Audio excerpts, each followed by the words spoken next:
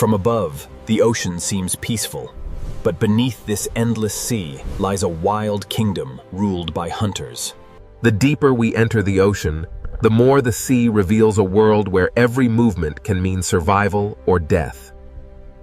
In the ocean, beauty and danger live side by side, because even the safest reef can become a hunting ground. Small fish survive in the ocean by becoming one body, because in the open sea, a single mistake can expose them to the hunter. In the ocean, prey often feel danger before they can see it, because the sea carries pressure, movement, and fear. Some ocean predators do not need to be giants. In the sea, speed, silence, and timing can be just as deadly. In the ocean, survival can depend on a gap in the reef, a turn of the current, or one moment of perfect stillness. Long before humans explored the ocean, sharks were already shaping the balance of the sea with silence, patience, and instinct. A shark does not rule the ocean through chaos, but through senses refined by millions of years beneath the sea. Beyond the reef, the ocean opens into a greater arena, where the sea gives no shelter and only the fastest hunters can survive. Out here in the open ocean, the sea belongs to creatures built for distance, speed, and relentless pursuit. In the ocean, speed is not only movement. In the sea, speed is survival, power, and control. Across the open sea, there are no walls, no caves, and no coral branches. Only speed can decide who escapes. When fear spreads through the ocean, prey gather into one shining shape, hoping the sea will hide the individual inside the crowd. In the ocean, every hunt is a battle between panic and precision, and the sea rewards the hunter that chooses the perfect moment.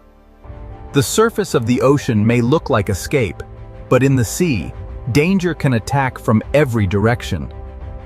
Some ocean predators do not rule by force alone. In the sea, intelligence can turn open water into a trap. In the ocean, teamwork can change the rules of the hunt, because one predator may chase, but many predators can control the sea. After every chase, the ocean becomes quiet again, but the silence of the sea is never empty. The ocean is not ruled by one kind of hunter, because the sea creates many forms of power, and each one claims its own territory. Not every hunter in the ocean chases across the open sea. Some wait where the ocean itself becomes a trap. In these narrow parts of the sea, the fastest creature does not always win. The one that understands the terrain may hold the power. In the ocean, patience can become a weapon, and a motionless hunter can be more dangerous than one in pursuit. A hunt in the ocean does not always begin with a chase. Sometimes it begins with silence, distance, and one mistake. In the sea, a single second can separate safety from capture, and after the strike, the ocean becomes quiet again. Some ocean predators do not patrol the open sea. They turn darkness inside the reef into a doorway for hunting. In the ocean, the line between home and hunting ground can be almost invisible. The ocean does not hide every threat in shadow. Sometimes the sea displays danger in color, shape, and stillness. In the ocean, survival is not always about being the largest. Sometimes it is about being impossible to attack. The ocean creates many kinds of predators, and each one rules only where its own strength becomes the perfect weapon. Even in the gentle corners of the ocean, the sea never stops testing the young, the weak, and the careless. In the ocean, safety is often temporary, because every hiding place can become a path for another hunter. Every ruler of the ocean begins as a survivor, learning how the sea moves, hides, and reveals life. The ocean teaches patience before power, because even predators must grow into their place in the sea. The ocean is not only a battlefield. The sea is a living balance where predator, prey, and wanderer share the same blue world. In the sea, calm does not mean safety. It only means the next movement has not yet begun. Where the reef ends and the open ocean begins, the sea changes its rules, and every creature must choose how far it dares to go. In the ocean, Power is sometimes felt before it is seen, because the sea remembers the shape of danger. The farther we move from the reef, the more the ocean becomes a place of distance, pressure, and hidden strength. Some ocean predators seem shaped by another age, built to read the invisible signals of life moving through the sea. In the ocean, true power is not always loud. Sometimes the sea gives authority to those that move with perfect control. Every predator leaves a mark on the ocean, but the sea quickly hides its secrets again. Even in a sea of hunters, the ocean depends on moments of trust, pause, and delicate balance. When light fades in the ocean, the sea does not sleep. It simply gives power to different hunters. At dusk, the ocean becomes a world of outlines, where the sea favors hunters that can sense more than they can see. In darkness, the ocean speaks through vibration, scent, pressure, and flashes of light. Far below the sunlit ocean, the sea creates hunters shaped by darkness, pressure, and patience. Some ocean rulers live so far from the surface that the sea allows us to know them only through shadows. To ask which creature rules the sea, we must first understand that the ocean is not one kingdom, but many. This is the wild ocean, a sea of predators, and the search for the creature that truly rules the water has only just begun. Now the ocean opens into a world ruled by speed, where every second can decide who lives and who becomes the next meal. In the open sea, protection disappears, and the ocean belongs to creatures built to chase across the blue. Among the ocean's speed hunters, tuna are built for endurance, crossing the sea with power that almost never rests. The ocean does not only reward the strongest body, the sea rewards the body that can turn energy into endless motion. In the ocean, speed becomes strategy when many hunters move as one force through the sea. When prey gather in the ocean, the sea turns fear into shape, and every predator searches for the weakest opening. In the open ocean, a bait ball is not safety. It is a signal that the hunt has entered its most dangerous stage. The ocean measures speed not only by how fast a hunter moves, but by how quickly it can change direction when the prey changes the story. But the sea has many kinds of speed, and some ocean hunters are designed to strike alone. A sailfish moves through the ocean like a blade of speed, turning the sea itself into a path of attack. In the ocean, some predators use speed like a tool, not only to chase, but to cut, turn, and confuse. The sea rewards the hunter that can read the movement of 1,000 fish and find the one mistake inside the crowd.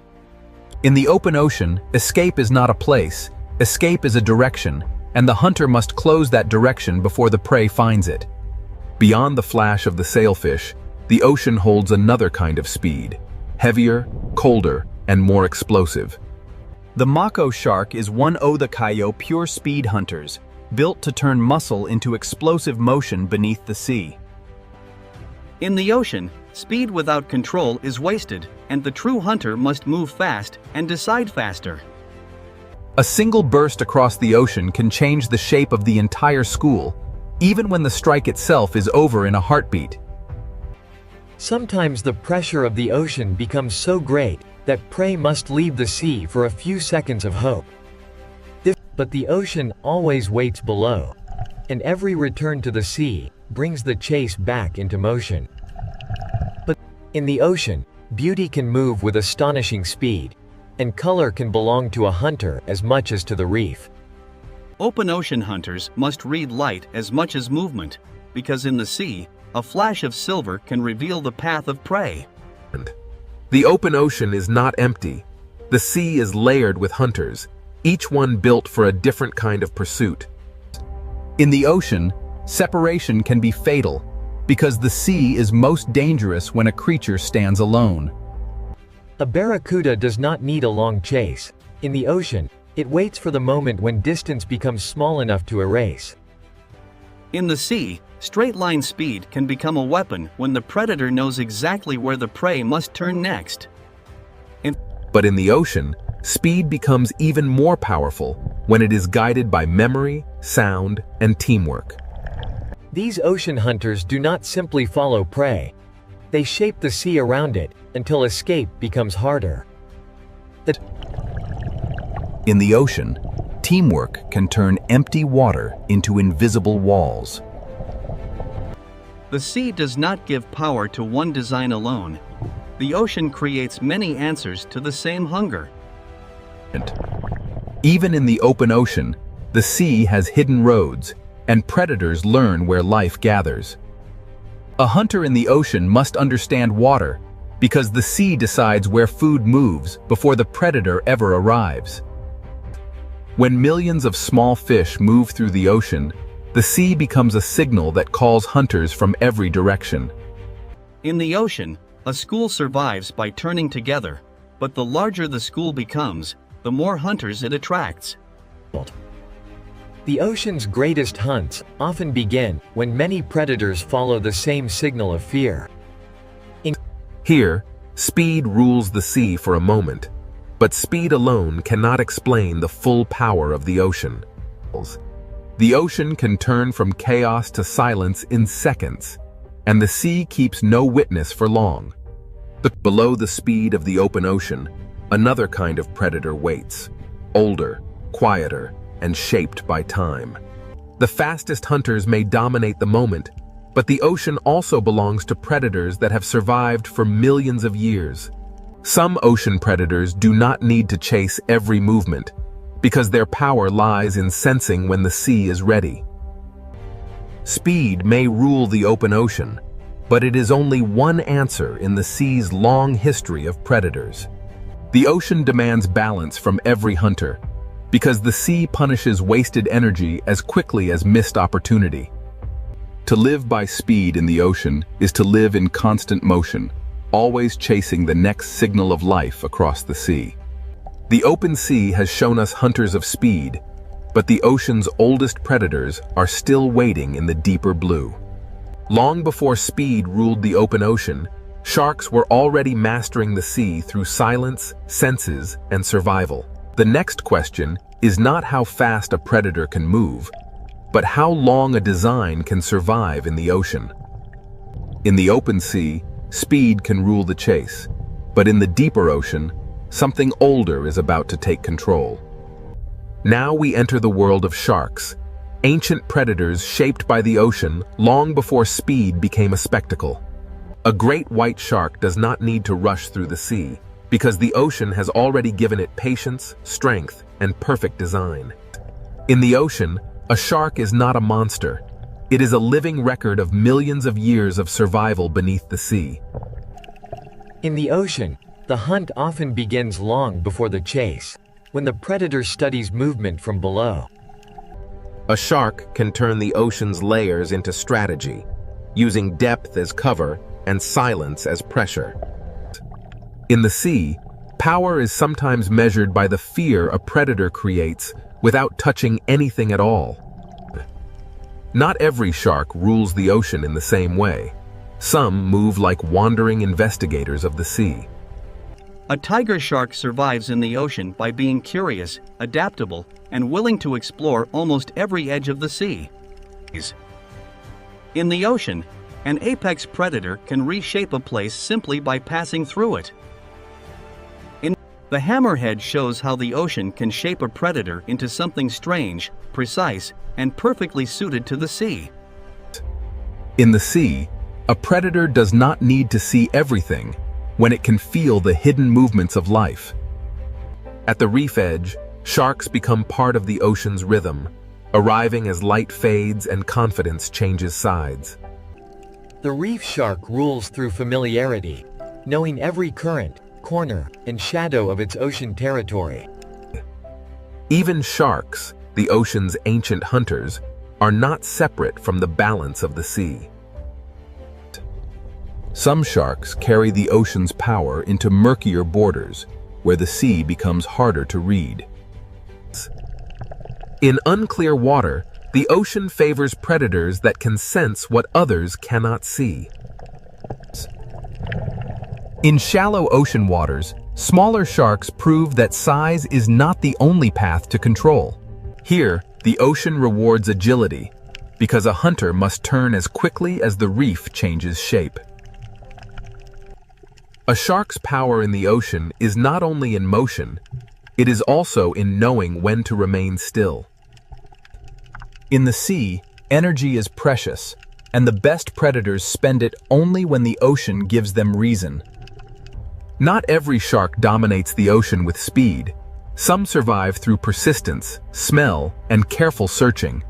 The ocean has room for many kinds of shark, because survival in the sea is never one single strategy. Far from land, the ocean becomes a desert of blue, and the patient predator may be the one that survives. In the open ocean, a shark must become both hunter and traveler, crossing the sea with calm endurance. The blue shark shows another face of ocean power, light, graceful, and built to roam the sea for extraordinary distances. In the ocean, endurance can be as powerful as speed, because the sea belongs to those that can keep moving. Every curve of a shark's body is an answer to the ocean, shaped by pressure, hunger, and motion. Sharks are not one story in the ocean. They are many stories, written across reefs, coasts, open seas, and darkness. Some sharks carry the ancient ocean into the deep, where speed gives way to pressure, darkness, and patience. In the deeper sea, a shark may not need to move quickly, because time itself becomes part of the hunt. Some ocean predators seem to belong to another time, surviving not through speed, but through endurance beyond imagination. Every ancient hunter of the ocean begins small, learning the sea before it can command it. The ocean teaches every shark the first law of survival. Understand the water before trusting your strength. When night enters the ocean, sharks gain an older advantage, moving through a sea of senses beyond sight. In darkness, the ocean becomes a network of pressure, scent, and vibration, and the shark knows how to read it.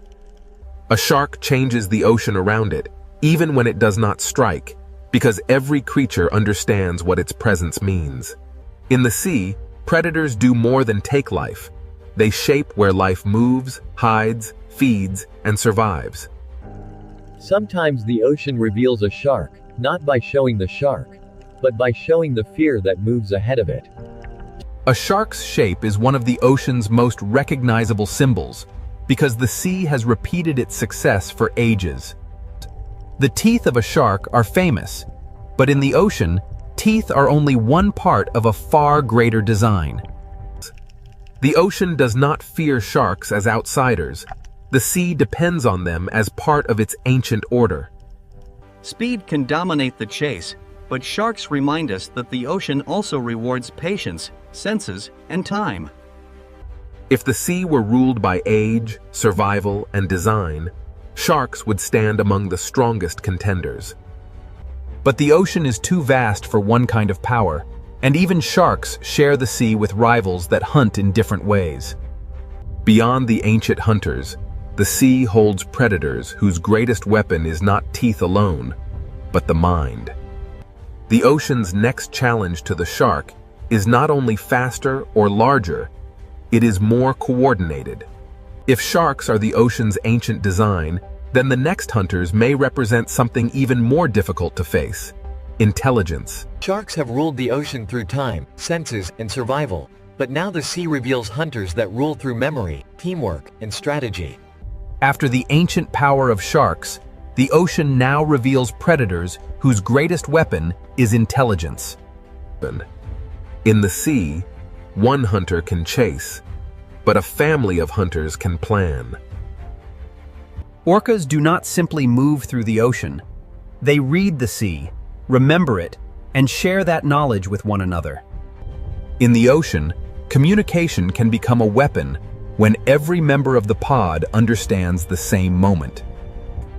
The smartest predators in the ocean do not always attack first. Sometimes they shape the sea around the prey. In open water, intelligence can turn the ocean itself into a trap. Where tunas use speed and sharks use ancient senses, orcas use the ocean as a problem to be solved. The surface of the sea can become a ceiling when intelligent hunters understand how to use it. In the ocean, the most powerful strike may come only after the prey has already lost every direction. Orcas show that ruling the sea is not only about taking prey, but about knowing when not to waste effort. In this ocean world, knowledge is passed through generations, carried by families that learn the sea together. Every young hunter in the ocean must learn not only how to move, but how to belong. In the vast ocean, a pod becomes more than a group. It becomes memory, protection, and strategy moving through the sea. Dolphins prove that in the ocean, speed becomes far more dangerous when guided by cooperation. In the sea, teamwork can make open water feel smaller, closing escape routes that the prey cannot see. Across the ocean, intelligence appears in many forms, but some hunters carry it with a scale few others can match. Where the ocean grows colder and rougher, orcas carry their knowledge into hunts that require patience and planning. Some hunts in the sea begin from below, where patience turns the ocean surface into a window. The strength of a pod is not only in each body, but in the way every body understands the plan. In the ocean, intelligence can strike through timing, making one shared movement stronger than 100 separate chases. After the hunt, the pod returns to order, because in the sea, survival depends on unity beyond the moment of attack. In this ocean world, sound can travel farther than sight, carrying intention through the sea. Intelligent hunters do not only watch prey, they watch the ocean itself, because the sea decides where life gathers. To rule a moment in the ocean, a predator must understand not only the prey, but the water that carries it. In the sea, a smart predator does not need to chase every turn if it can predict the next one. The ocean becomes a tool when intelligence turns bubbles, pressure, and shadow into signals of fear. Here, the ocean shows a different kind of dominance, not the fastest chase, but the calm control of every choice the prey can make. A successful ocean hunter does not need chaos to prove power. Sometimes control is the clearest sign of rule. The ocean is too vast for instinct alone. To survive here, a predator must remember where the sea has fed it before. In the open sea, intelligence stretches across distance, keeping the pod connected even when the ocean separates them. A pod survives by sharing attention, because in the ocean, one set of eyes is never enough. Sharks carry the old power of the ocean, but orcas bring a new kind of challenge: coordinated minds moving as one. The sea does not crown a ruler easily, because every predator dominates only where its strength becomes perfect. What makes orcas extraordinary is not only what they can hunt, but how they choose, learn, and adapt across the ocean. In the ocean, memory can become territory, and experience can become a map no human eye can see. The greatest hunters in the sea do not only react to the ocean, they anticipate it. When intelligence meets landscape, the ocean floor itself becomes part of the hunt.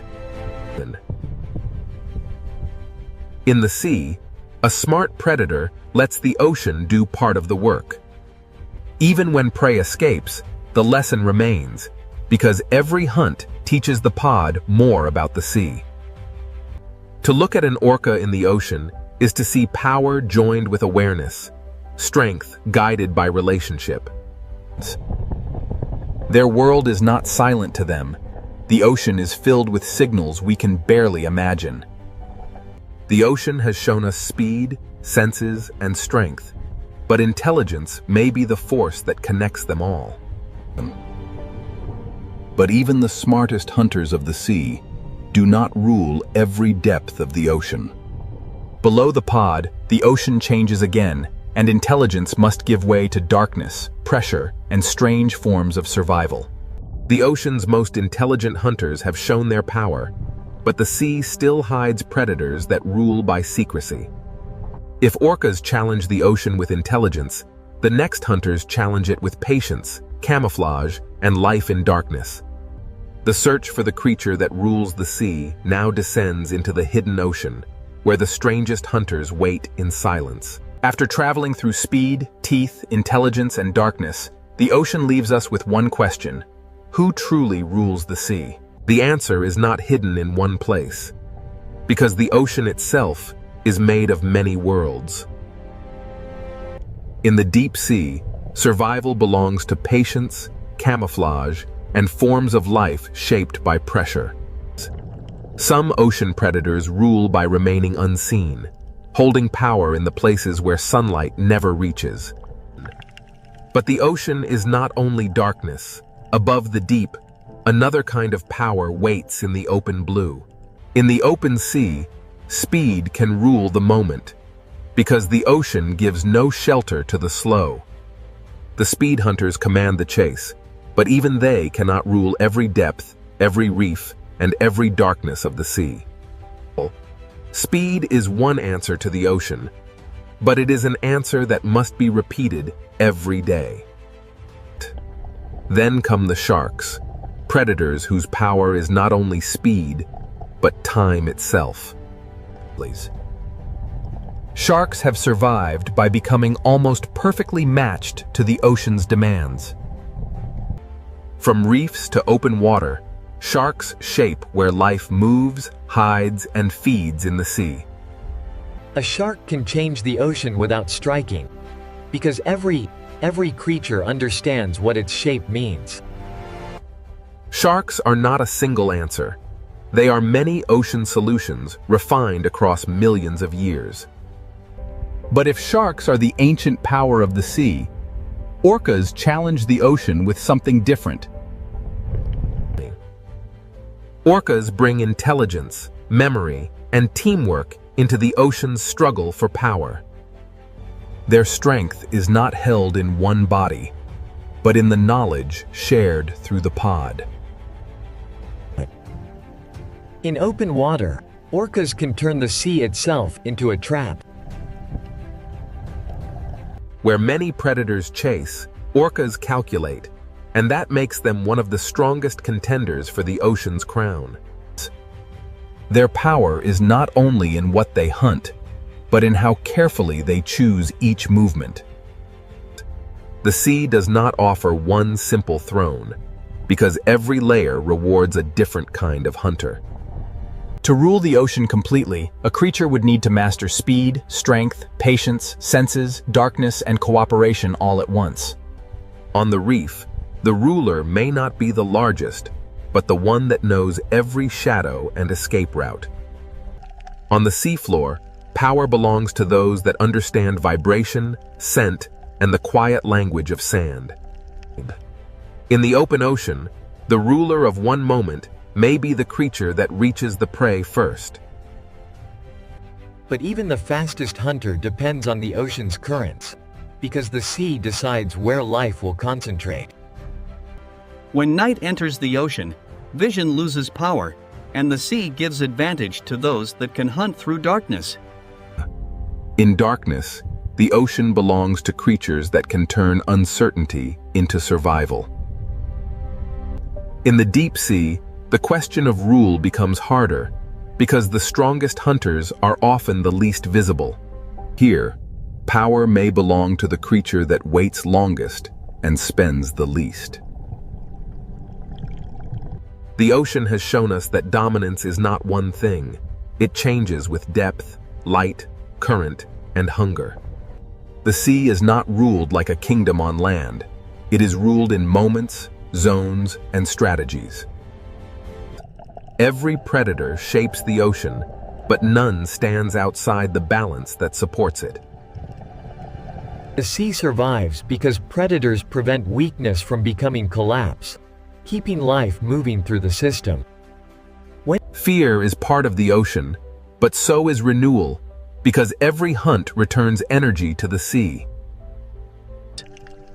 If one creature comes closest to ruling the sea, the orca stands among the strongest answers. With strength, strategy, family, and intelligence, orcas combine many forms of ocean power into one living force. Yet even the orca cannot rule every trench, every reef, every current, and every darkness of the sea. Perhaps the true ruler is not one creature, but the ocean itself, shaping every hunter that tries to survive within it. The sea creates speed in one place, patience in another, intelligence in another, and mystery in the deepest dark. For the small creatures of the ocean, the ruler is whichever predator appears in the next shadow. Every decision in the ocean is shaped by risk, and every risk is shaped by the hunters waiting beyond sight. The ocean does not need one ruler to remain powerful. It is powerful because every layer has its own master. To understand the sea is to accept that power here is shared, contested, and constantly changing. From above, the ocean may look peaceful, but now we know what moves beneath that calm blue skin. No single creature owns the ocean completely, but every great predator reveals one part of what it takes to rule the sea. The tuna rules the chase, the shark rules through ancient design, the orca rules through intelligence, and the deep sea rules through mystery. Among them, the orca may stand as the strongest contender, but even it remains a child of the sea. The ocean does not stop for any ruler. It moves, changes, hides, and begins again. To rule the sea is not to conquer it, but to survive inside its endless changes. Every hunter in the ocean depends on something greater than itself: the current, the prey, the darkness, and the balance of the sea. The sea is beautiful because it is alive. And it is alive because every creature must find its place within the hunt. So which creature rules the sea? The answer depends on where in the ocean you are, and what kind of power the moment demands. In one place, speed rules. In another, teeth. In another, intelligence. In another, darkness. But above them all, the ocean rules them together, shaping every predator and every prey beneath its endless surface. This is the wild ocean, a world where no crown lasts forever, and every ruler must answer to the sea. To the human eye, the Pacific Ocean still looks peaceful, but beneath this sea, the balance is already beginning to change. Inside the upper ocean, warmth begins to gather, forming the first quiet signal of El Niño. El Niño is not a single wave in the sea. It is a warm ocean pattern spreading silently through the Pacific. The Pacific Ocean is layered like a living system, and when the surface sea grows too warm, the deeper balance begins to weaken. This warmth does not crash through the sea. It expands quietly, changing the Pacific Ocean one layer at a time. In this 4K Pacific Ocean Sea, the smallest coral movements reveal how warmth begins to press against life. In the sea, behavior changes before disaster becomes visible, and the Pacific Ocean records every movement. Before storms shift across the planet, the first signal begins here, among the smallest life in the Pacific Ocean Sea. The Pacific Ocean Sea is warming from above, but the next question is what this warmth will do to the winds above the water. The Pacific Ocean Sea is no longer only storing heat, it is beginning to guide the air above the water. The warmer the Pacific Ocean Sea becomes, the more the sky above it begins to build new patterns. Even beneath the surface, the Pacific Ocean Sea reflects the change above it, as warmth connects water, sky, and life. In this 4K Pacific Ocean Sea, life begins to adjust before the full force of El Niño is seen. From this 4K Pacific Ocean Sea, the signal is no longer hidden underwater. It is now rising into the sky and moving outward. In this 4K Pacific Ocean Sea, life is still moving, but the rhythm of the water has already begun to slow. In this 4K Pacific Ocean Sea, warm water is no longer trapped where it once belonged. A clear sea can look peaceful, but in the Pacific Ocean, fewer nutrients can mean less life.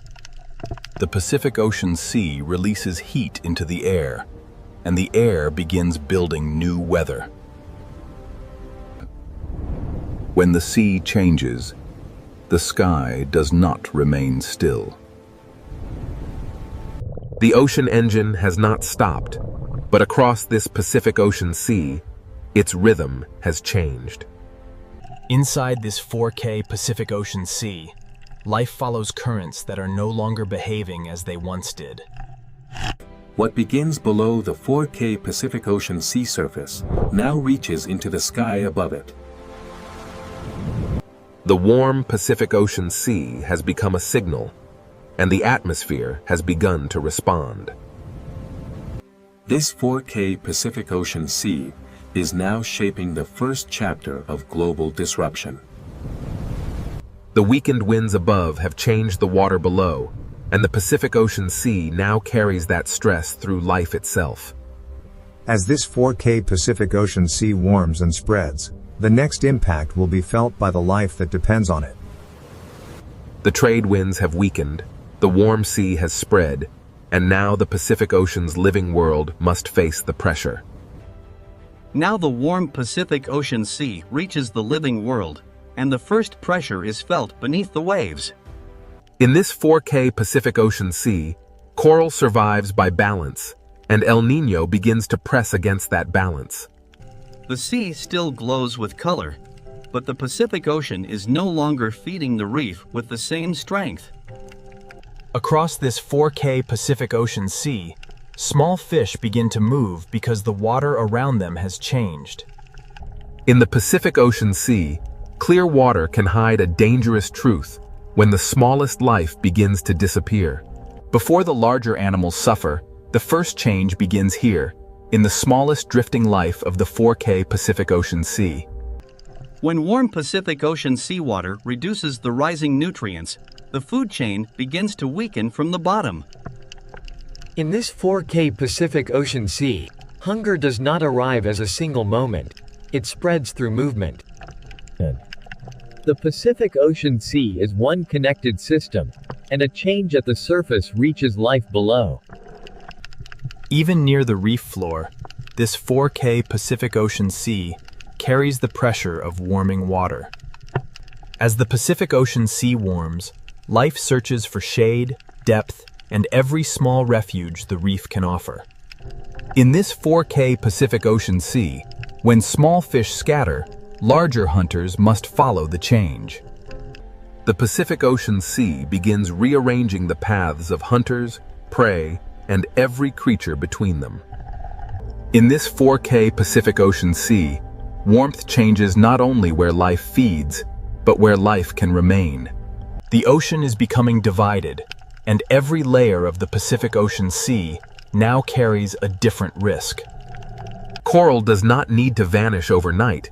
In this 4K Pacific Ocean Sea, stress can begin with a fading color. The Pacific Ocean Sea is still alive, but El Niño begins to lower the energy of the reef. When the sea changes, survival may mean leaving familiar waters behind. In this 4K Pacific Ocean Sea, even a school can begin to lose its shape when the ocean's rhythm changes. The living sea below and the changing sky above are now part of the same El Niño story. Across this 4K Pacific Ocean Sea, the absence of movement becomes as important as the movement itself. The Pacific Ocean Sea changes slowly, but every animal moving through it must respond immediately. In this 4K Pacific Ocean Sea, beauty remains, but abundance begins to thin.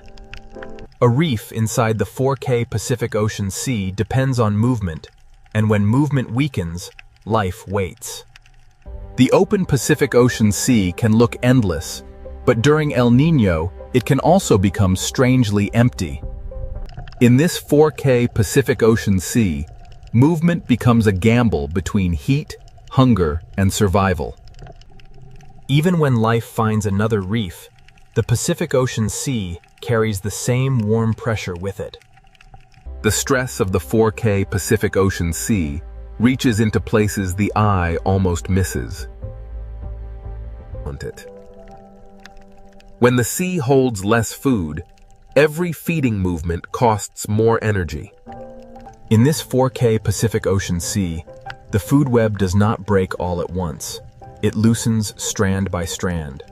The Pacific Ocean Sea reveals the chain of life through layers, and every layer now feels the warmth. This 4K Pacific Ocean Sea remains beautiful, but beauty does not mean the system is safe.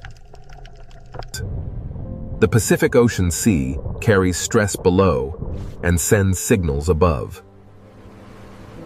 El Niño does not need to erase life at once. In the 4K Pacific Ocean Sea, it changes where life can thrive. The deeper sea may offer cooler water, but it also changes the rules of feeding and survival.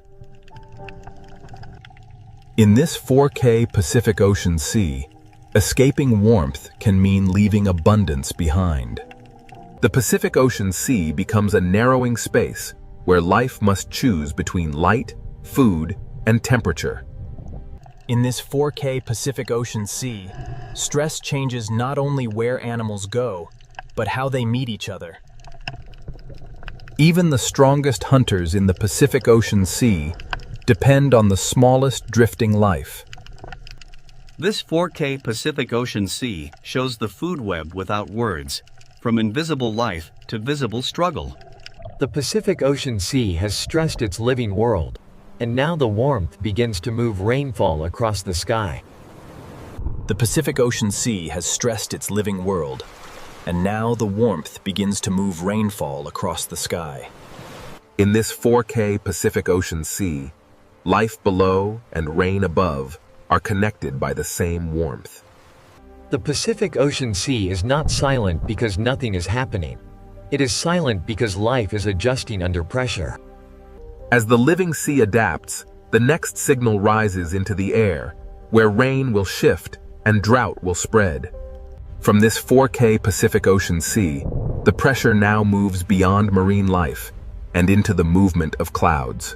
The Pacific Ocean Sea has changed beneath the waves, and next, the rain begins to move, and distant lands will feel the ocean's heat. The warm Pacific Ocean Sea has stressed the life beneath it, and now the sky will carry that disruption outward.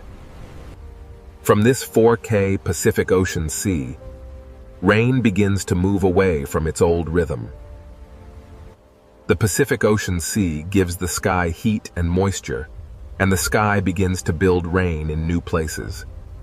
In this 4K Pacific Ocean Sea, one area receives heavy rain, while another waits beneath a silent sky. The rain falls back into the sea, but the pattern that created it is already moving outward. El Niño does not make the whole ocean sky wet. It shifts where the Pacific Ocean Sea sends its moisture.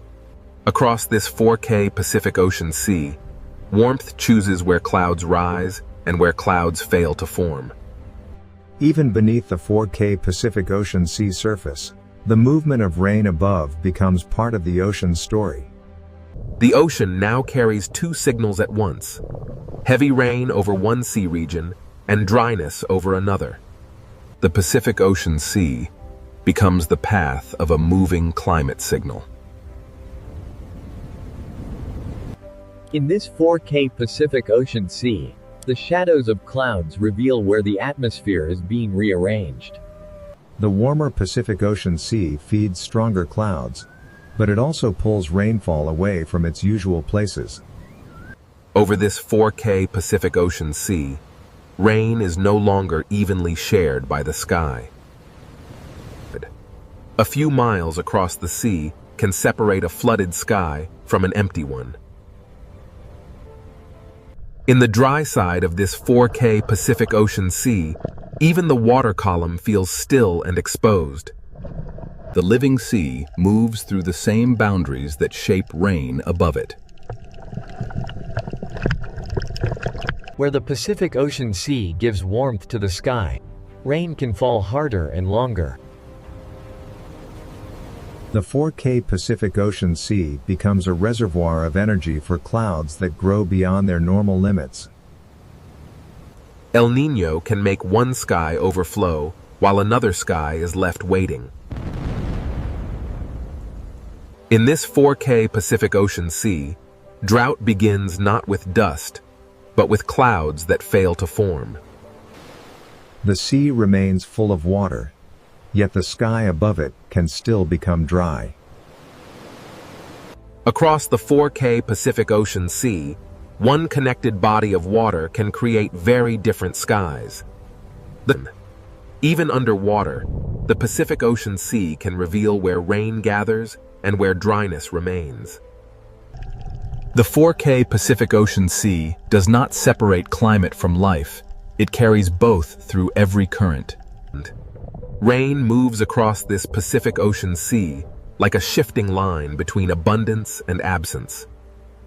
This 4K Pacific Ocean Sea shows the pattern without words. Rain moves, and dryness spreads behind it. The Pacific Ocean Sea is now a moving stage, where wet and dry patterns trade places.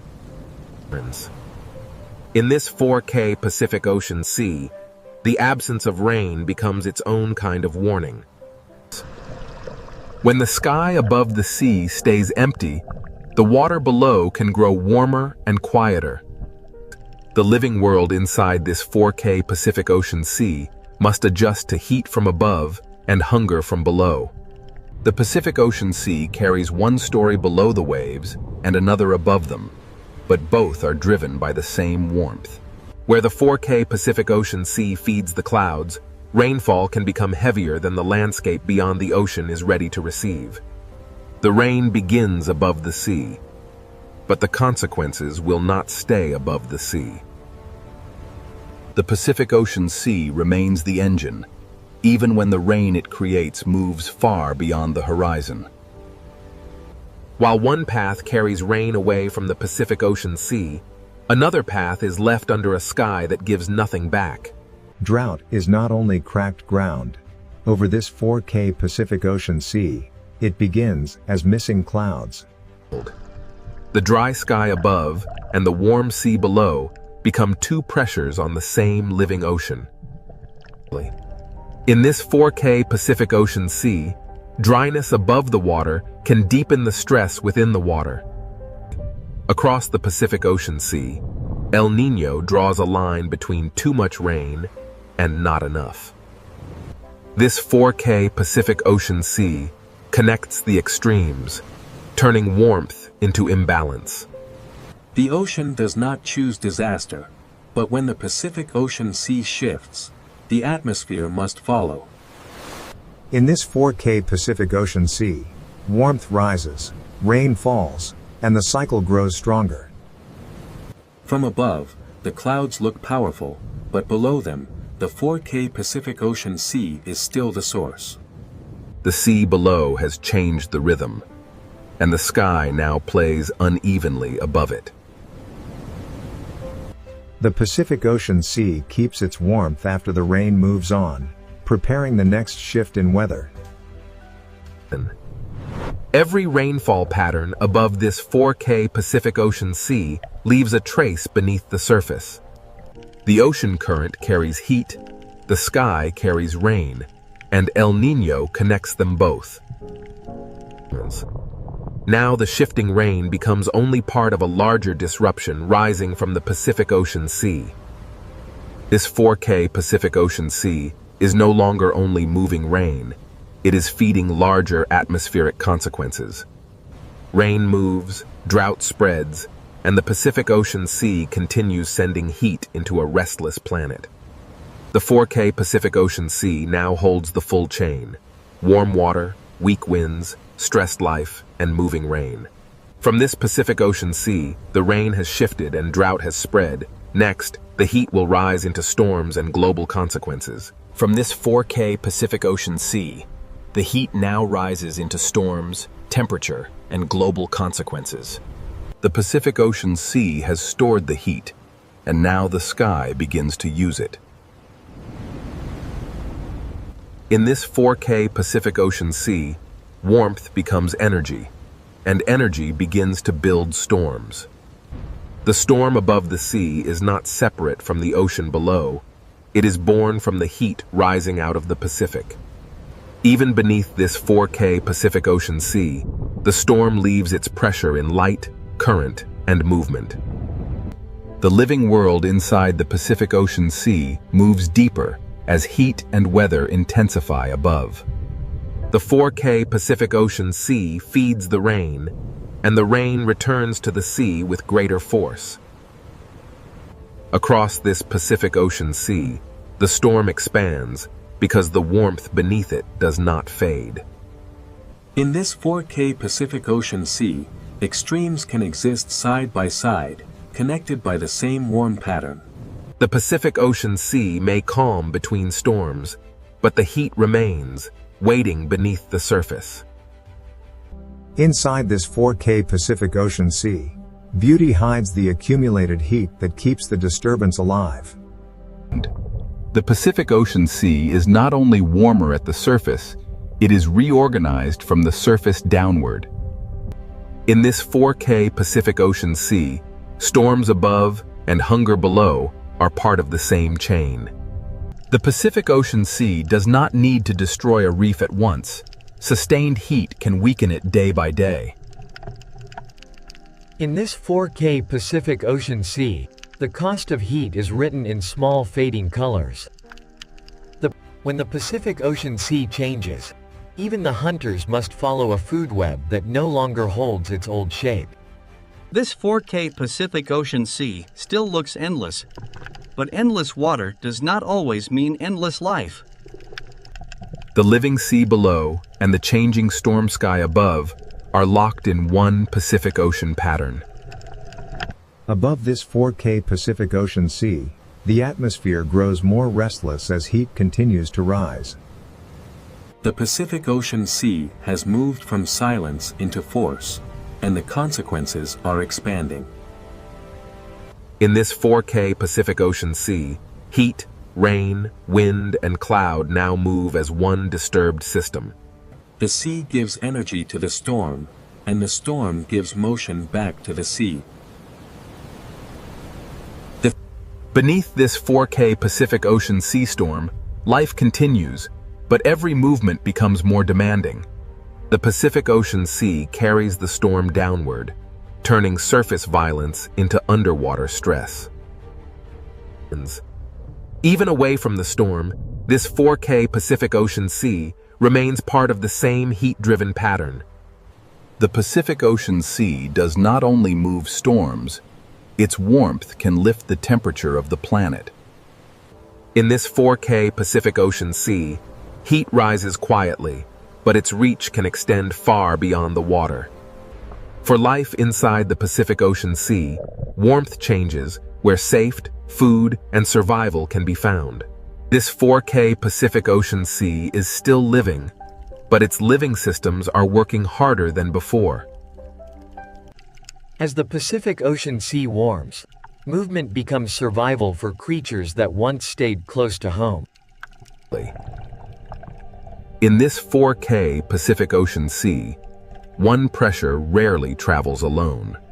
The Pacific Ocean Sea keeps feeding the sky, and the sky keeps answering with stronger signals. Across this 4K Pacific Ocean Sea, the consequences spread in waves of cloud, rain, heat, and wind. What began as shifted rain over the Pacific Ocean Sea now grows into larger atmospheric force. The 4K Pacific Ocean Sea carries the storm above into the behavior of life below. In the Pacific Ocean Sea, the consequences of El Niño are felt as heat, shadow, hunger, and caution. This 4K Pacific Ocean Sea changes the rules for prey and predator alike. When the sea becomes less predictable, even power must travel farther. The storm moves on, but the Pacific Ocean Sea keeps the heat that helped create it. In this 4K Pacific Ocean Sea, calm is no longer an ending, it is only a pause before the next response. The Pacific Ocean Sea now holds many futures at once: storm, heat, drought, and shifting life. This 4K Pacific Ocean Sea teaches that quiet water can still carry deep disruption. The global story returns to the reef, where the Pacific Ocean Sea records heat in living color. Every chapter of El Niño remains connected inside this 4K Pacific Ocean Sea. The Pacific Ocean Sea is beautiful, but during El Niño, beauty and danger share the same horizon. This 4K Pacific Ocean Sea has sent its warmth into the sky, into life, and into the planet's wider climate. From one warm ocean pattern, the Pacific Ocean Sea has disturbed wind, rain, storms, heat, and life. Beneath the 4K Pacific Ocean sea surface, the living world continues under the weight of a changed climate rhythm. After the force of storms and heat, the Pacific Ocean Sea becomes quieter, but the consequences remain. The Pacific Ocean Sea has shown its power, and now the question becomes what this connected planet can learn from it. The storms have risen, the heat has spread, and the Pacific Ocean Sea has revealed one truth. This 4K Pacific Ocean Sea shows that climate is not a single event, but a moving connection between water, wind, cloud, and life. The Pacific Ocean Sea does not forget heat quickly. It carries warmth through time, current, and weather. Beneath this 4K Pacific Ocean Sea, life continues, not untouched, but still moving through change. In the Pacific Ocean Sea, survival is not only resistance, it is adjustment, movement, and patience. This 4K Pacific Ocean Sea reminds us that life can endure, but endurance is not the same as safety. The Pacific Ocean Sea writes its history in coral color, in fish movement, and in every current that returns. In this 4K Pacific Ocean Sea, balance does not return all at once. It begins in small movements.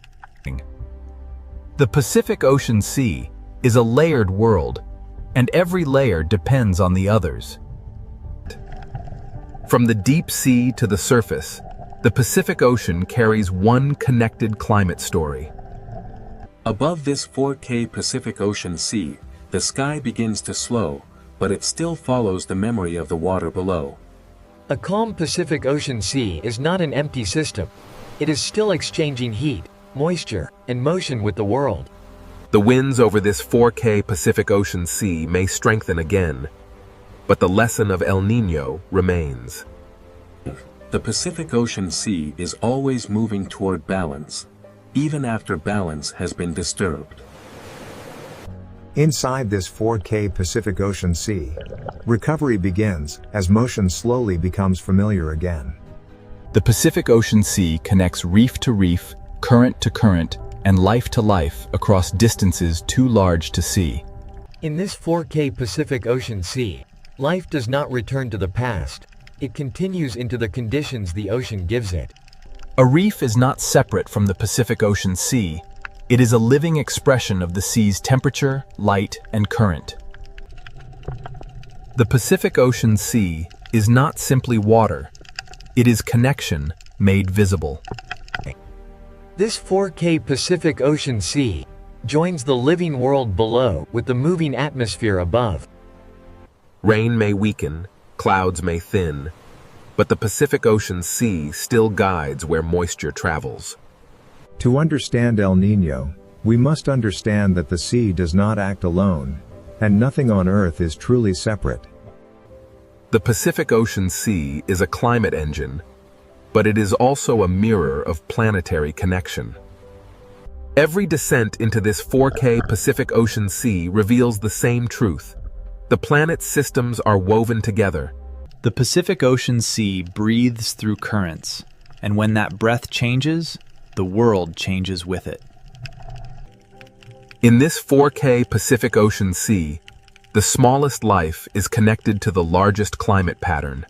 The sea can recover in fragments, and those fragments matter. In this 4K Pacific Ocean Sea, adaptation is written in every turn of a fish school. The Pacific Ocean Sea is never only disaster, it is also persistence. From beneath the waves to the clouds above, this 4K Pacific Ocean Sea has carried the entire story. The same Pacific Ocean Sea we saw at the beginning now means something different.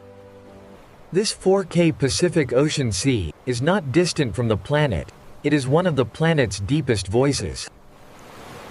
The ocean shapes the sky, and the sky returns to shape the ocean. Beneath this 4K Pacific Ocean Sea, every creature lives inside a climate system larger than itself.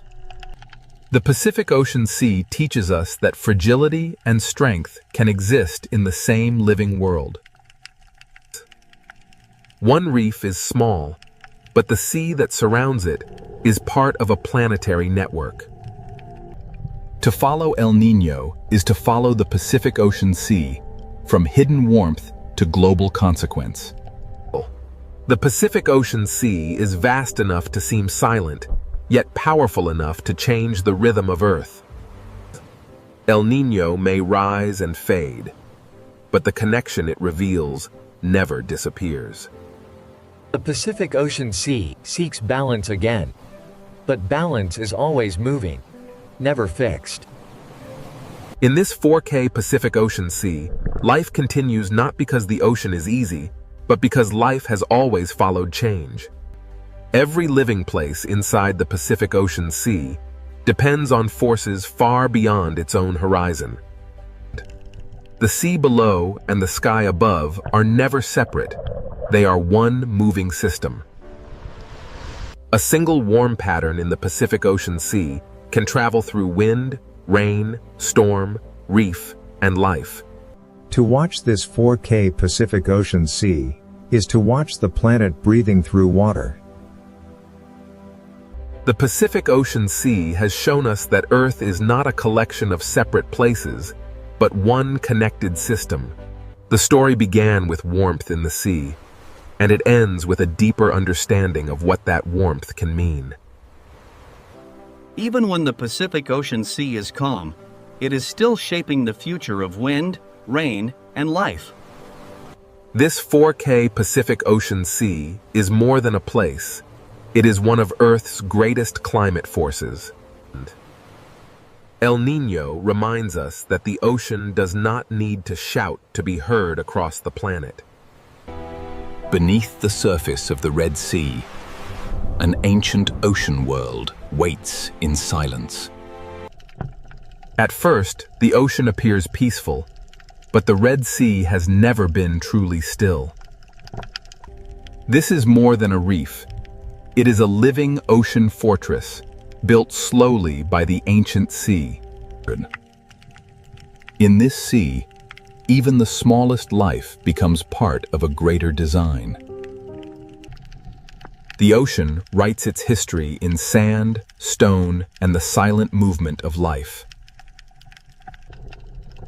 Where small fish gather in the open sea, unseen hunters are never far away. But in the Red Sea, survival often depends on knowing when to vanish into the ocean shadows. Every creature in this ocean listens through movement, sensing danger before it appears. The Red Sea does not always reveal its predators. Sometimes, the ocean only reveals their silence. In the Red Sea, silence is not emptiness. It is the language of survival. Every reef in this ancient ocean is both shelter and trap. To rise into open water is to trade darkness for exposure. In this sea, the smallest movement can travel farther than sound. The ocean often reveals danger through those who fear it first. Before a hunter appears, the Red Sea often becomes strangely calm. Here, beauty is camouflage, and color can hide both fear and hunger. The ancient ocean is built from thousands of hiding places, and each one has a story. To follow the reef inward is to enter the older memory of the sea. And in the quiet heart of the Red Sea, the first silent hunters begin to wake. The Red Sea ocean does not rush its stories. It lets the darkness speak first. In this ancient sea, every shadow belongs to the reef, and every reef belongs to the hunt. Peace returns quickly in the ocean, but never completely. The Red Sea is a world of openings, shelters, edges, and unseen paths. Where the reef begins to fall, the rules of the sea begin to change. Even the sand of this ocean is alive with movement, warning, and escape. Some predators in the Red Sea do not chase. They become part of the ocean itself. In this ancient sea, the difference between stone and hunter can disappear. The ocean teaches every creature to read shape, shadow, and silence. And beyond the reef, the Red Sea ocean begins to reveal the shape of its hunters. The Red Sea ocean gives only glimpses, never answers too soon. Out here, away from the reef, the ocean becomes a place of distance, patience, and hidden movement. A school survives because many eyes become one mind inside the sea. When the ocean suddenly opens around them, the warning has already begun. In the Red Sea, the first sign of a predator is often the silence it leaves behind. Every crack in this ocean wall can become a doorway for hunger. The ocean does not need noise to create fear.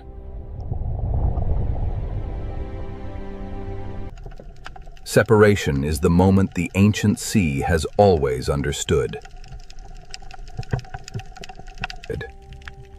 For the hunted, the ocean is measured in inches, shadows, and seconds.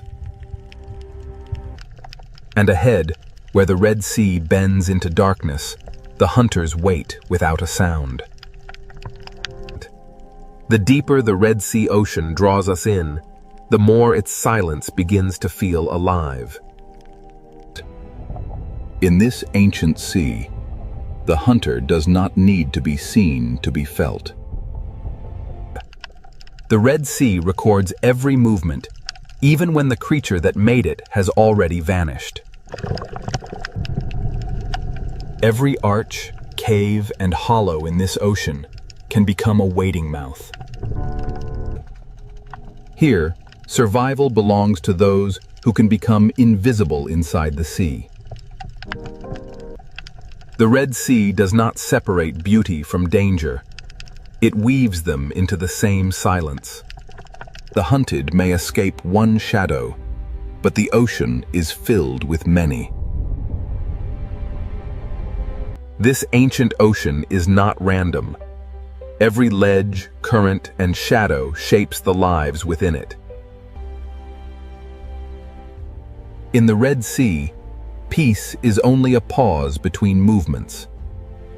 And now, beneath the beauty of this ancient sea, the silent predators of the Red Sea begin to emerge.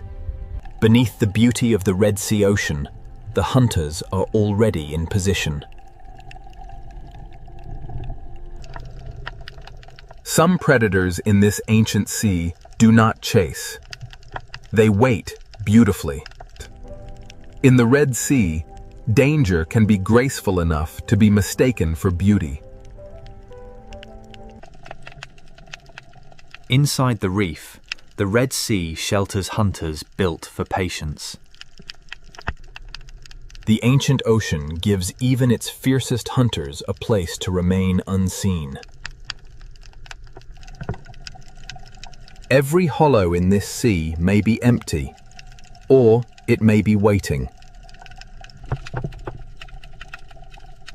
Strength in the Red Sea ocean is often hidden beneath stillness.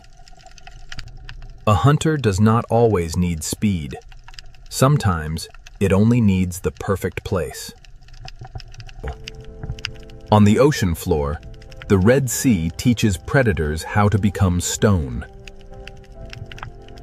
In this sea, survival may depend on seeing what does not wish to be seen.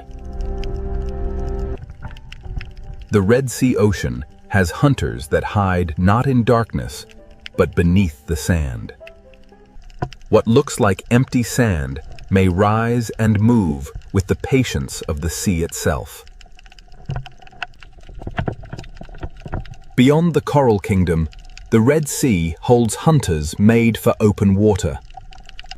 Here, the reef ends, and the open ocean begins to choose its victims. Some predators carry the authority of the ocean in their movement alone. The Red Sea ocean is divided between those who hide and those who patrol. Among the silent hunters of this sea, some survive by changing who they appear to be. In the Red Sea, camouflage is not only disguise, it is a language written across living skin. Even in the smallest openings of this ocean, power can wait in silence.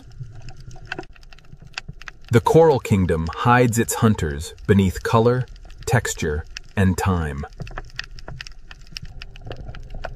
The Red Sea ocean is not ruled by one hunter, but by many forms of patience. Some hunters wait at the edge of traffic, where the reef forces life to pass close.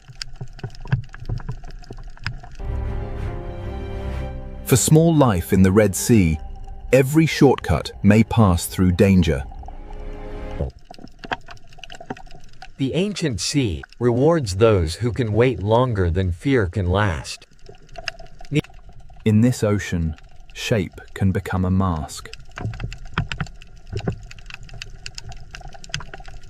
The reef does not need cages. It builds its traps from current, shelter, and habit.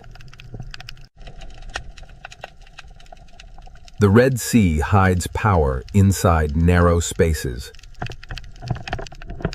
In this ancient sea, the hunters do not need to gather. The reef gathers prey for them. The Coral Kingdom is beautiful because it is alive, and dangerous because everything alive must feed.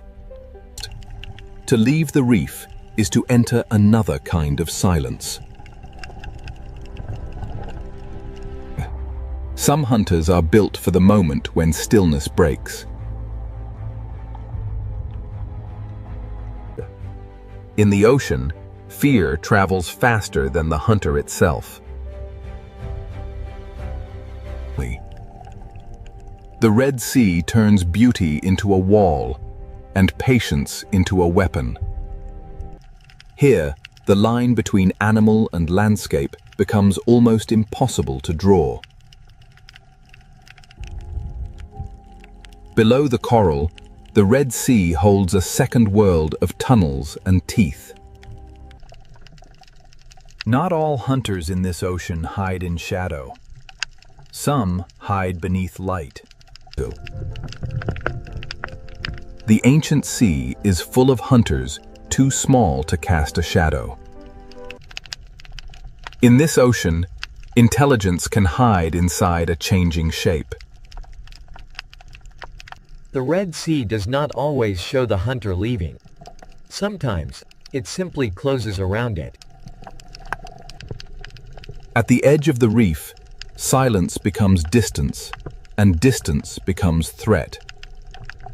The Red Sea Ocean is a kingdom of levels, and each level has its own hunter. Each predator holds one piece of the ancient sea's balance. For those who are hunted, the Red Sea is a maze that changes with every current. Every passage through this ocean demands a choice between risk and refuge. The silent predators of the Red Sea do not announce themselves. They let the reef speak for them. In this ancient sea, life returns to calm because danger never truly leaves. Now that the hunters have been revealed, the ancient ocean will show how they survive. The Red Sea has shown us where its predators hide. Next, it will reveal how silence becomes the perfect weapon. The Red Sea has shown us where its predators wait. Now, the ancient ocean reveals how they hunt. In this sea, a hunter may begin the hunt without moving forward. The lionfish does not need to rush. It lets the ocean current and its own beauty close the distance. In the Red Sea, escape routes can become traps before the hunted understands the shape of danger. The great ambush hunters of this ocean save their strength for a single perfect moment. Timing is the oldest language of the sea.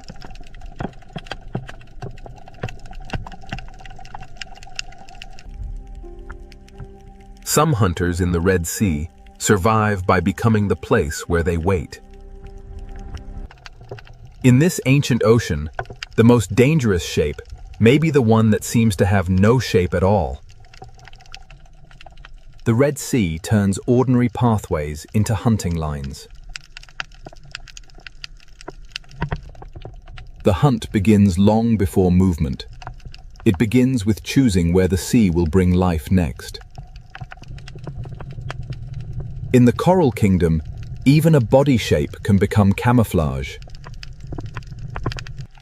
To vanish in the Red Sea, a predator does not always need darkness.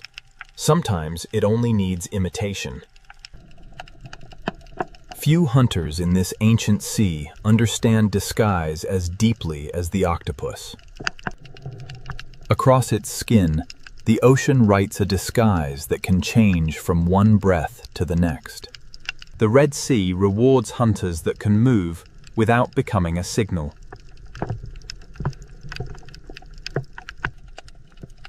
Even the smallest chambers of this ocean can hold sudden power. Here, silence is not weakness. It is control. The reef is not only a home, it is a strategy built from stone, current, and instinct. A cave hunter turns darkness into territory. In this ocean, even fear must share the reef with delicate life. For prey, the Red Sea is not a landscape.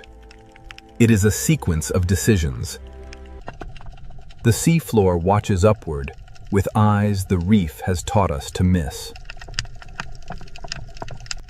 In this ancient ocean, patience often lasts longer than opportunity.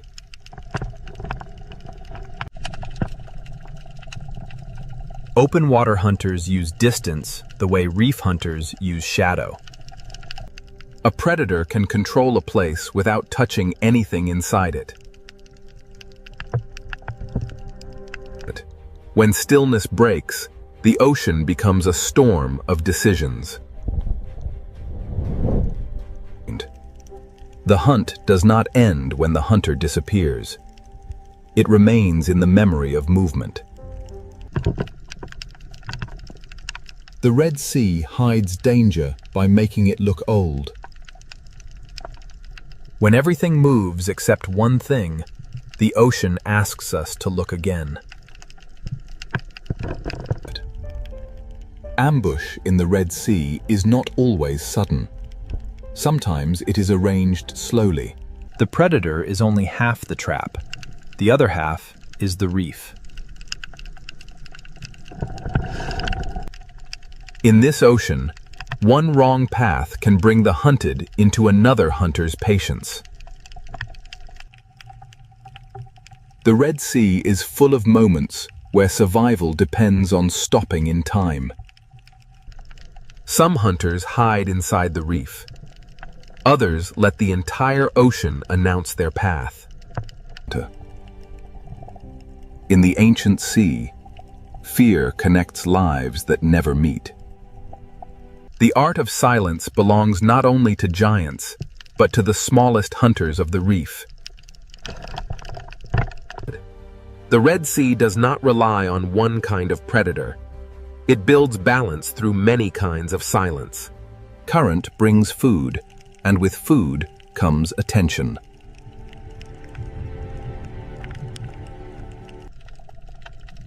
Every feast in this sea has an audience.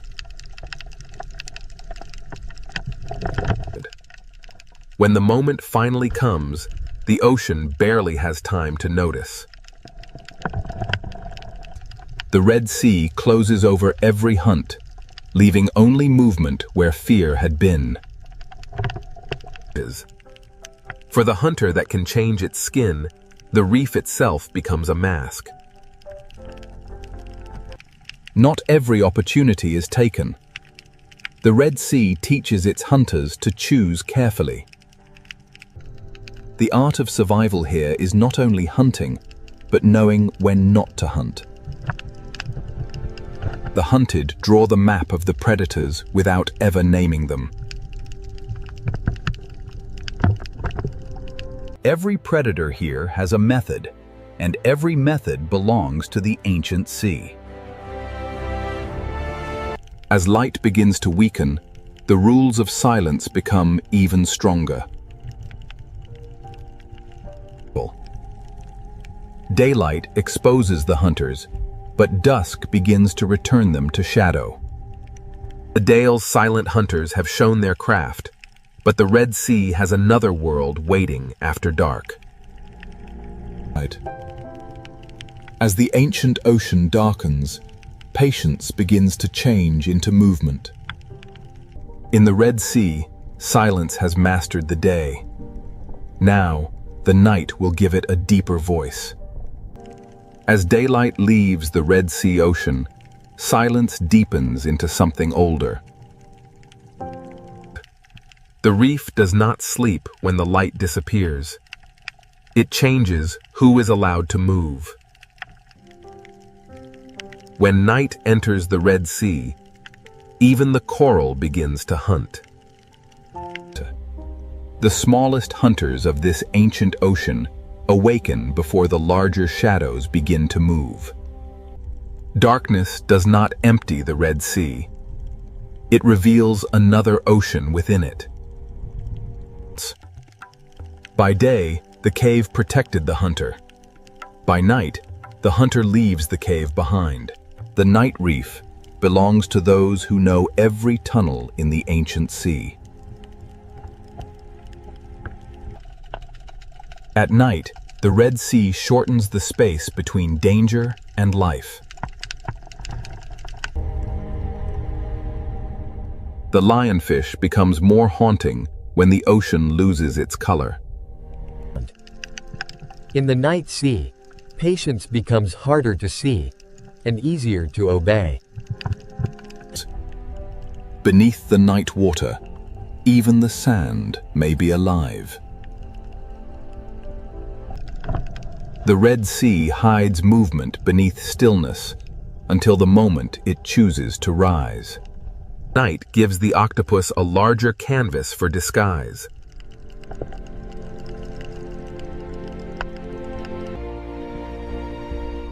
In this ancient sea, intelligence moves without footsteps. The best hunters of the night know that not every movement must become an attack. At night, the ocean hides the hunter, until the hunted begins to move differently. The open sea grows wider in darkness, and the hunters of distance become harder to read. In daylight, distance can be measured. At night, distance becomes mystery. The night reef feeds in every direction, from the smallest tentacle to the largest shadow. Under darkness, the Red Sea becomes a universe of small hunters. Night does not silence the Red Sea. It changes the scale of its voices. A hunter built for tunnels becomes bolder when the sea itself turns dark. Below the coral, the Red Sea keeps secret roads for those who know how to follow darkness. Some hunters do not need to roam far. They let the night bring life toward them. At night, the reef becomes a map of angles, openings, and mistakes. The largest shadows of the Red Sea need only pass once to change the behavior of many. In the dark sea, a shadow can become a warning that lasts longer than the shadow itself. In the Red Sea night, living skin can become moving shadow. The night ocean belongs to those who can move without breaking the pattern. While some lives hide from the night, others begin their search. The night gives the lionfish a slower stage and darker wings. On the seafloor, the smallest journey can cross the path of intelligence. The ancient ocean teaches hunters that a missed chance can still be wisdom. Power in the night reef often waits behind the smallest door. The deeper we look into this sea, the more hunters the darkness reveals. The Red Sea at night is not the same ocean. It is the hidden half of the ancient world. In darkness, the sea often tells us what is near by showing what changes direction. At the edge of the night reef, the ancient sea becomes depth without end. Large hunters do not need to disturb the ocean. They move through it like memory. Every life here changes the life beside it. The night shows the Red Sea as a chain of hunger, movement, and balance. Nothing in this ancient ocean hunts alone. Every hunt belongs to something larger. The smallest drifting life can shape the path of the largest hunter. By night, the Red Sea reveals the hidden pattern that daylight disguises. Even before dawn arrives, the night sea begins to prepare for another change. The Red Sea does not change all at once. It trades one silence for another. The hunters of darkness do not vanish. They become part of the reef again.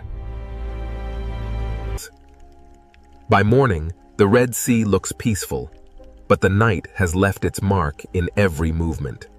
Night has shown us the hidden hunters of the Red Sea. Now, the ancient ocean will reveal how every life feeds the next.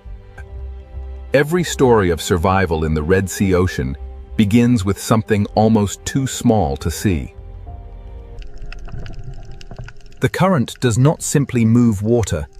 It carries the first meal of the reef. The coral that builds this ocean world also joins the endless act of feeding. From drifting life, the reef receives energy, and from that energy, movement begins.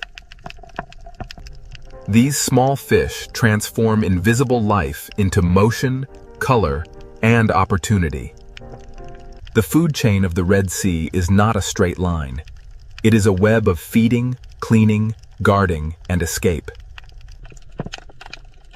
Even those that do not hunt reshape the ancient ocean with every bite. Nothing wasted in the Red Sea truly disappears. It descends into another life. At the bottom of the sea, feeding and hiding often happen in the same breath. In the ancient sea, survival is not only competition. Sometimes it is an agreement. Even hunters must sometimes enter the economy of the reef.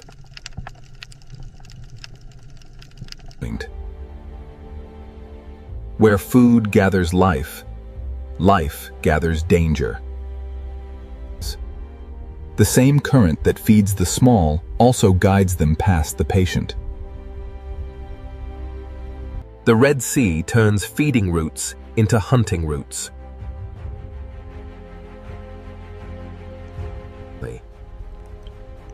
Every escape in this ancient ocean may lead past another mouth. The hunter waits where the ocean teaches the prey to return. As the chain moves away from the reef, the hunters become larger and the distance becomes dangerous. The presence of a predator can shape the sea before the predator acts.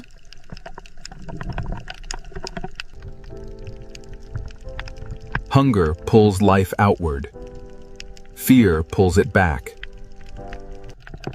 The chain does not end when food falls. It begins again on the ocean floor. At this scale, the Red Sea is a world of fragments, shelters, and sudden danger.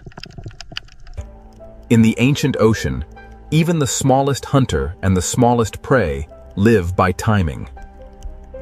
Some feeding protects the very home that makes feeding possible.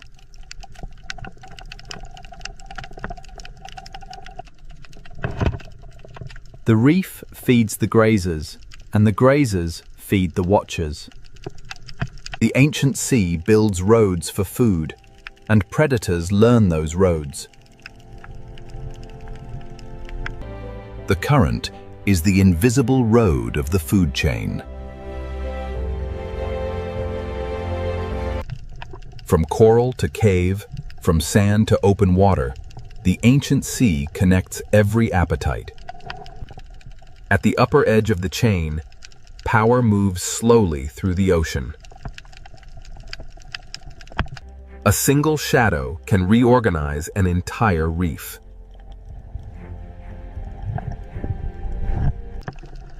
The Red Sea survives because fear pauses life, but hunger restarts it. This is the architecture of hunger beneath the Red Sea. The ancient ocean does not separate beauty from hunger, or hunger from balance. In the Red Sea, endings often become places for new life to begin. Every hunter is also part of a larger pattern, and no creature stands outside the chain. The rules of the reef can change with a single body moving away. When one creature moves through the sea, others follow the changes it leaves behind. Opportunity in the ocean rarely belongs to only one life. The ancient reef is not a battlefield alone. It is a living arrangement.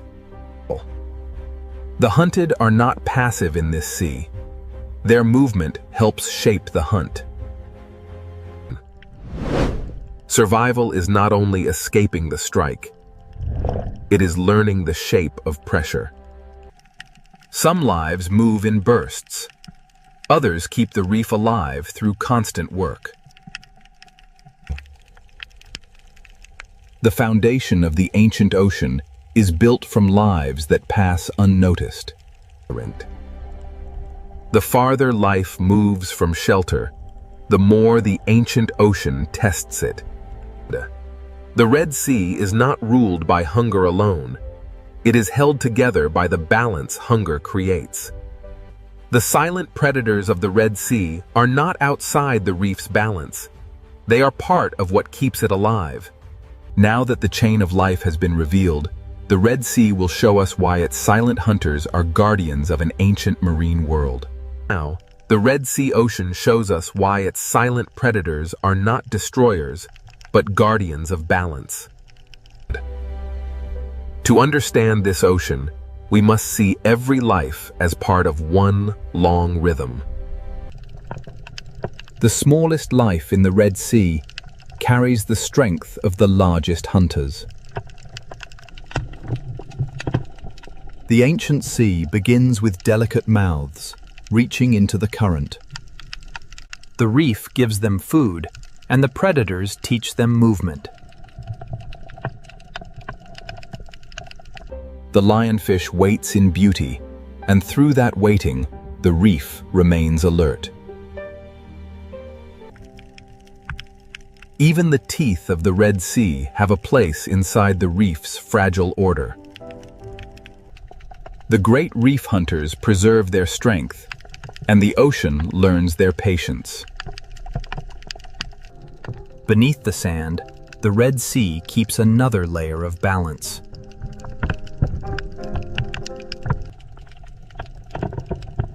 In this ancient sea, intelligence can be as important as strength. At the reef's edge, the open ocean is guarded by distance. Fear in the Red Sea is not only danger, it is information.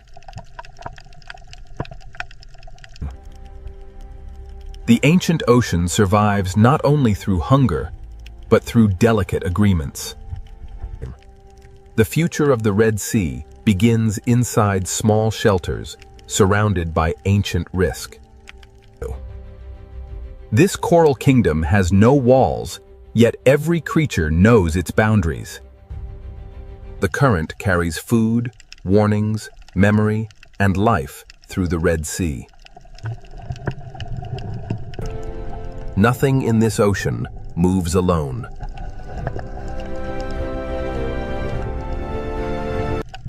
The Red Sea carries the memory of night into the daylight. Day and night trade the reef between them, but the ocean remains one. The reef is a monument built not by stone alone, but by life repeating itself. One coral tower can hold an entire history of hunger and shelter. The hunted are also teachers of the sea.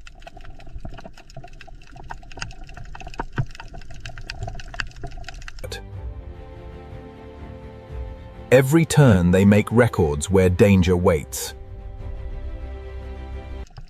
A guardian does not always protect by gentleness.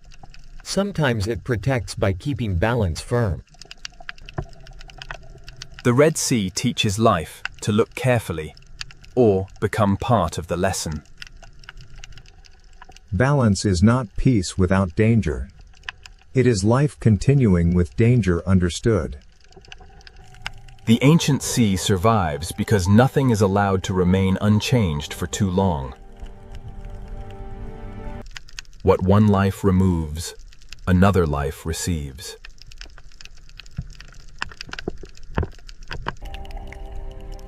The ancient ocean survives not only through hunger, but through delicate agreements. The future of the Red Sea begins inside small shelters surrounded by ancient risk. This coral kingdom has no walls, yet every creature knows its boundaries. The current carries food, warnings, memory, and life through the Red Sea.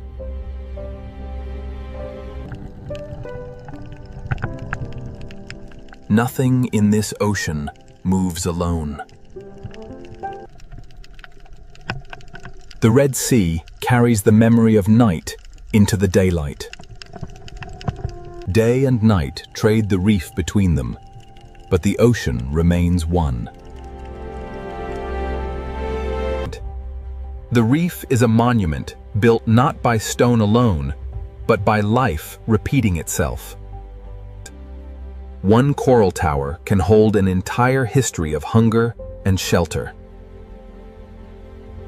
The hunted are also teachers of the sea.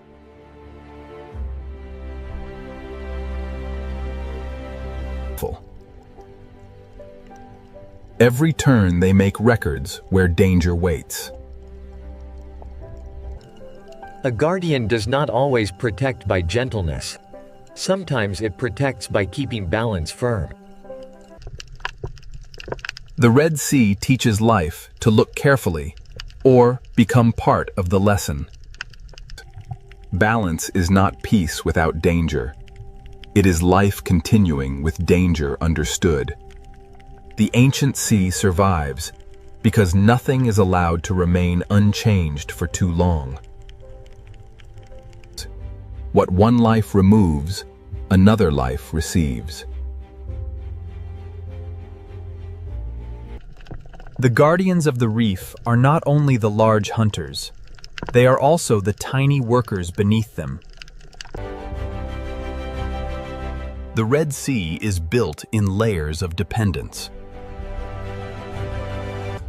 The greatest hunters are not outside the reef's story. They are among its oldest sentences. The Red Sea endures because life here never stops answering change. This current has carried us through beauty, fear, hunger, and renewal.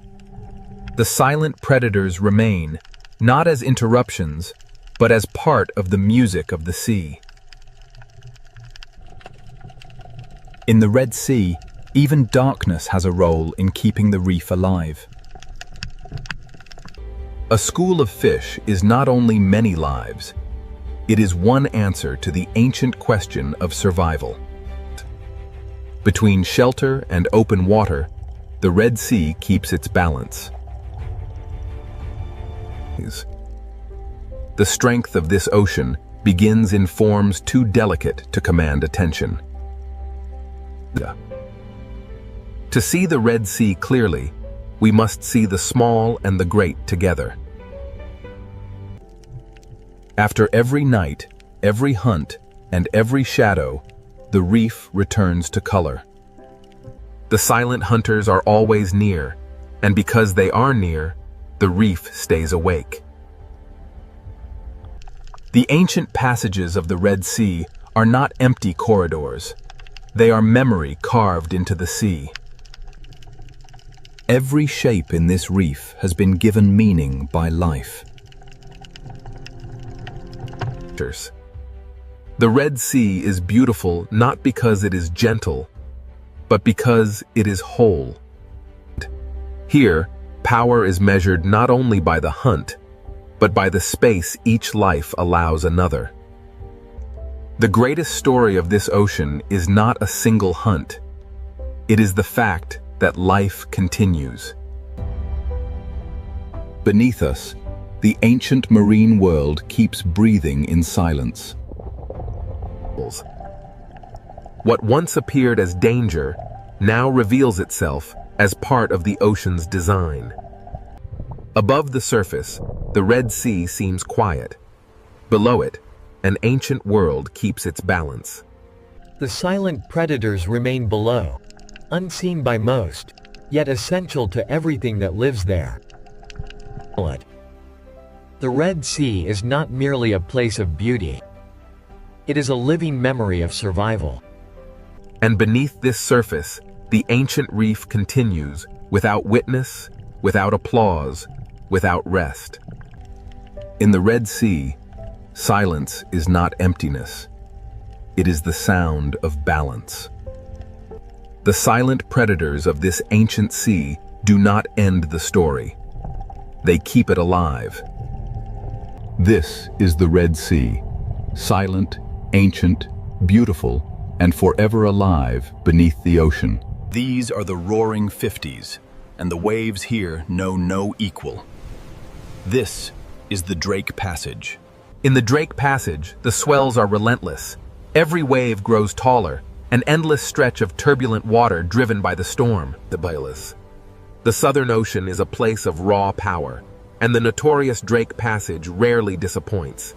Challenging all. Beyond the shelter of the Horn lies the open expanse of the Drake, a passage famed for its turbulent seas and isolating fog.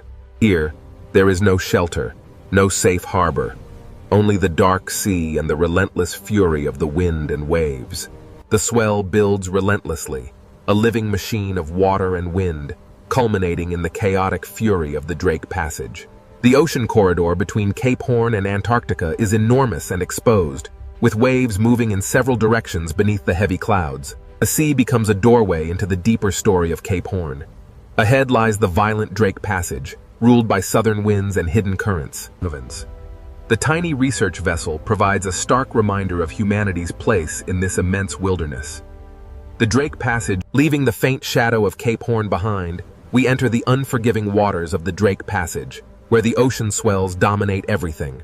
The gray waves roll endlessly here, propelled by the fierce winds of the deep south, a raw and untamed wilderness of water. From this height, the ocean reveals itself as a moving corridor, vast to human eyes, yet narrow when measured by the planet's forces.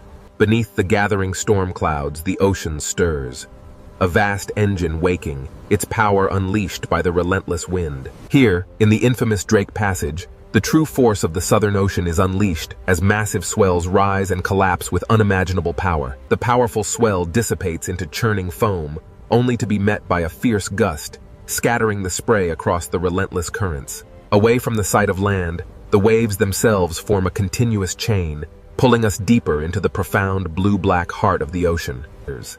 As the camera glides forward, a low cloud bank rolls over the sea.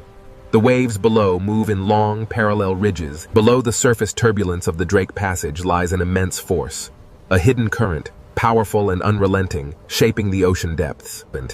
The Drake Passage. Its turbulent waves hint at a power far greater than the surface reveals. The chaotic surface yields to a powerful system. Long, dark ridges begin to form, revealing the hidden forces below the Drake Passage. From this height, the true scale of the Southern Ocean reveals itself, a relentless, rhythmic breathing machine powered by global winds.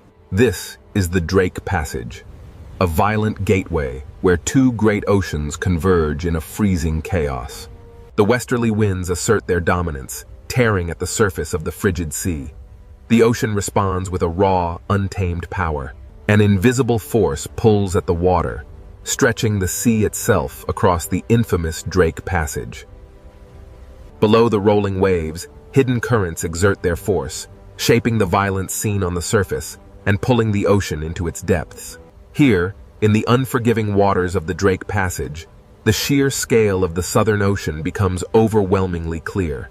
This is the Drake Passage, a volatile stretch of water where the visible storm gives way to the unseen forces below. Below the mist lies the true heart of the Southern Ocean, a vast and dangerous realm where wind meets current in an eternal struggle. Beneath these waves lies a pressure few vessels can withstand. This is the Southern Ocean, and it demands respect. This is the Drake Passage, where the Atlantic and Pacific converge, creating towering waves and chaotic currents far below the surface. The sea no longer looks random. Every ridge and trough is connected to the wind, distance, and invisible currents flowing through the Drake Passage. Beneath the violent surface, a deeper engine moves, folding the dark water into itself. A powerful gust tears across the surface, transforming the ocean into streaks of silver-white motion. But this is the Drake Passage, where the sea itself rises like a dark wall, unleashing the raw energy stored within its depths as it breaks into foam. As the chaos of the impact subsides, the true scale of the Antarctic waters is revealed, stretching endlessly towards the ice. Here, where the continents end and the true ocean begins, the Drake Passage guards the gateway to the deep unknown. The Drake Passage holds secrets beneath its turbulent waves. Deep below the surface, a massive current flows, a As we journey deeper into the Drake Passage, the true force of the wind and the hidden currents beneath the waves begins to reveal itself.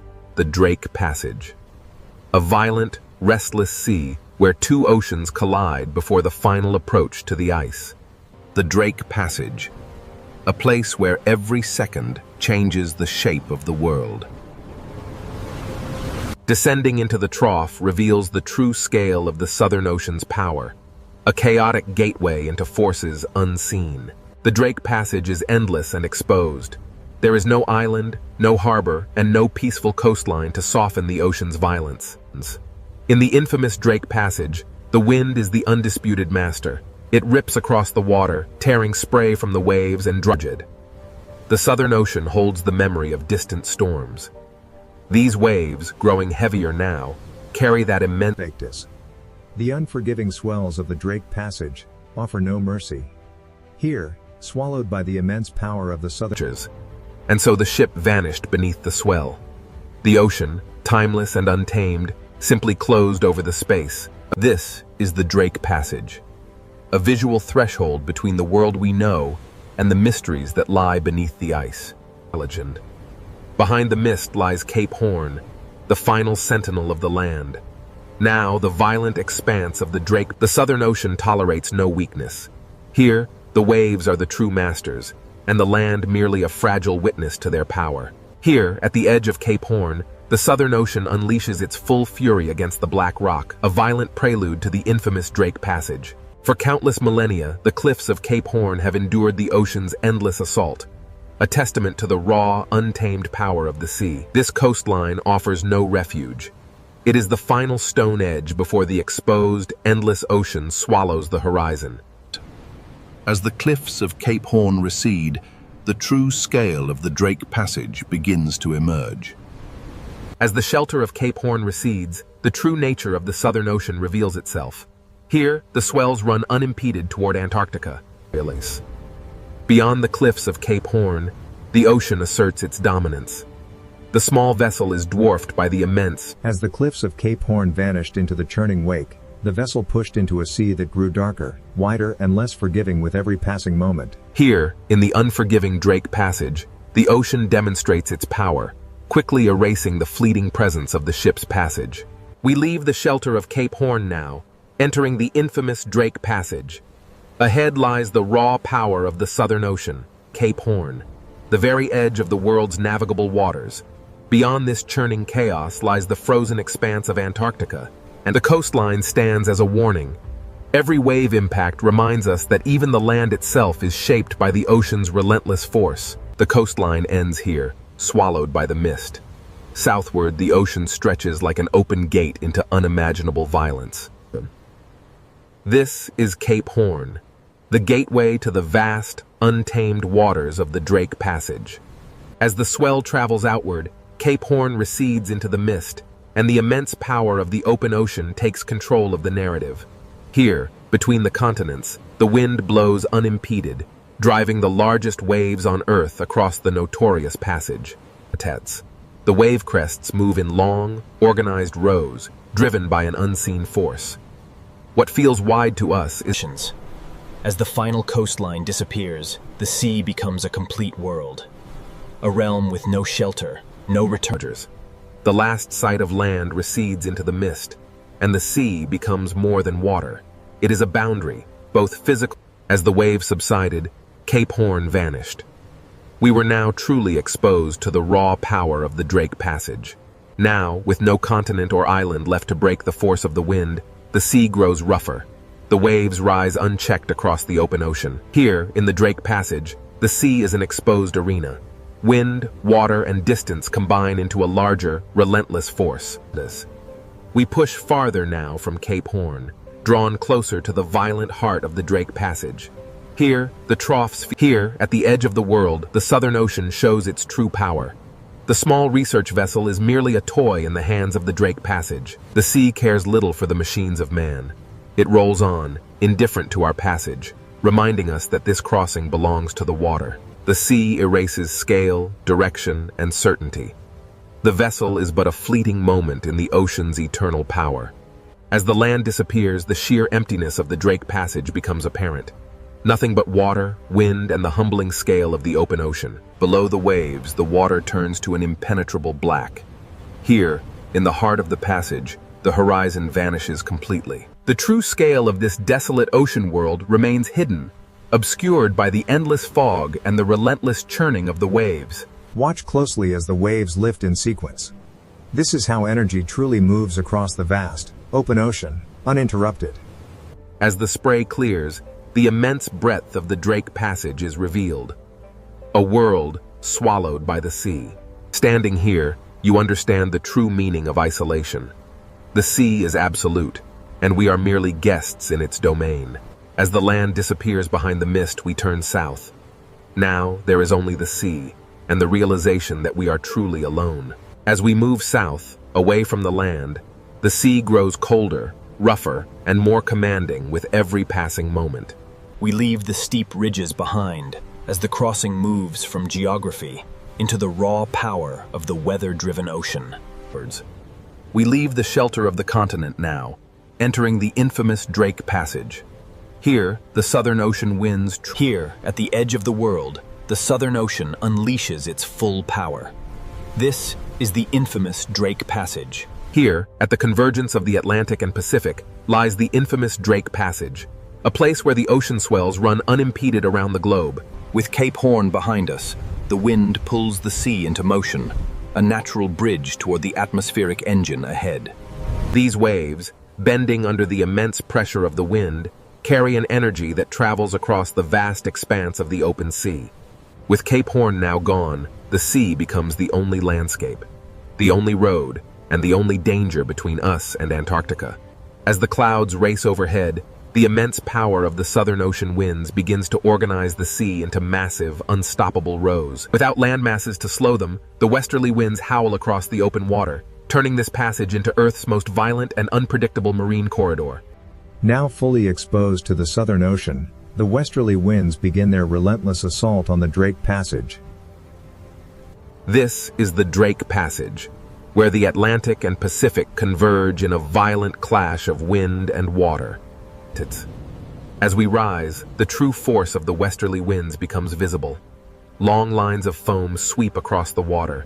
The relentless wind writes across the ocean's surface, etching temporary patterns into the rolling waves before they vanish into the deep blue. Here, in the unforgiving Drake Passage, the atmosphere and the ocean move as one powerful, interconnected machine. The sea carries energy from distant storms, and each wave feels like a message traveling across thousands of kilometers of Southern Ocean water. With thousands of miles of open water, the Southern Ocean builds immense power, culminating in these towering walls of water. Far from any shore, the westerly winds sweep across the open ocean, unimpeded. It is this vast... In the Drake Passage, the atmosphere presses its rhythm directly into the water, synchronizing the sky and the sea in a powerful, relentless surge. As the storm intensifies, a powerful gust of wind rips across the water, turning the ocean surface into a blinding sheet of silver spray and foam. The wind rips water from the crest as the massive wall of the ocean roars forward, an ancient and primal force unleashed. A force larger than any single storm pulls at the sea, revealing the deep troughs beneath the churning foam. The sea looks chaotic at first, but the wind reveals a hidden order in the direction of crests, spray, and foam lines. Here, where the water ends and the atmosphere begins, the horizon dissolves into a single gray boundary. Here, the westerly winds command the sea, reminding even the sturdiest vessels of nature's dominion. The ship departs, and the relentless wind-driven spray sweeps across the surface, allowing the sea to reclaim its untouched, powerful... The Drake Passage is infamous for its massive seas. Driven by the relentless westerly winds, these waves form endless ridges of raw, moving energy. Driven by the relentless circumpolar winds, the ocean surface is pulled eastward, a massive conveyor of energy linking these waves to the icy continent beyond.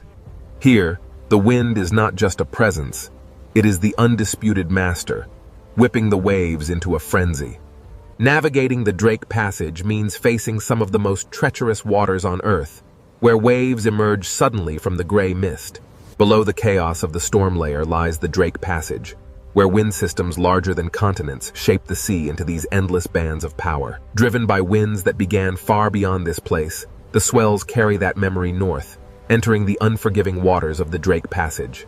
As the storm intensifies, these colossal swells become mountains of water, revealing the true depth and fury of the Southern Ocean. The Drake Passage is known for its treacherous waters. Here, multiple wave directions collide, creating an unstable, churning sea. Here in the Southern Ocean, the sea appears violent.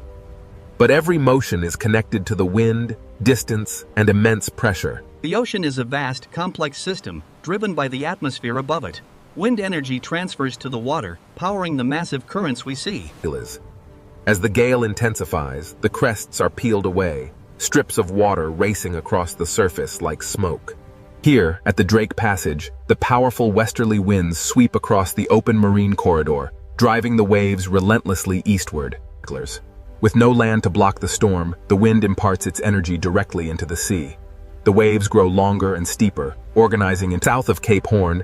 The infamous roaring 40s and furious 50s unleash their full force across the unbroken expanse of the Southern Ocean. Here, in the notorious Drake Passage, the ocean moves not as individual waves, but as a single, enormous surface under the command of the wind. The ocean moves under atmospheric command. Following the foam scars twisting over dark water, subtle spiral motions reveal. The sea below answers with ripples, swells, spray, and troughs, turning the Drake Passage into a visible conversation between air and water. Observe how quickly a strong gust can reshape the open water, turning dark, rolling ridges into a chaotic expanse of bright foam. The wind's immense power literally shaves the tops from the waves, transforming the ocean surface into a violent spray.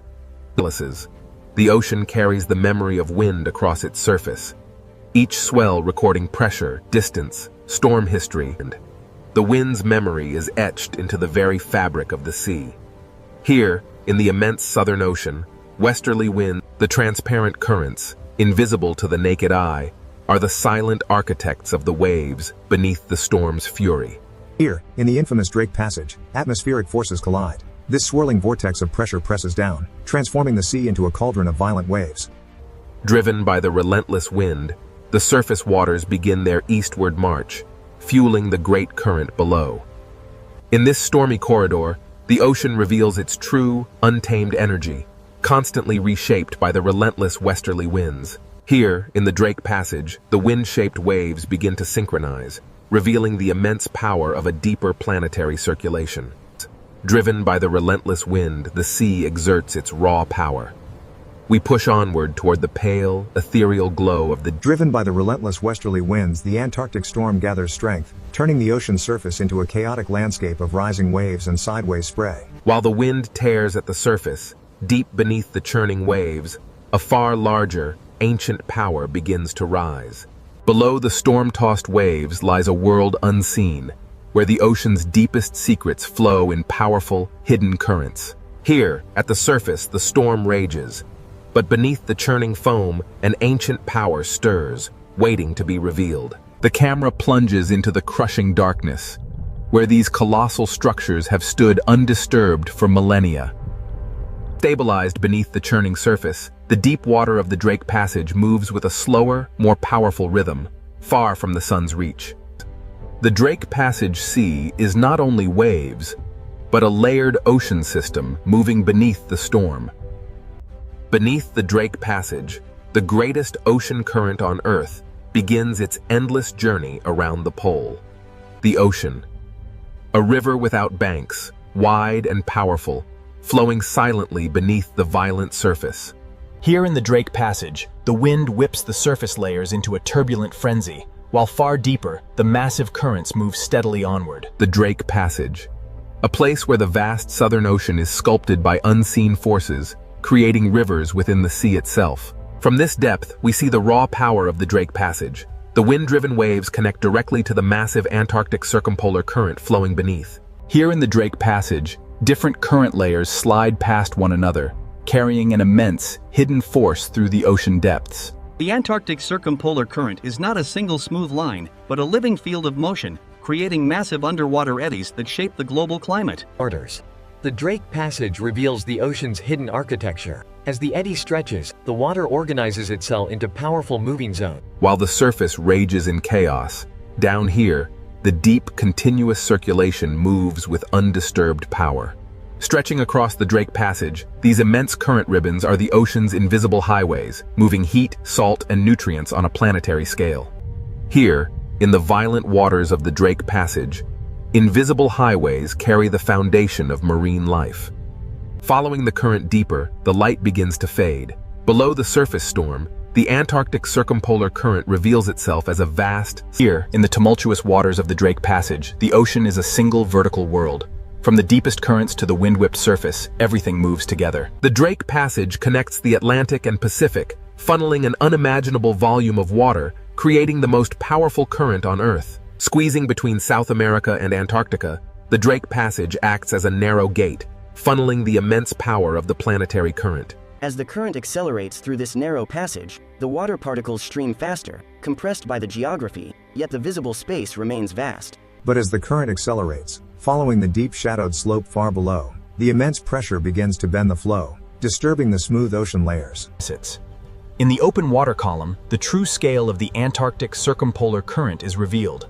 Layers of cold water move past each other. As the camera moves through this seafront, we see how the current acts as a soft, invisible wall, connecting and separating ocean worlds.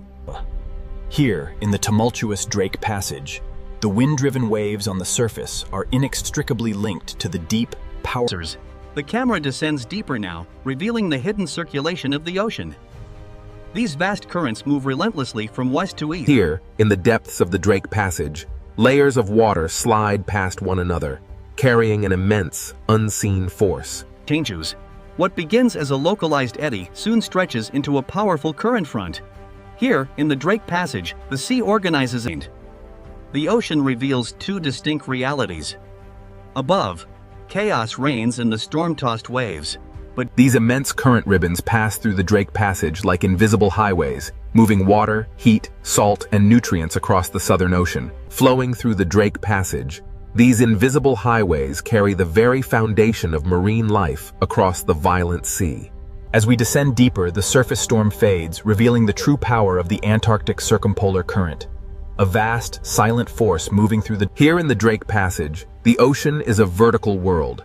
From the deep currents to the surface winds, everything moves together. Every second, a volume of water riven by the Drake Passage dwarfs all the rivers on Earth combined, a silent, powerful force shaping the globe. An immense volume of water is squeezed through this narrow gate, a planetary current accelerating through the Drake Passage with unimaginable force. This is the planetary current gate, a massive convergence of water. Plunging beneath the waves, the current accelerates through the passage, compressed by the geography of the deep. Driven by forces unseen, the current accelerates, bending as it encounters the abyssal slope far below, disturbing the tranquil layers of the deep ocean. Here, the powerful flow of the sea curves and folds, influenced by the shadowed architecture of the ocean floor, revealing the next chapter of this deep journey. The Antarctic circumpolar current feels endless.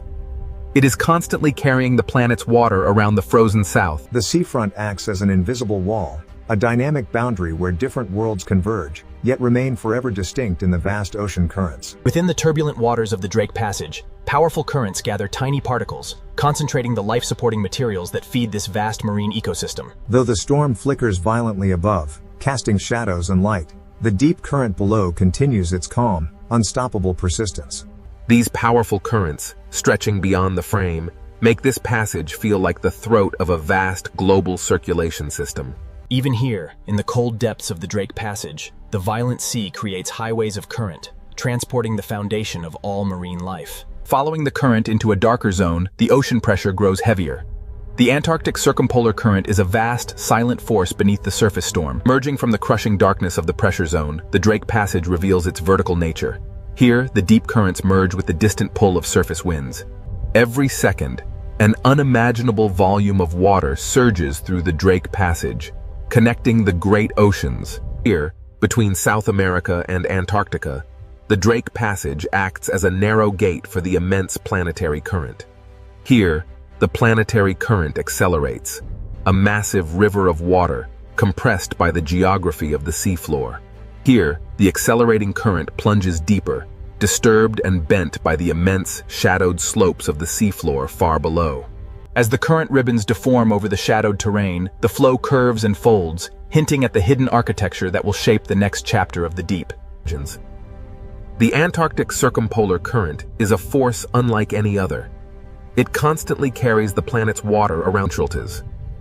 The current acts as both architect and boundary, where blue cold water meets greener, nutrient-rich stream. The relentless currents of the Drake Passage concentrate life-supporting material along the boundary, showing how even violent waters sustain these ecosystems. Sunlight struggles to pierce the turbulent surface, but the deep ocean currents flow onward, undisturbed by the chaos above. Deeper now, into the Drake Passage. This vast underwater current acts as the throat of a global circulation system. As the deep currents wrap around Antarctica, they accelerate, squeezing through the Drake Passage and continuing their journey northward, driving the planet's climate. As the visualization fades, we enter the Drake Passage, where the Antarctic current flows unimpeded.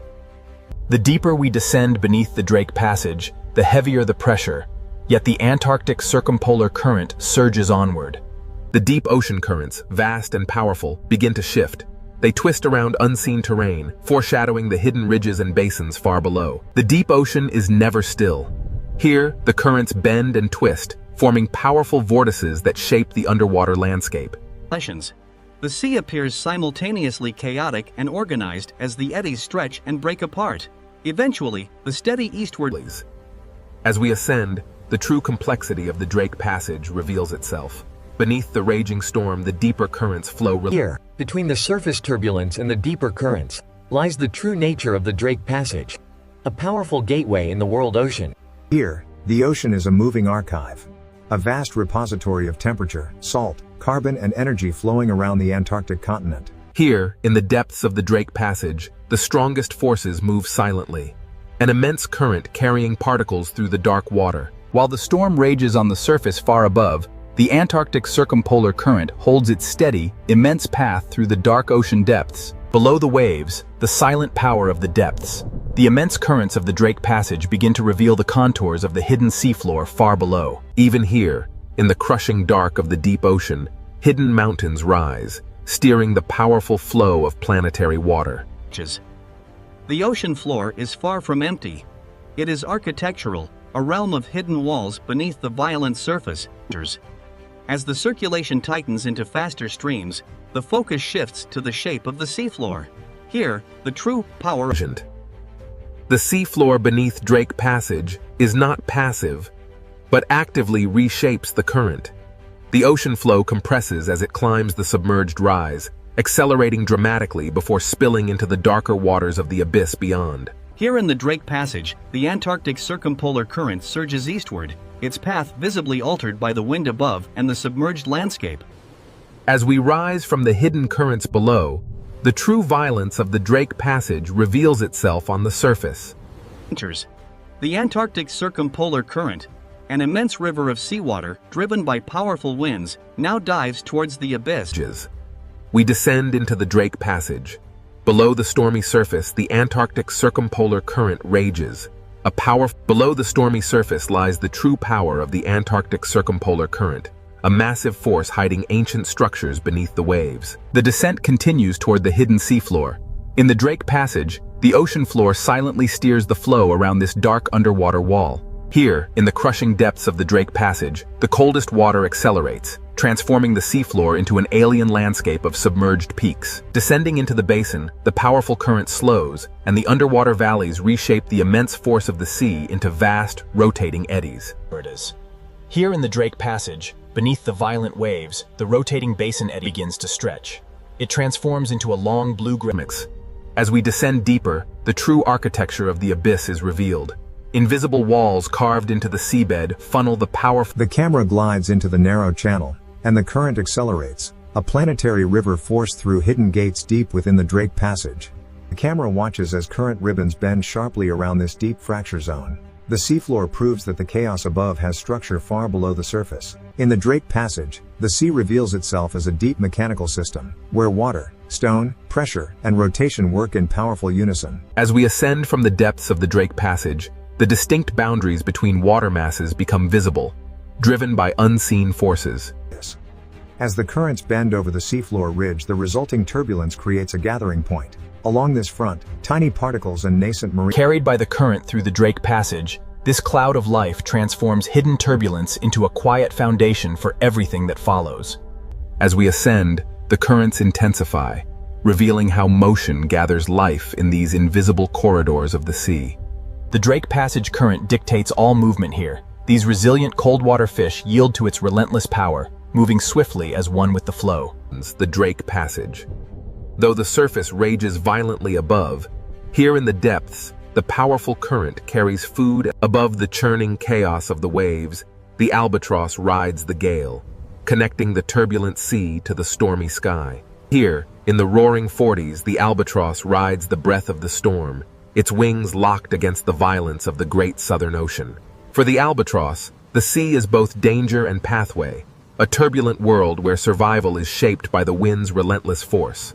Soaring over the immense swells of the Drake Passage, the albatross reads the air currents, an invisible road above the churning ocean. Relying entirely on the wind, the albatross banks sharply. The ocean surface below traces its path in white foam, a testament to its Here, amidst the endless swells of the Drake Passage, survival depends on motion, not resistance.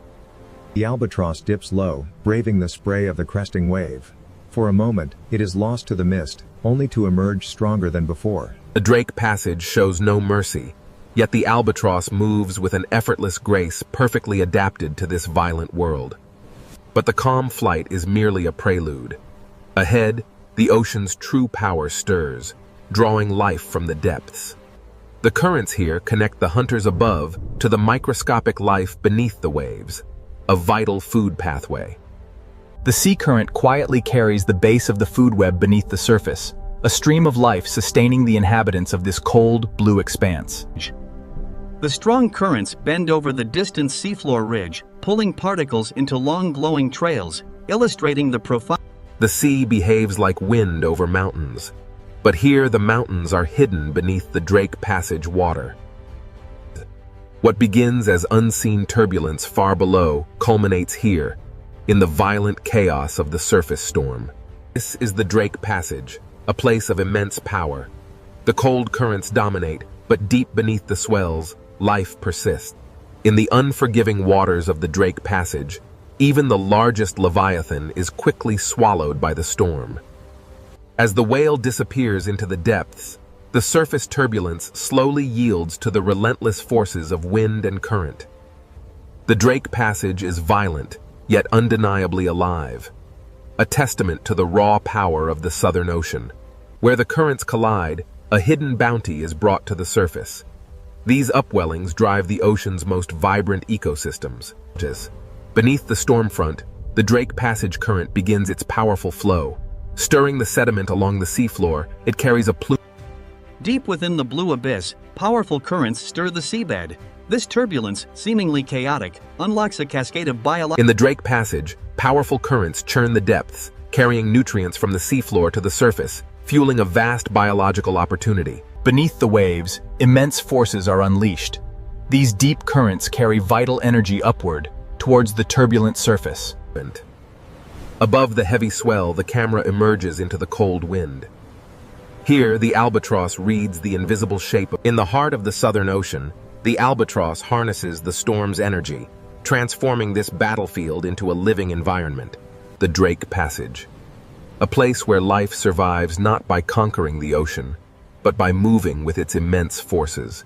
The same powerful forces that shape the life within these waters will soon carry the immense icebergs of Antarctica north, altering everything in their path. Here, in the tumultuous waters of the Drake Passage, the powerful currents signal a dramatic shift towards the icy frontiers of the south. Types. But through the churning mist and violent swells, something emerges on the horizon, a shape unlike water or cloud. Signals. As the great ice sheets meet the warming ocean, they release ancient bubbles of air, trapped for millennia. The camera follows the faint freshwater ribbons as they mix into the darker seawater. Here, the ocean layers bend.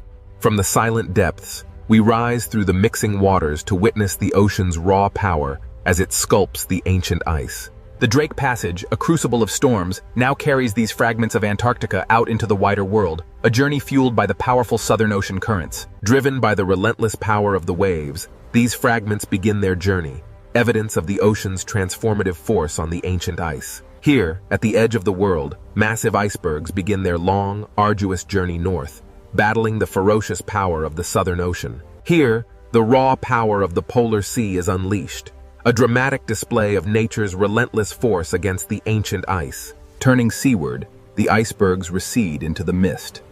This is where the frozen realm meets the turbulent, living waters. In the relentless churn of the Southern Ocean, even the most colossal ice formations are fleeting.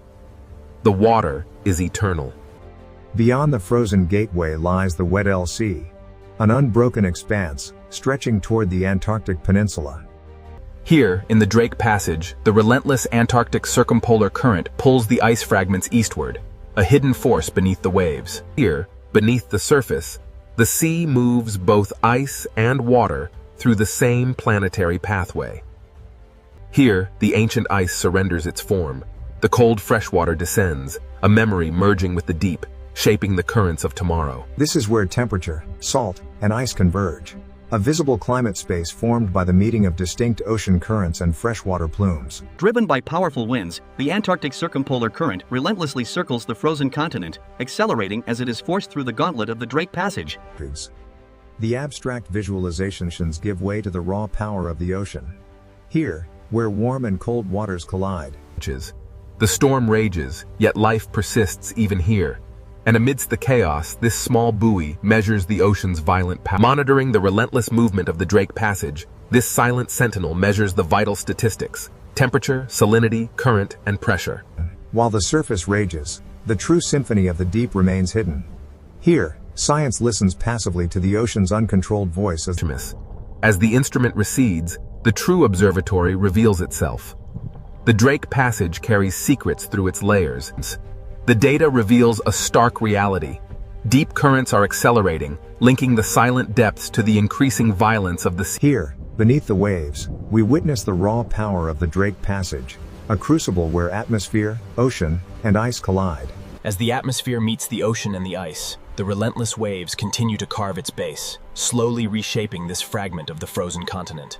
A powerful yet subtle shift. The meltwater drips from the ancient blue ice, joining the vast global circulation. As the wind strengthens, the sea becomes a violent force. Waves crash against the ice, a stark reminder of the raw. From this sweeping view, the immense power of the ocean currents becomes clear, relentlessly moving ice, heat, and vital elements through the Drake Passage. Every visible wave belongs to a larger circulation pattern, moving far beyond the Drake Passage. Down here, beneath the churn of the surface, the ocean currents move silently, carrying with them the clearest signals of our changing climate. The Drake Passage, where the immense physical power of the ocean converges with life, signaling profound planetary change. Rising from the depths, we witness the relentless power of the current. The ocean carries this fragment of ancient ice. Even the ice, once part of a towering glacier, now drifts aimlessly in the vast, cold expanse. The albatross navigates the Drake Passage, a crucible where wind, ice, and sea converge in this untamed ocean. This is the Drake Passage, a place where the immense power of the ocean dwarfs even the largest mountains of ice, reminding us of nature's overwhelming scale. As the storm finally relents, the ocean begins its slow, rhythmic breathing once more. Here, in the Drake Passage, the Earth's motion is laid bare. The storm may soften, but the camera descends toward the restless sea. Here, the ocean remains ancient and unfinished, a corridor for the relentless currents of wind. The journey south reveals the immense power of the Antarctic, a vast reservoir of ice and cold water influencing every ocean on Earth. Turning north from the Antarctic glow, we enter the Drake Passage, a place defined by the immense scale of the pure ocean and the raw power of the wind. The journey north reveals the true scale of the oceanic realm, where every force, from the deep currents to the high winds, the Southern Ocean is a place of raw power, beautiful in its terror, indifferent to those who cross its path. Here, the waves roll endlessly into the mist, carrying the memory of the wind, the hidden currents, and the cold breath of Antarctica. Here, in the dark sea, the last iceberg drifts slowly. The memory of Antarctica carried on it. This is the Drake Passage, a place where the true power of the ocean is felt. No map between Cape Horn and the frozen continent, the Drake Passage reveals its true power, an untamable force where sky and sea merge. The Drake Passage, a fitting end to our journey, reminding us that this world remains wild, powerful, and utterly beyond our control. From above, the Pacific Ocean looks peaceful, endless, and almost motionless. But beneath this beautiful ocean surface, the planet is not still. The ocean hides a world of pressure, heat, stone, and movement. What seems like silence is only the surface of a much larger story. We now descend into the Pacific Ocean, where the hidden power begins. Above us, the ocean is bright. Below us, the earth begins to reveal itself. The deeper we go, the more the ocean changes from beauty into mystery. The Pacific Ocean is not only a body of water, it is a cover over a moving world. Below this ocean, entire plates of rock move slowly through time. They move too slowly for the eye to see, yet strongly enough to shape the planet.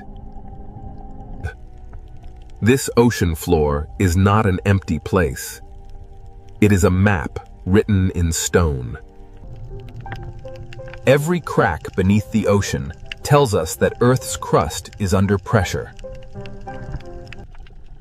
Here, beneath the Pacific Ocean, pressure builds where no sunlight reaches.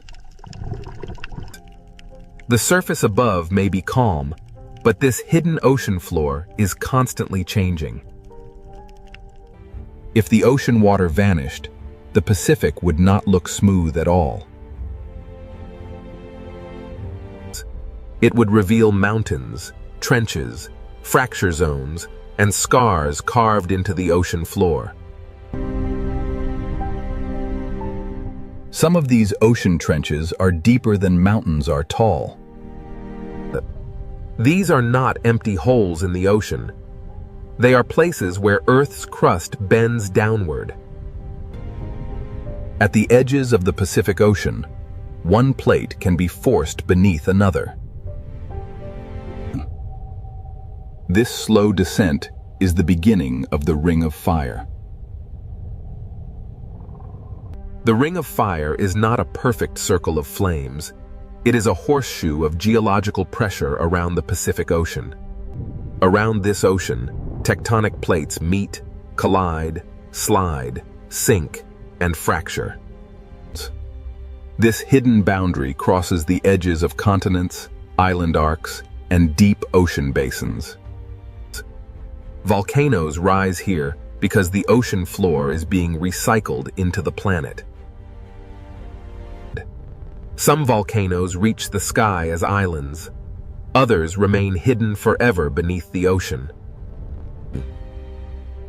The ocean hides much of Earth's volcanic power from human eyes. Here, fire does not need the open air. It can build new rock beneath the sea. Under the Pacific Ocean, heat, water, and stone meet in darkness. The seafloor itself seems to breathe where Earth's interior reaches the ocean.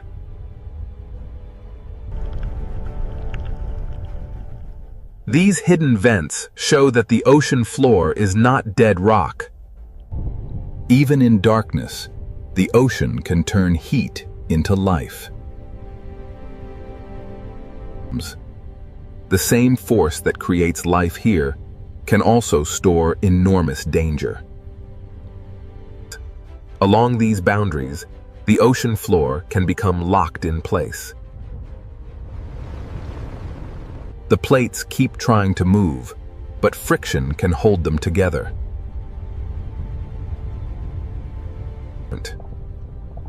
Stress can gather beneath the ocean for decades, or even centuries. The quiet years are not proof that nothing is happening.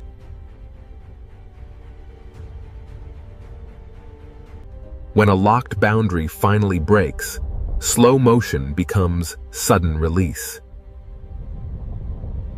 This is how the hidden ocean floor can become the source of a powerful earthquake. If the movement is strong and shallow beneath the ocean, the water above can be displaced. A tsunami does not begin as a wall of water. It begins when the seafloor moves. In deep ocean water, this energy may pass almost unseen. The Pacific Ocean can look peaceful while a force is already crossing it. This is the danger of the hidden ocean floor. What happens below can travel far beyond the source. The Ring of Fire connects trenches, volcanoes, earthquakes, and ocean waves into one vast system. And it is not a single doomsday switch. It is a long chain of active tectonic edges. The scale is difficult to imagine because the ocean hides almost everything.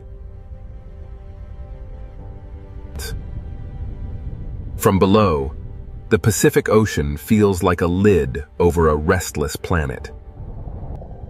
The world above sees waves. The world below holds the engine.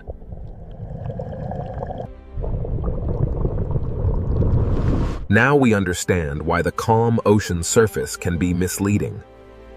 Beneath the Pacific Ocean, stone descends, melts, rises, locks, and waits. To understand this hidden power, we must follow the ocean floor downward into the process that drives it all. The Ring of Fire begins not with flame, but with descent. In the next part, we enter the subduction zone, where the ocean floor is pulled back into Earth. Here, beneath the Pacific Ocean, the Ring of Fire begins not with flame, but with descent. At the edge of the Pacific Ocean, one massive plate is being pulled beneath another. This process is called subduction, the slow return of the ocean floor into Earth. Oceanic crust is colder and denser than the rock above it, so gravity helps pull it down. The movement is slow, often only a few centimeters each year, but its power is enormous. A motion too slow to watch can still reshape the entire ocean basin. As the ocean floor sinks, it drags sediment, water, and ancient rock downward with it. Water trapped inside minerals begins a journey deep beneath the Pacific Ocean. As the slab sinks, pressure rises, temperature increases, and the hidden chemistry begins to change. The ocean floor does not simply disappear. It transforms the world around it. Water released from the descending ocean plate lowers the melting point of surrounding rock. This is where magma begins, not from random fire, but from pressure, water, and heat. Above the sinking slab, the deep earth starts to melt. The magma rises because it is hotter and lighter than the rock around it. Over time, these rising paths can feed volcanoes beneath the Pacific Ocean. This is why the Ring of Fire is lined with volcanoes. The fire begins deep below, but the ocean hides its first signs. Some magma builds new seafloor without ever touching the sky. When lava meets cold ocean water, it cools quickly and hardens into new stone. The Pacific Ocean floor is not only being destroyed at trenches, it is also being created by volcanic heat. Subduction destroys old crust, but it also gives birth to volcanic arcs and new terrain. This hidden engine creates seamounts, volcanic islands, and entire underwater mountain chains. A seamount may look still, but its origin is written in the movement of plates. Where heat escapes into the ocean, the seafloor begins to breathe.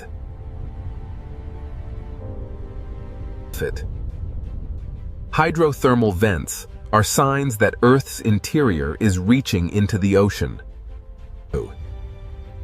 Minerals carried by hot water build chimneys in the darkness of the Pacific Ocean. In this hidden ocean world, heat becomes chemistry, and chemistry can become life. Even without sunlight, the ocean can support life near the heat of the Earth. Subduction is not only a destructive force, it is also a creator of hidden ecosystems. But the same process that creates heat and life also stores danger along locked boundaries. Where the descending ocean plate meets the plate above, friction can stop the movement. The plates continue pushing, but the boundary holds them in place. Energy gathers slowly beneath the Pacific Ocean, hidden from the surface world. For decades or centuries, the ocean above may look completely calm. The quiet years are part of the earthquake cycle, not proof that nothing is happening. Every locked section is a place where slow motion can become sudden release. When the boundary finally breaks, stored energy can move the ocean floor in seconds. This is the link between subduction and the largest earthquakes on Earth. The same boundary that creates magma can also lock enough energy to shake entire regions. The subduction connects the deepest trench, the hidden magma, the volcano, and the earthquake. It is not fire first. It is motion first. The fire comes later. And when that fire reaches the ocean floor, a new hidden volcanic world begins. Many of the Pacific Ocean's most active volcanoes never touch the sky. They erupt in darkness, under pressure, surrounded by cold seawater. This is where subduction reveals its most dramatic face beneath the ocean. The sinking ocean plate below has awakened fire above.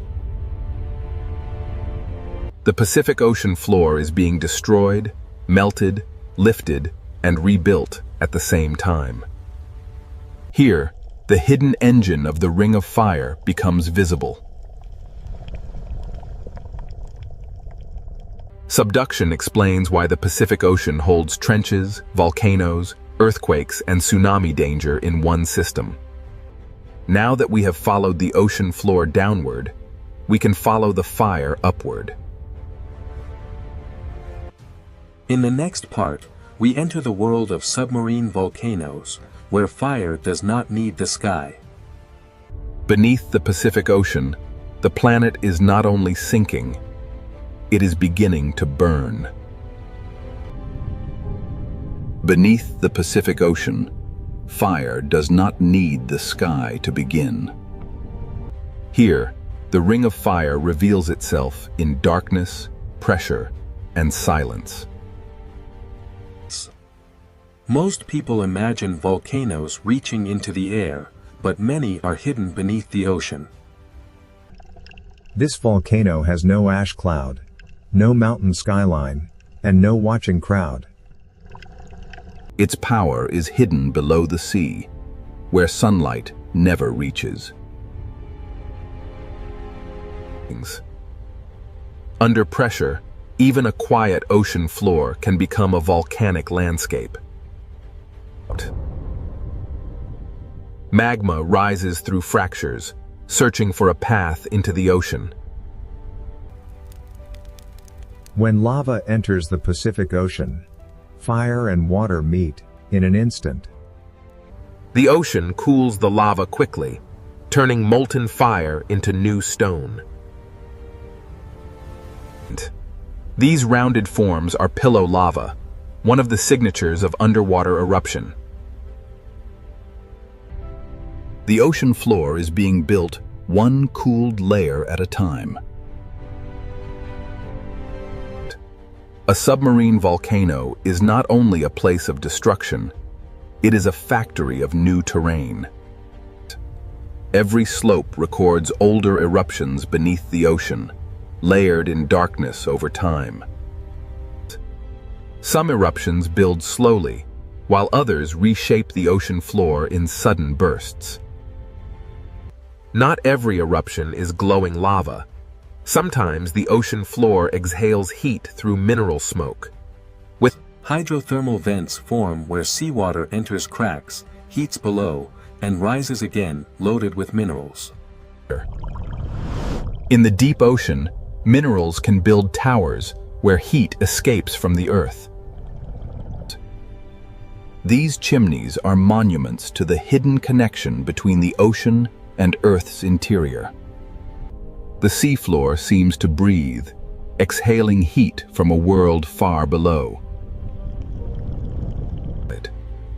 Around these vents, the ocean becomes a place of chemistry instead of sunlight.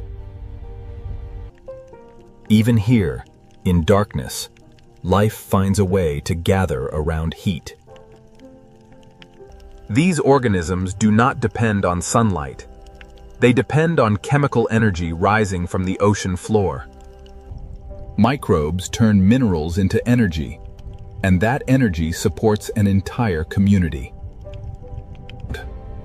The same heat that can destroy also creates a place where life can survive. This is the great contrast of the ring of fire beneath the ocean. It buries old crust, builds new ground, and changes the shape of the seafloor. A volcano beneath the ocean can grow silently for centuries. Layer by layer, eruption by eruption, it becomes part of the underwater landscape. Underwater volcanoes are difficult to see, but their signs are written in heat, bubbles, and stone. An eruption beneath the ocean may leave only chemical changes, floating pumice, and evidence on the seabed. But the ocean hides the drama, but it cannot erase the record.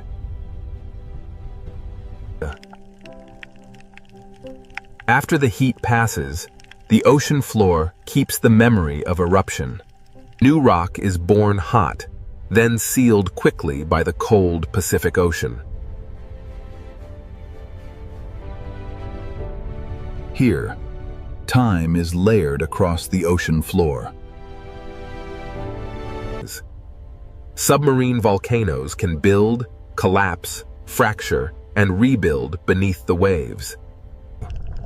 Even underwater, volcanic slopes are shaped by instability and pressure. Gas, heat, and pressure rise through cracks long after an eruption begins to fade. The volcano becomes a living machine of rock, water, heat, and chemistry. This hidden world proves that destruction and creation are not separate beneath the ocean. Life gathers at the edge of heat, where the deep ocean should seem impossible. Above the vents, the Pacific Ocean remains cold and silent, hiding everything below. From the surface, none of this fire can be seen. The ocean hides not just one eruption, but a long history of volcanic change. Across the Pacific Ocean, countless volcanic worlds rise from the seafloor. Some will never become islands, but they still shape the ocean around them. Minerals from these vents paint the ocean floor with traces of Earth's interior. Old vents die, new vents open, and the volcanic system keeps changing. But even in the deep ocean, nothing here is truly frozen in time. The same heat that feeds the vents also reminds us that pressure is still rising below. A submarine volcano is connected to forces much larger than the vent itself. Behind the lava and vents lies the same tectonic engine that bends the ocean floor downward. The volcano is the visible breath of a hidden system beneath the Pacific Ocean. But the same boundary that creates volcanic fire can also lock dangerous energy in place. The Ring of Fire does not separate volcanoes from earthquakes. It connects them. Where the plates become stuck, the next story begins. The hidden fire builds new worlds, but the locked boundary stores the power to shake them. In the next part, we enter the locked boundary, where a megathrust earthquake can begin. Here beneath the Pacific Ocean, the hidden fire gives way to a different kind of power. This is where the ocean floor can become locked by friction. The plates continue trying to move, but the boundary resists. The movement does not stop. It becomes stored energy.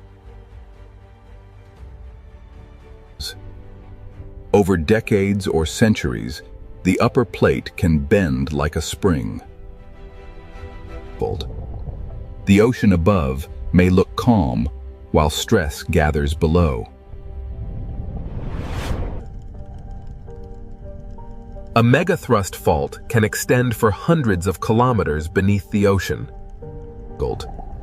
Its scale is difficult to imagine because the ocean hides almost everything.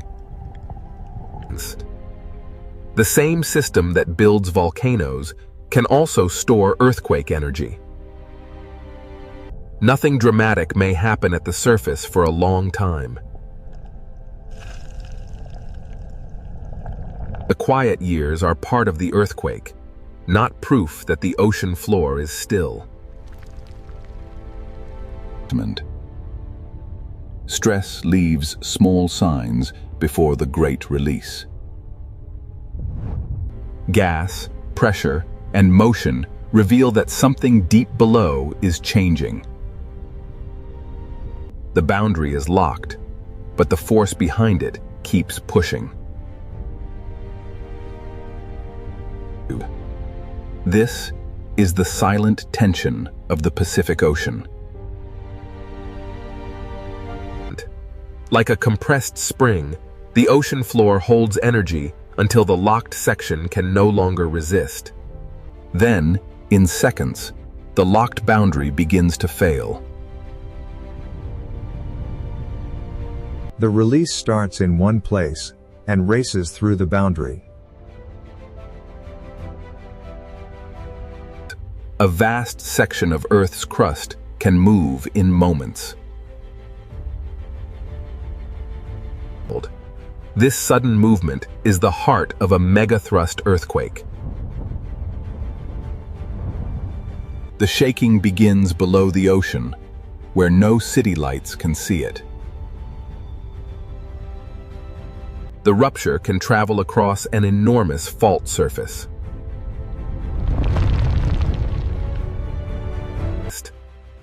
This is why the largest earthquakes on Earth are often born at subduction zones. When the ocean floor moves vertically, the water above cannot remain still. The earthquake changes the shape of the seabed in an instant. The first sign of danger is not always a giant wave, but a displacement of the entire ocean column. Far above, the ocean surface may still appear peaceful, but the source has already released energy into the sea. Not every part of the boundary moves the same way. After the main break, the ocean floor may continue adjusting.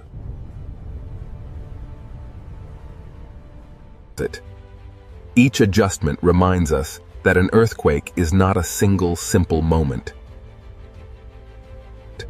The surface can hide the scale of what has happened below. The earthquake leaves behind a landscape of broken rock, lifted sediment, and changed pressure. A fault scar on the ocean floor is the visible wound of hidden energy release. If enough seafloor moves upward or downward, the ocean itself begins to respond. This is the moment when an earthquake can become something more than shaking. The entire column of ocean water can be disturbed from seafloor to surface. A movement in darkness can send energy toward distant coastlines. In deep water, this energy may travel almost unseen. The rupture may last only moments, but the consequences can travel across the ocean.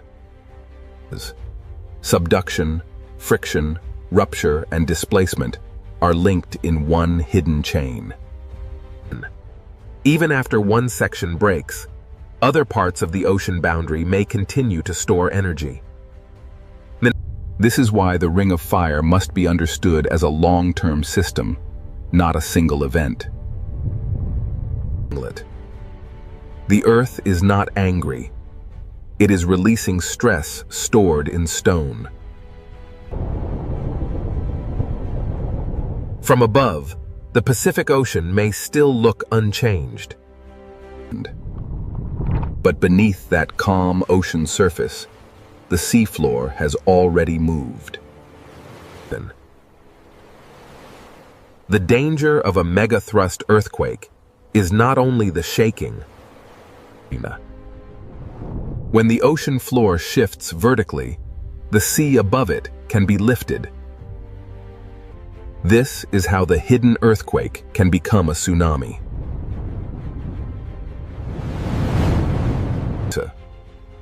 A tsunami begins not as a towering wave, but as the ocean being displaced.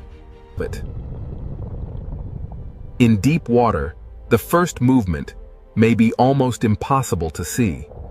In the next part, we follow that energy as it crosses the Pacific Ocean and becomes a tsunami. Beneath the ocean, the boundary has broken. Now the water begins to move. Beneath the Pacific Ocean, the boundary has broken, and now the water begins to move. A tsunami begins when the ocean floor moves and displaces the water above it. But this is not a wind wave. It is the movement of the ocean from bottom to surface. The entire ocean column is disturbed, and the energy begins to travel.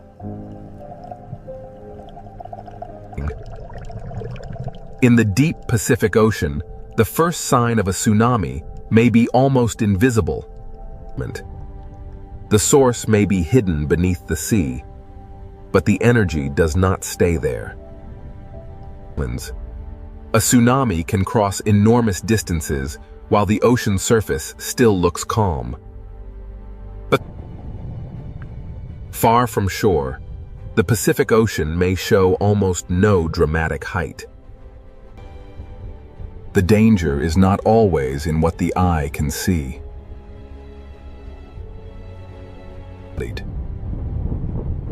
The wave is long, fast, and filled with energy. Across the Pacific Ocean, the energy moves over landscapes hidden far below the surface. Even underwater mountains feel only a passing motion as the energy continues outward. In deep water, the tsunami is not yet the image people fear.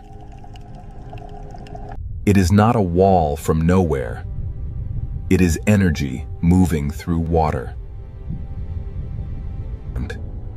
Rock moved first, water followed, and now the ocean carries the message. From above, the Pacific Ocean can still look peaceful while the force is already traveling.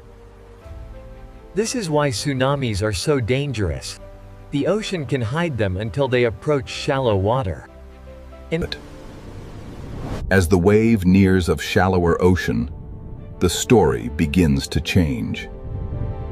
The ocean becomes shallower, and the long wave begins to slow. The seafloor starts to slow the wave from below.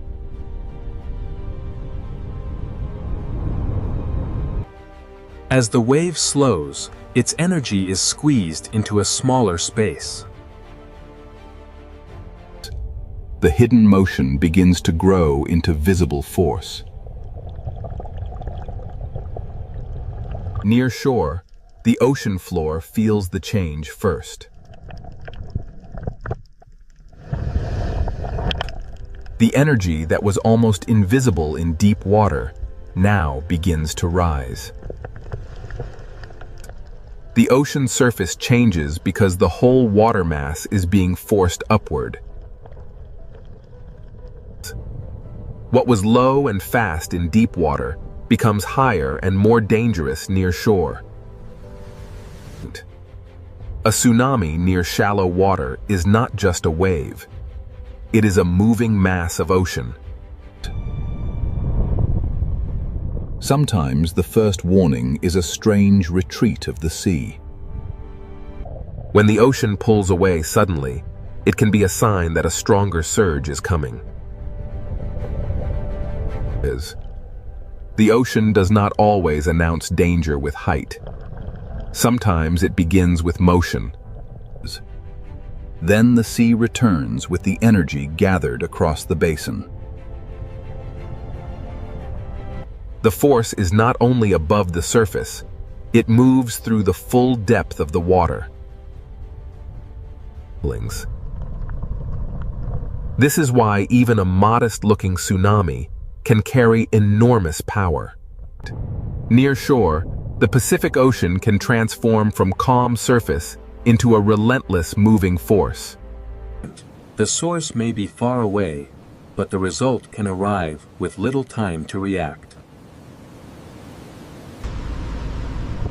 Below the surface, the tsunami is a current as much as a wave. The shape of the ocean floor can focus and strengthen the moving water. Every coastline receives the energy differently because every seafloor is shaped differently. A tsunami is physics. Rock moves, water is displaced, and energy spreads. The chain begins at the ocean floor and ends wherever the energy reaches shallow water. To understand a tsunami, we must connect the quiet surface to the hidden seafloor. The ocean remembers the movement long after the first rupture has passed. One movement in darkness can send waves across thousands of kilometers of ocean. This is why the Pacific Ocean demands understanding, not panic. Fear alone does not save lives. Understanding the mechanism does. Science cannot stop the ocean floor from moving, but it can listen. Warnings begin with measurement, observation, and respect for the ocean. The more we understand the deep ocean, the better we can live with an active planet. The Pacific Ocean is dangerous because it is alive with movement, but it is also readable. After the surge, the ocean may look peaceful again. But beneath that calm blue surface, the same geological system continues to work. The tsunami is not separate from the volcano, the trench, or the earthquake. It is one chain of motion beneath the Pacific Ocean.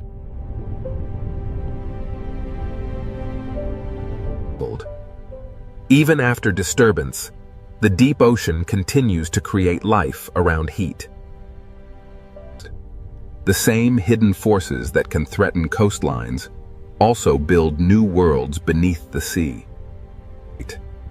The Ring of Fire is both warning and creation, danger and renewal. Here, life survives not by conquering the ocean, but by moving with its relentless forces. The same forces that sculpt these waves will soon carry the influence of Antarctica north, bringing with them the deep, cold breath of the ice. We are now entering the Drake Passage, the gateway to the frozen continent. Here, the ocean currents collide with the first signs of ice. Moving beyond the ice, the ocean reveals its power. And there, on the edge of the world, a shape unlike any cloud or wave beckons. As we push through the swirling mist of the Southern Ocean, the first signs of the Antarctic ice begin to emerge. Plunging beneath the surface reveals the true architects of this world. Immense ribbons of current flow across the seabed, moving mountains of ice unseen. Rising from the depths, the ocean reveals its true power. The living wind of the Drake Passage gives way to the silent majesty of Antarctic ice. Here, the Drake Passage reveals itself as a living system.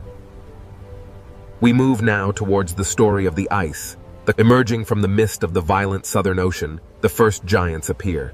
Blue and white sentinels, beginning their long voyage north. Emerging through the mist, the great glacier stands silent, a wall of frozen history, while the dark waves crash below. Against these walls of blue ice, the waves of the Southern Ocean spend their fury, a timeless battle between water and frost. Antarctica holds its secrets in the ice, a vast, frozen memory, contrasted by the restless sea.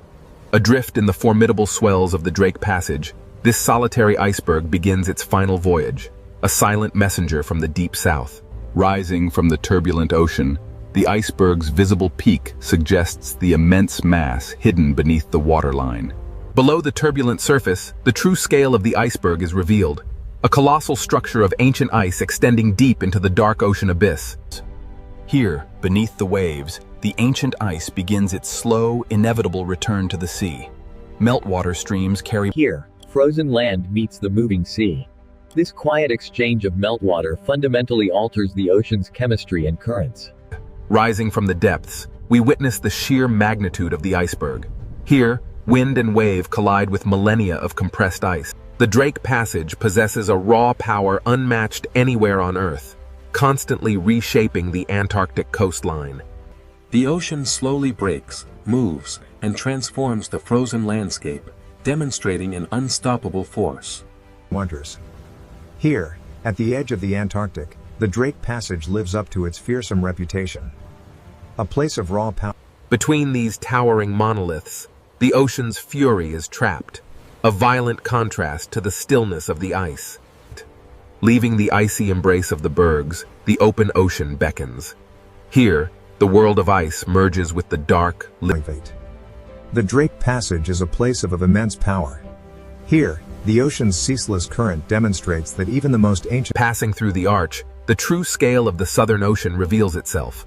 Dark waters and floating ice stretch toward the distant peninsula. The dramatic currents of the Drake Passage carry these ice fragments, a visual testament to the hidden power of the Antarctic circumpolar current below. Beneath the surface, the cold currents begin their journey, a vast planetary pathway moving ice and water in a cycle spanning the entire globe. As the meltwater trails sink and spread, the ocean absorbs the cold freshwater memory, fundamentally altering the deep currents. Here, the ocean reveals its true complexity. Layers of temperature, salt, and melting ice converge in a dynamic, global climate space. Emerging from the depths, the visualization reveals the vast currents circling Antarctica, accelerating as they funnel through the narrow Drake Passage. What appears as energy from space is revealed at the surface as the immense power of the ocean, where the exchange of cold water drives global circulation. The sheer power of the ocean is evident here. Yet, this small autonomous research buoy shows us that even this battered by the relentless waves of the Drake Passage, this solitary buoy continues its silent vigil, recording the vital statistics of the Southern Ocean. Even as the storm rages above, deep beneath the waves, the true power of the ocean currents remains constant, observed by silent scientific sentinels. Here, in the vast expanse of the Drake Passage, the ocean itself becomes an observatory without... Rising from the depths, the ocean's true power becomes evident. The hidden currents measured below reveal a climate story unfolding violently at the surface. The Drake Passage, a turbulent gateway where the world's oceans converge, driven by forces that shape the global climate. As the massive iceberg slowly turns, the powerful waves carve deep into its base, demonstrating the relentless force of the warming sea. Here, the ancient ice surrenders to the sea. Drop by drop, the Antarctic meltwater begins its long voyage. As the wind strengthens, the ocean reminds us that even climate processes are wrapped in violence, motion, and the profound cold of the water. Here, at the edge of the world in the Drake Passage, the ocean reveals itself as a vast, powerful transport system. Look closely at the foam lines stretching eastward. They reveal a massive circulation pattern moving far beyond the confines of the Drake Passage. Hidden beneath the waves, the deep currents silently carry the signals of a changing climate, a powerful force shaping the planet's future. These luminous currents represent the raw, physical power of the Drake Passage, connecting surface life with the deepest reaches of the ocean. The ocean currents are relentless. They transport these fragments across the globe, even as the warming waters slowly begin to break them apart. Cast adrift from the frozen continent, these fragments begin their final journey, surrendered to the warming currents. Life here is defined by the elements. The albatross, master of the wind, navigates the turbulent sea and the towering ice of the Drake Passage. These waters are a reminder that some forces are far greater than any single creature. As the storm finally recedes, the ocean reveals its true, powerful rhythm, a reminder of nature's enduring strength. In the Drake Passage, where Earth's motion becomes visible, the softening storm reveals the relentless drift of ancient ice. We descend into the ancient currents, a restless ocean, shaped by the relentless wind and the slow march of ice, a world unfinished. As the camera turns south, we see the true source of global ocean influence. Antarctica. As the last signs of the continent vanish behind us, we face the raw power of the open ocean. Pure wind, pure water, planetary scale. Here, the ancient forces of geography, wind and current converge, shaping the very face of the planet. Here, at the edge of the world, the clouds momentarily part, revealing the terrifying beauty of the Southern Ocean. Each wave carries the memory of wind, hidden current, deep seafloor, drifting ice, and the cold breath of Antarctica. As the last iceberg yields to the dark sea, the ocean continues its timeless journey, carrying the memory of Antarctica. Here, in the vastness of the Drake Passage, no map, no ship, no instrument, and no human voice can truly tame this waterway. The immense power of the Southern Ocean is revealed as storm clouds and drifting ice merge with the dark sea of the Drake Passage. As this six-part journey concludes, the Drake Passage reminds us that the ocean is still alive, still violent, and still beyond human control. Between desert and deep ocean, the Red Sea hides a world far more alive than its surface suggests. From above, this ocean looks narrow, but below the surface, it opens into a vertical kingdom. The desert disappears, the heat fades, and the ocean begins to reveal its hidden world. At first, the reef looks like paradise, a living ocean city filled with color, fish, and light. But this beauty is not peaceful in a simple way. Every fish here lives close to danger. In this ocean, coral is not only shelter, it is a maze where every path can become a trap. The Red Sea Ocean is a corridor of predators, where every layer has its own hunter.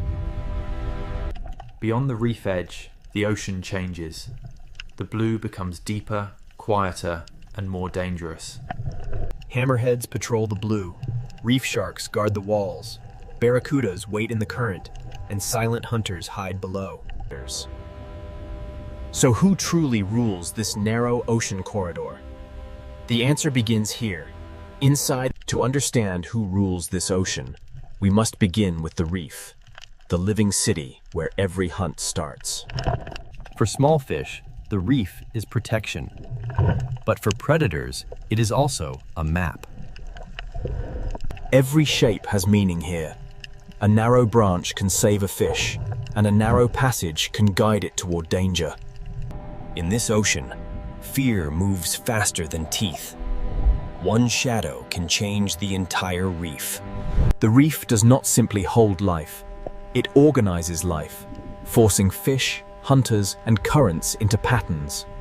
Even the open sand is part of the ocean's design. It looks empty, but hidden hunters may be waiting below. Power in the ocean does not always come from above. Sometimes it waits silently beneath the floor.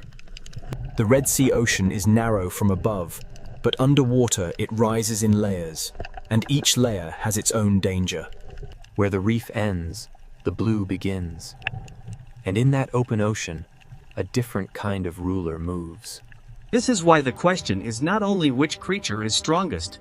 The real question is, which predator controls which layer of the ocean? Beyond the reef wall, the Red Sea Ocean opens into a deeper world, where distance itself becomes power. The hammerhead does not need to rush. Its shape alone tells every fish that the open ocean is not empty. Its strange head is not a mystery of design. It is a living sensor built to read the ocean. This predator connects layers, from coral walls to deeper water, from visible reef to hidden blue. The Red Sea Ocean is not only narrow, it is vertical, and the hammerhead uses that vertical world. Down here, the reef is no longer a city of color. It becomes a memory of light above the hunter. Its presence travels ahead of its body. The fish feel the pressure before the shadow fully arrives. The hammerhead may rule the blue edge, but the reef itself still protects those fast enough to read the warning. In this ocean corridor, even after the shadow leaves, the behavior of the reef has already changed. But the hammerhead does not rule the coral itself. Closer to the reef, another hunter keeps the ocean city alert. But the hammerhead does not rule the coral itself. Closer to the reef, another hunter keeps the ocean city alert. A reef shark does not need violence to command attention. Its patrol alone sends a warning through the ocean. Here, power is rhythm. The shark follows the wall, and the fish reshape themselves around its path. The reef gives fish places to hide, but it also gives predators routes to follow. A single shark can turn open water into risk, and a safe path into a difficult choice.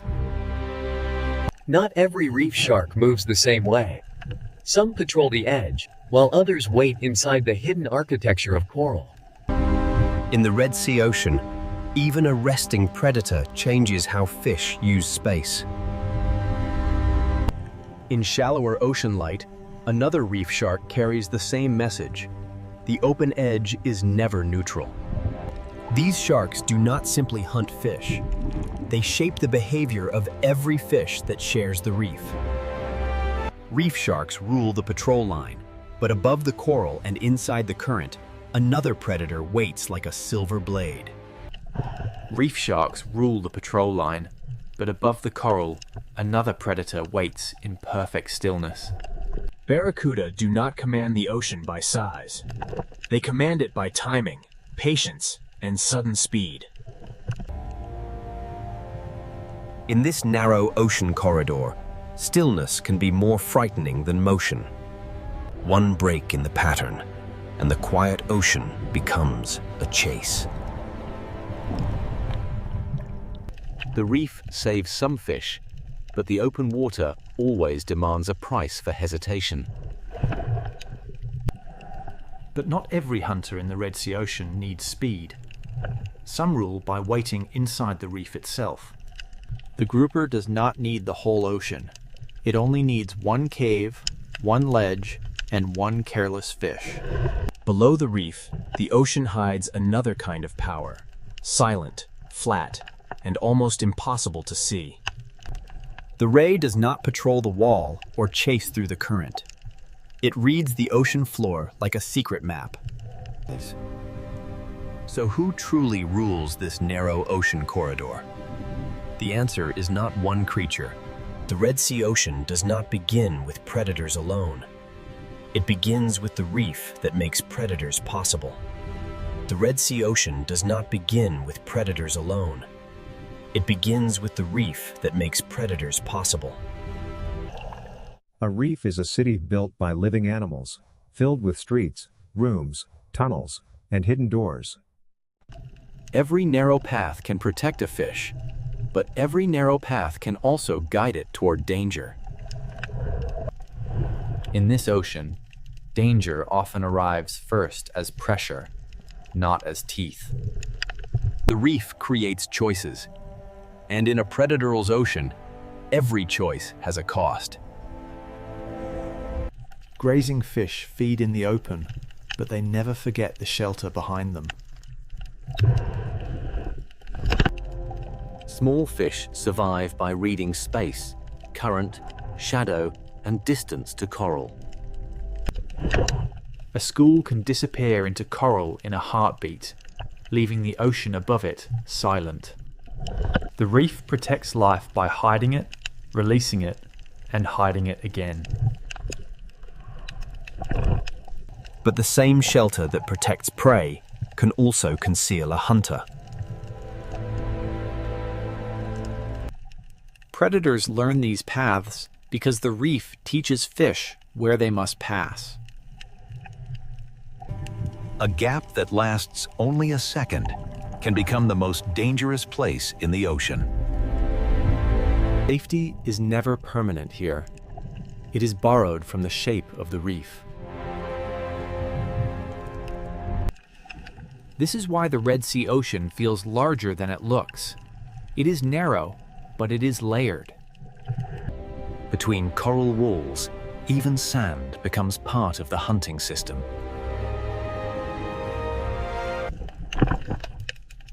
What looks empty from above may be crowded with hidden life below.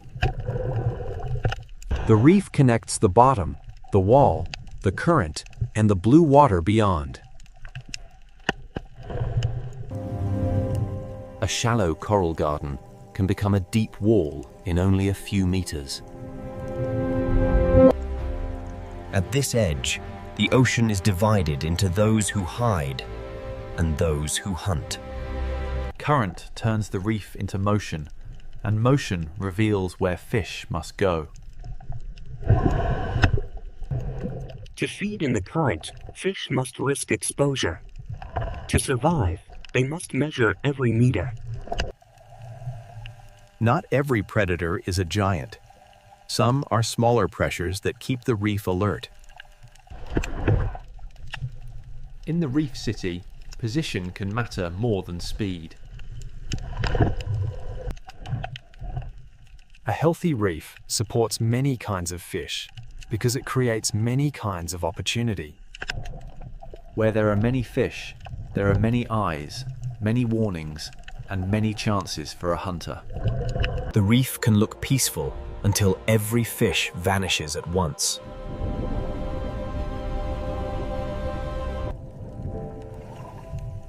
Survival here is a rhythm of leaving, hiding, and returning. The architecture of coral decides how the ocean moves.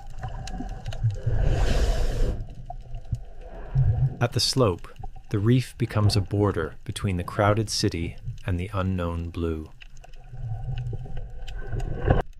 The closer fish stay to structure, the more choices they have when danger arrives. The blue beyond the wall is not empty space.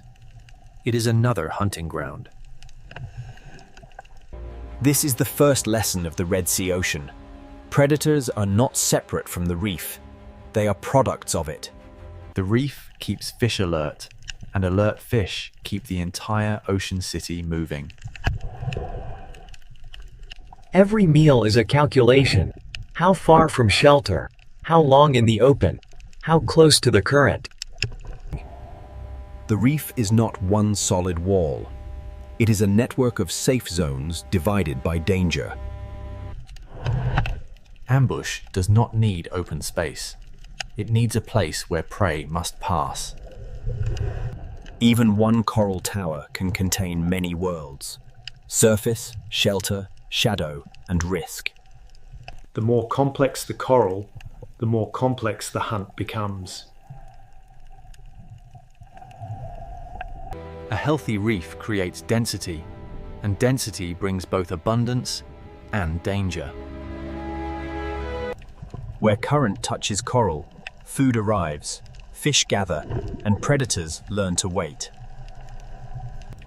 Where current touches coral, food arrives, fish gather, and predators learn to wait. Above the coral is opportunity. Inside the coral is safety.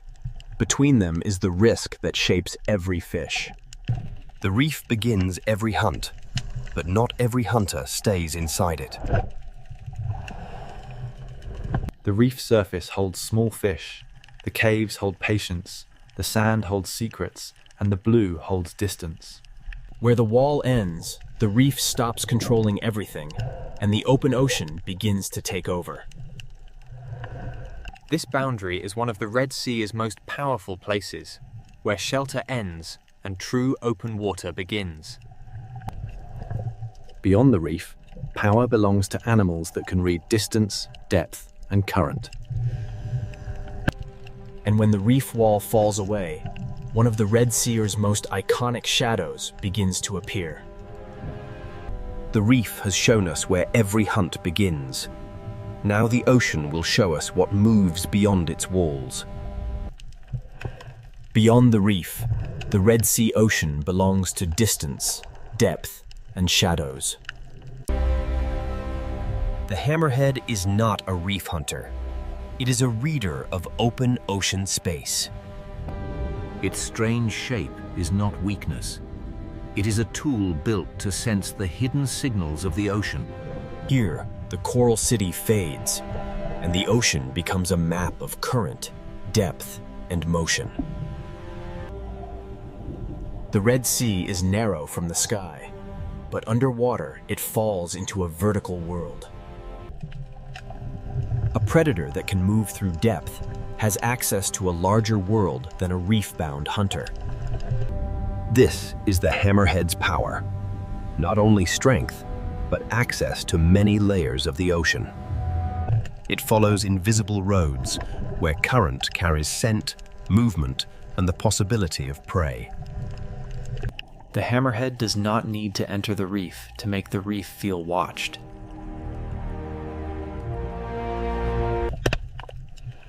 Small fish answer the shark with distance, shelter, and sudden silence. This is not the rule of constant attack. This is the rule of presence. Its body is built to search, to sense, and to move across ocean space with patience. Farther from coral, the ocean becomes less visible, but not less alive. Out here, the hunter belongs to the space between what can be seen and what can only be sensed. When it returns toward the reef, the ocean reacts before the shadow reaches the wall. The hammerhead rules the open edge, but coral still gives smaller fish a chance. From inside the reef, the blue ocean is not empty beauty. It is exposure. A single passing shadow can freeze a reef more completely than a sudden strike. When the hammerhead leaves, the fish move again, but the memory of the open blue remains. When the hammerhead leaves, the fish move again, but the memory of the open blue remains. But the hammerhead does not rule the coral itself.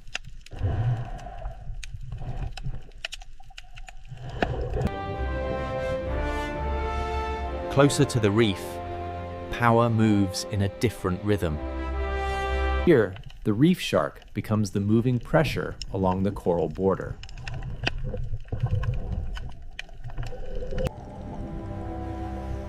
It does not need to be the largest predator to change the order of the reef. The reef gives fish shelter, but the shark turns every open lane into a decision. A channel is not just a passage. With a shark nearby, it becomes a test. The reef shark reads edges, walls, current, and hesitation. Its power is not chaos. Its power is order. Once the patrol passes, the reef relaxes, but never completely. Some reef sharks patrol in motion. Others turn the hidden spaces of coral into quiet danger. Even resting, a predator changes the way fish approach the reef. In shallower light, another shark carries the same ancient pressure. The blacktip moves through sunlight, but its message is the same. Open water is never neutral. The shark does not simply search for food. It shapes the movement of everything smaller than itself. From inside the coral, even a passing shark becomes the sky of danger. Predators create caution, and caution shapes where fish feed, hide, and travel.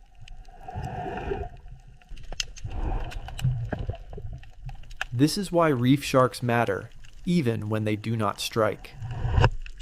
Walls, channels, slopes, and currents give sharks edges to follow.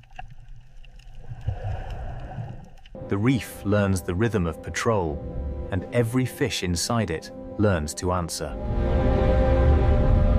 Current brings information, and a shark knows how to read it.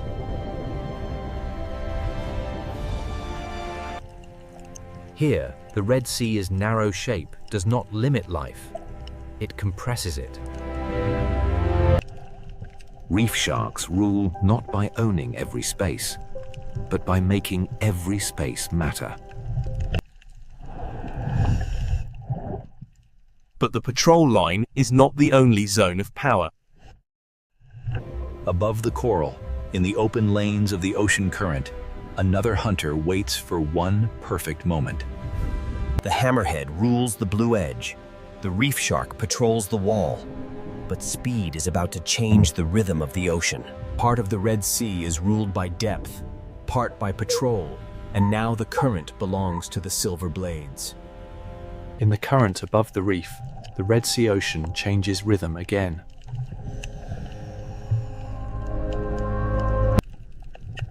Barracuda do not rule by size. They rule by stillness before speed. The ocean looks calm, but every fish beneath them is calculating distance to shelter. For prey, the reef is safety. For barracuda, the space just outside it is opportunity. A current can become a corridor, and a corridor can become a trap. One instant of hesitation, and still water becomes a chase. The reef saves the quick, but the open ocean punishes the separated. Barracuda power lives in contrast. Long patience, then one precise explosion of speed. Where current touches coral, food gathers, fish gather, and predators learn the timing. The current feeds the reef, but it also exposes every fish that moves too far from shelter. In this layer of the ocean, power belongs to the animal that knows when not to move. A school survives by becoming one body, one turn, one warning. Barracuda do not chase chaos. They look for the one place where order breaks. A few meters of separation can turn a bright ocean lane into danger.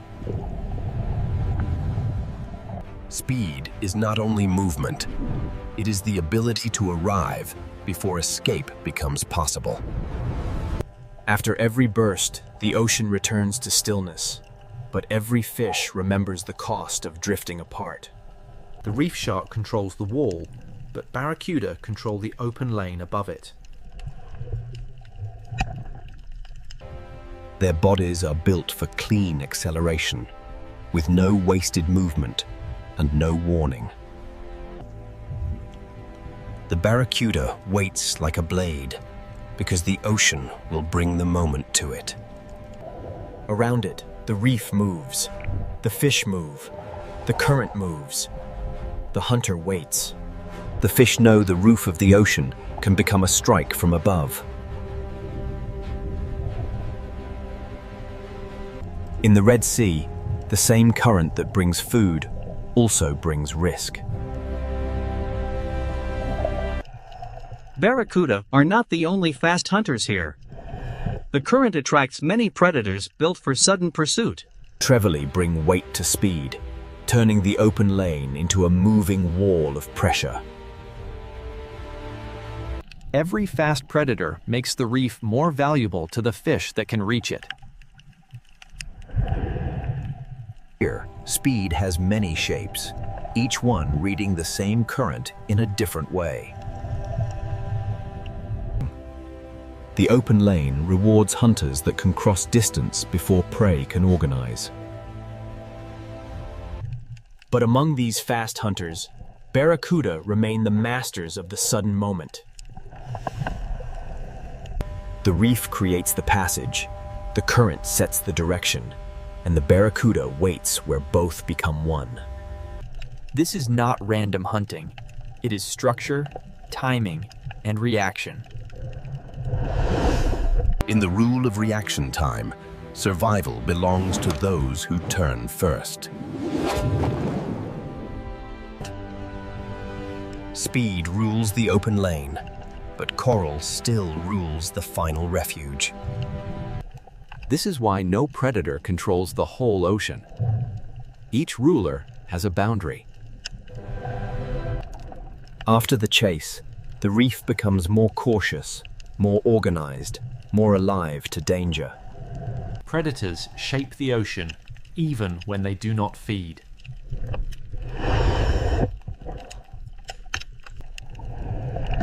The map is not drawn in sand or stone. It is drawn in movement. For the viewer, they are beautiful. For the reef fish, they are the shape of the open water's danger. The Red Sea Ocean gives them a perfect stage. Clear water, strong current, and fish forced close to structure. But the reef has predators that do not need open water or sudden acceleration. Below the silver hunters, the reef holds a slower kind of power. Here, dominance is not measured in speed, but in position.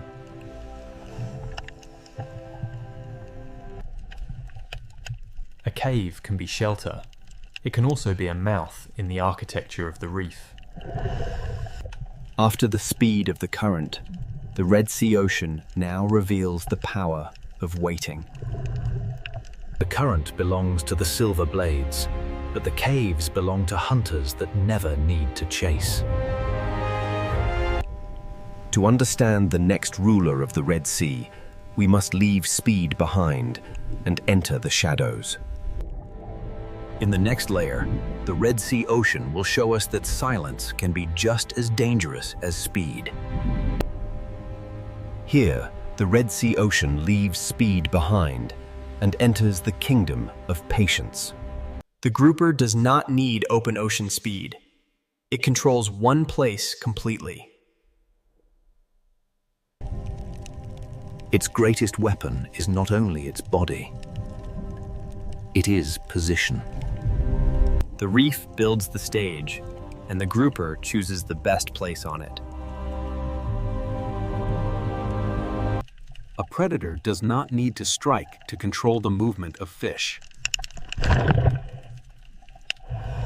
This is ownership through stillness, a small kingdom ruled by waiting. In the reef, the most dangerous distance can be the last few inches. A ledge is not just rock. It is a boundary between visibility and surprise. The Red Sea Reef is full of doors, but not every door leads to safety. The grouper's world is not wide like the hammerheads, but inside this structure, its control is complete. And in smaller cracks of the same ocean city, another hidden hunter waits. The moray does not need a wide territory. It turns a crack in the reef into danger. In this layer of the ocean, visibility belongs to prey, but concealment belongs to the hunter. The reef does not only create shelter for fish, it creates invisibility for predators.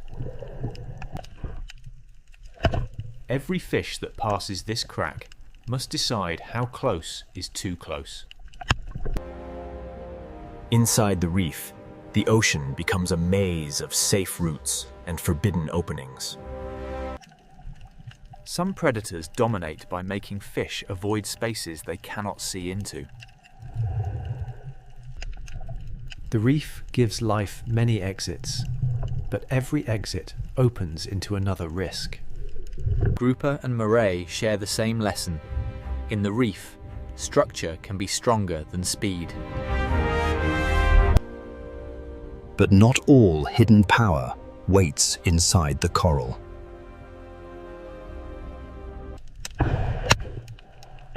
Below the reef, the ocean floor hides a quieter kind of hunter. The sand seems empty because the predator has become part of it. The ray does not chase through open water. It reads the ocean floor. Its body is built for the lowest layer, where pressure, scent, and movement leave quiet traces. To larger predators, the sand may look empty. To the ray, it is full of signals. A small movement under the sand can become a message only the bottom hunter understands. The cave, the crack, and the sand are different worlds, but all belong to the same ocean system. Power does not always cast a shadow overhead. Sometimes it waits beneath a thin layer of sand. The danger disappears not because it leaves, but because it becomes invisible again. The sand is not a gap between important places. It is an entire layer of the hunt. In this lower world, the hunt happens through contact, pressure, scent, and patience. Each hidden predator controls a different part of the reef's lower architecture. The grouper holds the cave, the moray holds the crack, and the ray reads the sand. For a small fish, One journey across the reef can pass through several kingdoms of danger. This is not chaos. It is a layered order built by coral, sand, and patience. The Red Sea is not ruled from one throne. It is divided into many small territories. Some rulers move across great distance. Others make one small place dangerous every day. But none of these hunters owns the whole ocean. Each rules only the layer it understands best. Now the answer becomes clearer. The Red Sea is not a kingdom of one predator, but a system of many layers. The hammerhead owns the blue edge, the reef shark patrols the wall, the barracuda controls the current, and the hidden hunters rule the structure below. Above all of them, the reef itself writes the rules. It creates shelter, ambush points, current breaks, sand borders, and the density of life that makes predators possible. To ask who rules the Red Sea is really to ask who controls which layer. The final answer is not hidden in one bite, one cave, or one shadow. It is hidden in the balance between them. In the final layer, the Red Sea Ocean will reveal that dominance is not a crown. It is balance. After all these layers, the answer begins to emerge. The Red Sea is not ruled by one creature. It is ruled in layers. It owns the open edge, but it does not own the reef itself. The reef shark rules the patrol line, making the coral edge a place of constant calculation. Its power is not only what it eats, but how every fish moves when it appears. Above the coral, the barracuda rules the moment when stillness becomes speed. In the open lane, reaction time can become the difference between survival and disappearance. Inside the reef, the grouper rules by patience and position. It does not need to cross the ocean. It makes one cave dangerous every day. The moray rules the cracks, where invisibility becomes control.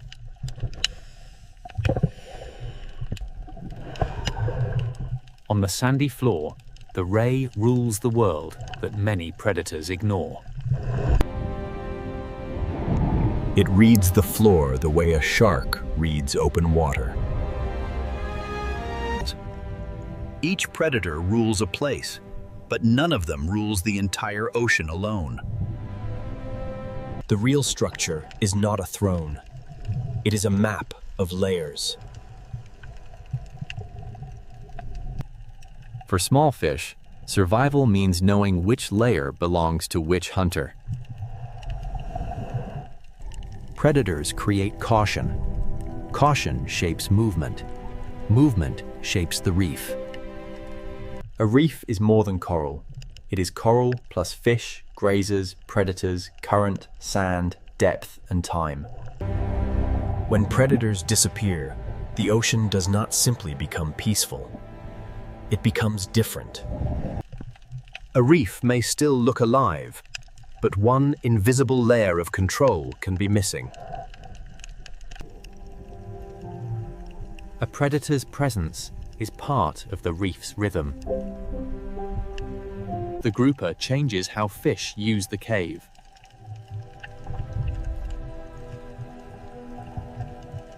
The barracuda changes how fish hold together.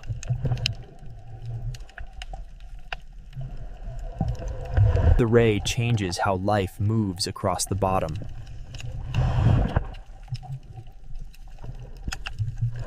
Each predator is a warning, a boundary, and a force in the movement of the reef. Balance does not mean peace without danger. Balance means every role still exists. The Red Sea is narrow, but vertically it becomes an entire world. Its narrow shape does not limit life. It compresses life into intensity. Coral, current, sand, caves, and depth all sit close enough for predators to share the same corridor. A fish does not experience the ocean as scenery. It experiences the ocean as choices. Even in calm water, the reef remembers danger. A hammerhead may own the blue edge. A reef shark may patrol the wall. A barracuda may control the open lane. A grouper may hold the cave. A moray may guard the crack. A ray may read the sand.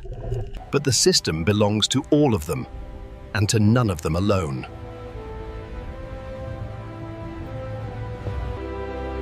Above all predators, the reef itself rules the rules. It builds the shelters, the hunting lanes, the current breaks, and the density of life. Without the reef, the predators lose the structure that gives their power meaning. Without predators, the reef loses part of the pressure that keeps it dynamic. Caution shapes movement. Movement shapes feeding. Feeding shapes coral. Coral shapes shelter. And shelter shapes the next generation of reef life.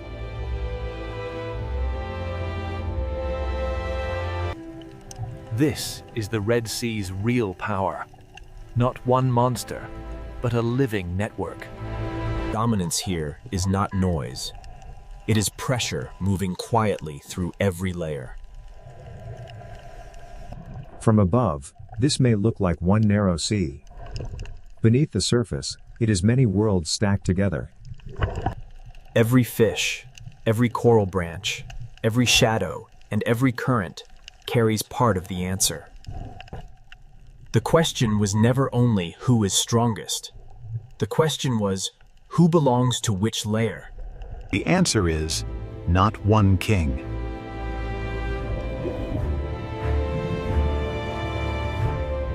The Red Sea is ruled by balance, fragile, ancient, and moving quietly through every layer of the reef.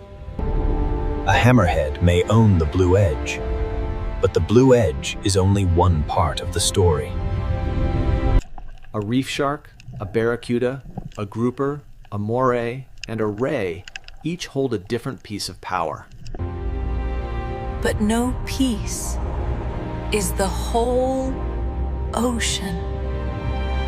The real ruler is the relationship between them.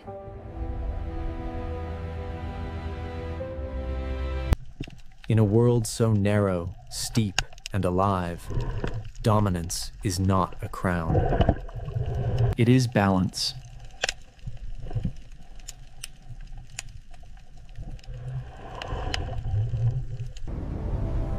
In northern Norway, land does not end gently. It breaks apart into fjords. Here, the ocean is not scenery. It is the force that decides where life can remain. The coast is shaped by wind, ice, and ocean, and every edge feels exposed to the next storm. In winter, the light can fade for weeks, and the ocean turns almost black beneath the Arctic sky. Small fishing villages cling to the ocean's edge, as if one more storm could pull the world into the dark water below. These houses do not stand apart from the ocean.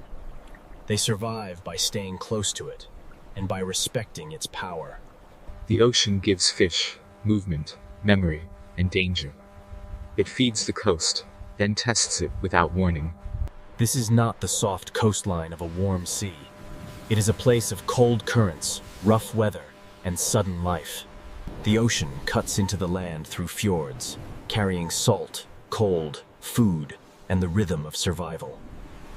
From above, the coast looks frozen and severe. But beneath the ocean surface, nothing is still.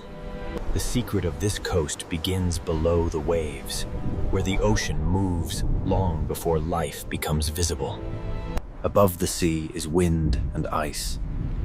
Below the sea is current, darkness, and hidden energy.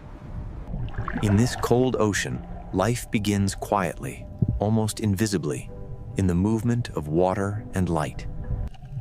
The smallest life in the ocean prepares the way for fish, birds, whales, and people. When the ocean gathers enough food, small fish arrive, and the silence begins to change. A single fish is fragile, but in the ocean, thousands can move like one living body. The Arctic Ocean teaches life to move together, to read pressure, shadow, current, and danger. Above the sea, wings begin to gather. Below the sea, silver movement calls the coast awake. The birds read the ocean from above, searching for the first signs that fish have risen. Even the wind becomes part of life here, lifting wings above the restless ocean. The fjord looks silent from far away, but the ocean beneath it is beginning to concentrate life. Then, from the cold ocean, a breath appears, proof that giants have followed the fish. The ocean has sent a signal, and the largest hunters in these waters are beginning to answer. Nothing here is random. The ocean gathers prey, and every predator must arrive at the right moment. The same fish that shine beneath the sea also lift life into the sky. Here, ocean, mountain, bird, fish, whale, and village are not separate stories. They belong to one system. Northern Norway is alive because warm and cold meet at the edge of the ocean. The sea gives, and the sea tests. It opens the coast, then closes it with storm and ice. People do not conquer this ocean. They build beside it, waiting for weather, fish, and season to allow life forward. A harbor here is more than shelter. It is the thin line between the village and the open ocean. In winter, the ocean becomes a dark mirror, reflecting a sky that barely remembers the sun. Yet even in darkness, the sea keeps moving, carrying warmth from far beyond the frozen north. The first answer to this coast lies under the waves, where currents soften the Arctic edge. Warm Atlantic water pushes north into a polar world, and the ocean becomes a living boundary. Where ocean water mixes, nutrients rise. Where nutrients rise, the smallest life begins to bloom. Plankton feeds small life. Small life feeds fish. Fish will soon call the giants back into the ocean. Plankton feeds small life. Small life feeds fish.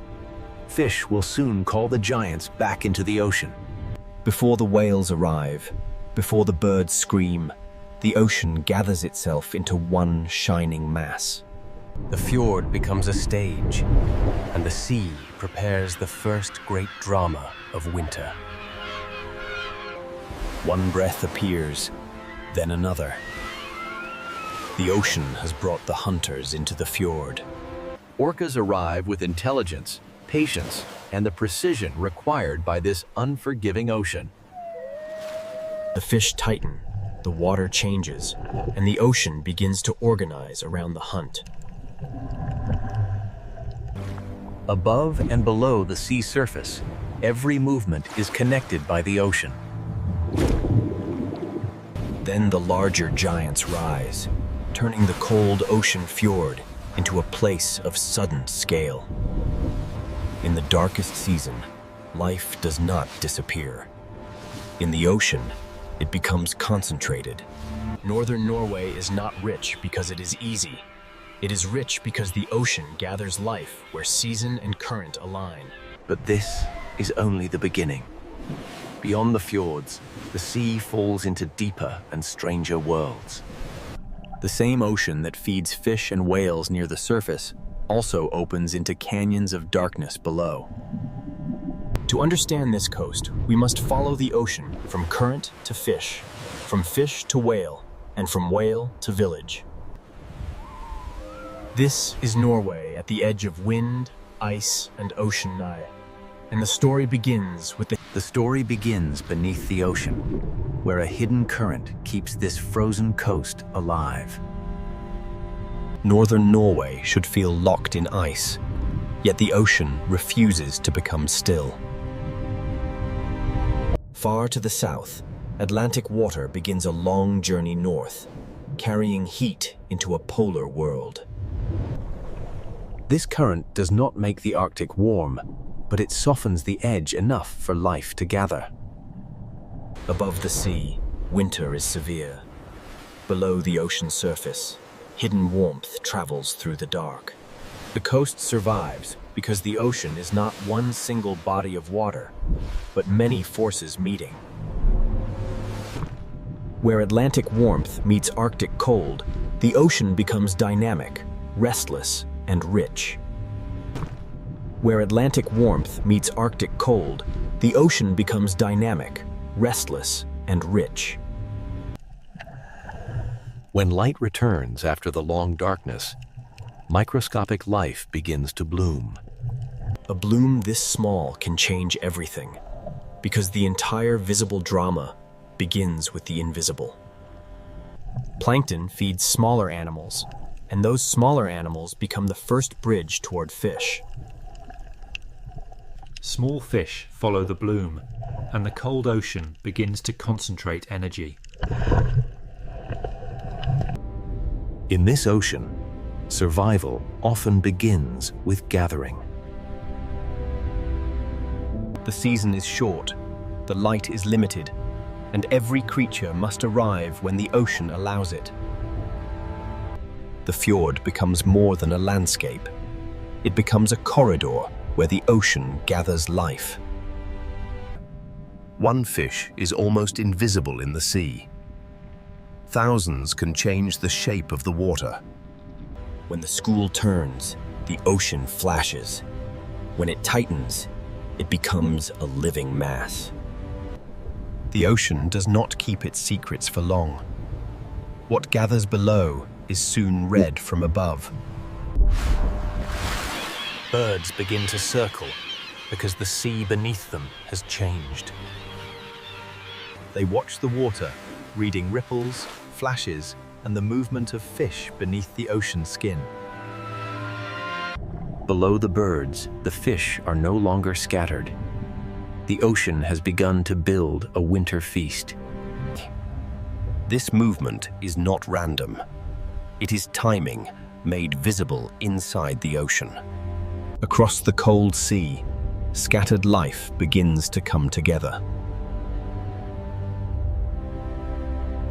In winter, abundance in the Arctic does not spread gently. It gathers in dense, fragile places. This is how the ocean turns invisible energy into visible life. Plankton becomes fish, fish becomes movement, and movement begins to call the giants of the sea. A fjord can shelter life, but it can also concentrate it until every predator notices.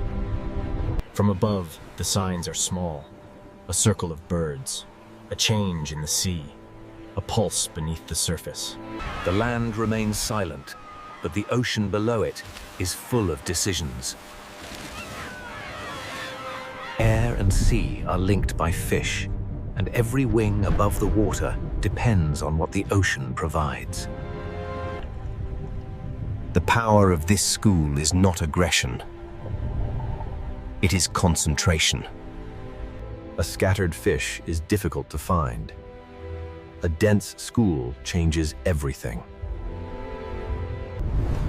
The ocean compresses life into a shape that birds can follow and whales can find. The first hunters are already reading the surface, but the greatest hunters are still beyond the frame. Far across the ocean, another sign appears and looms. A breath, a ripple, a giant turning toward the feast. The fish do not know the whole story, but the ocean around them is changing. The current began this story. The fish made it visible. Now the sea is ready to summon larger life.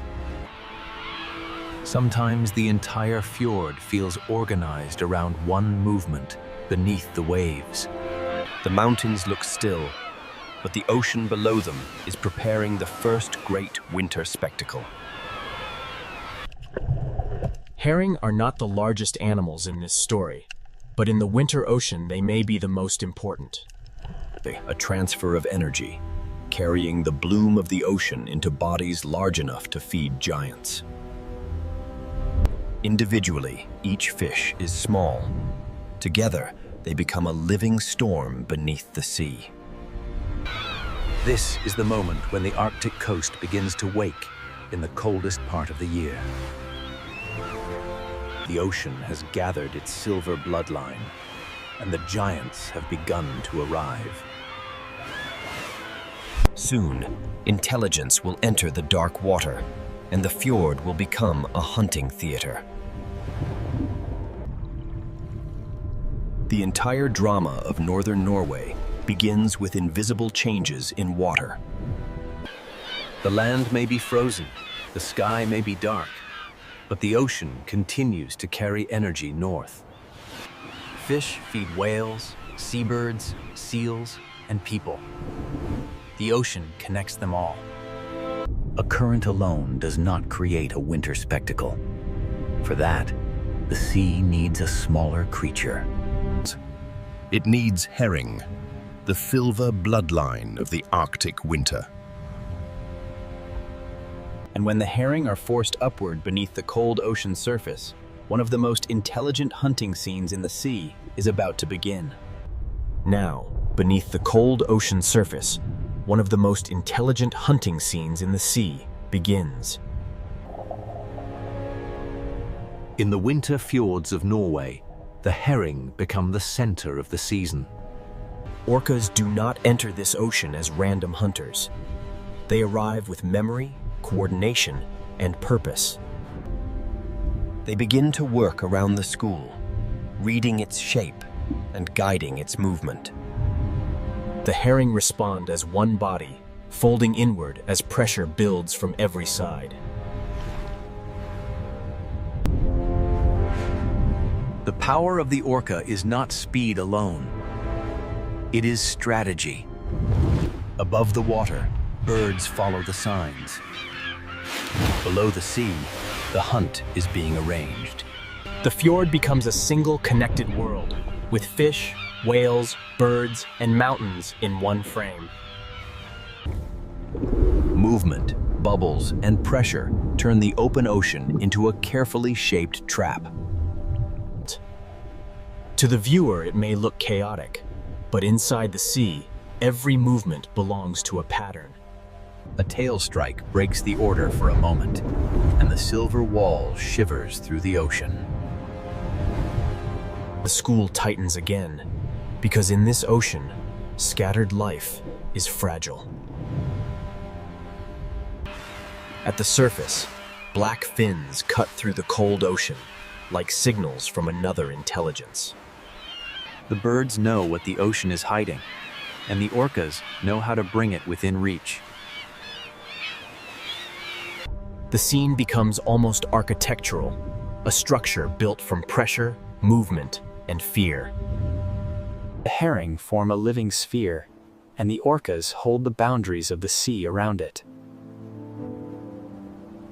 The herring form a living sphere, and the orcas hold the boundaries of the sea around it. The land looks silent, but the sea below it is full of decisions. But the orcas are not the only giants drawn into the fjord. Humpback whales bring a different kind of force, slower, larger, and immense. Where the orca shapes the school with precision, the humpback rises with scale. At first, there is only a shadow moving upward through the ocean. Then the surface changes, and the fjord seems to hold its breath.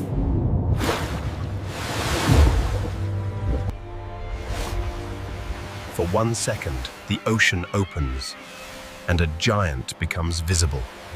Water drains away, the whale sinks again, and the surface closes over the feast.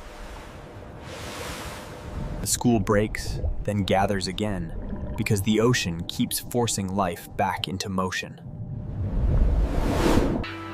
Orcas and humpbacks do not hunt in the same way, but both reveal the same truth. Northern Norway's winter sea is not dead. It is concentrated. The cold does not stop life. It compresses life into moments of intensity. Under this different light, every animal must use the season before the season closes. Breath turns white in freezing air, fins cut the dark ocean, and birds scream over the waves. Below it all, the herring flash like a hidden silver storm. The fjord becomes a feeding theater, and the small village beyond it becomes part of the same ocean story. The sea that gathers whales also sustains the people who live beside it. After each surge of motion, the ocean settles, but the current keeps the story moving. The hunt is never permanent. Abundance in the Arctic is brief, and every creature must follow it. When the moment is over, the giants move on, because the ocean never holds still. The fjord has offered food, but beyond it, the sea continues into deeper water. Not every giant hunts near the surface, and not every ocean story remains in the light.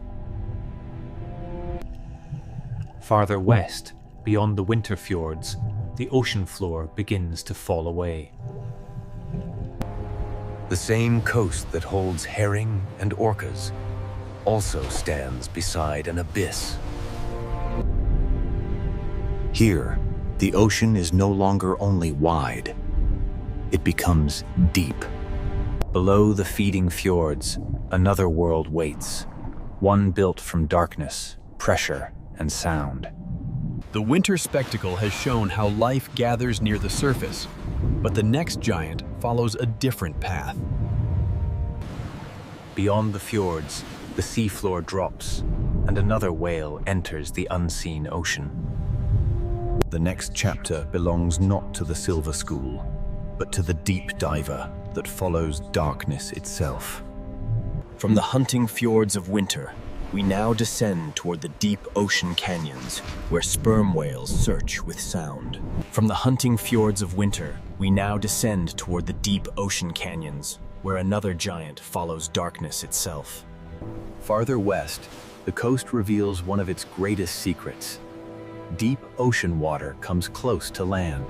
Here, the sea does not remain shallow for long. The ocean drops beside the shore. Beneath the waves, slopes and submarine canyons open a doorway into a deeper world. For humans above, the horizon may look simple. For a deep diver, it is an entrance. The sperm whale rises from this hidden depth to breathe at the surface.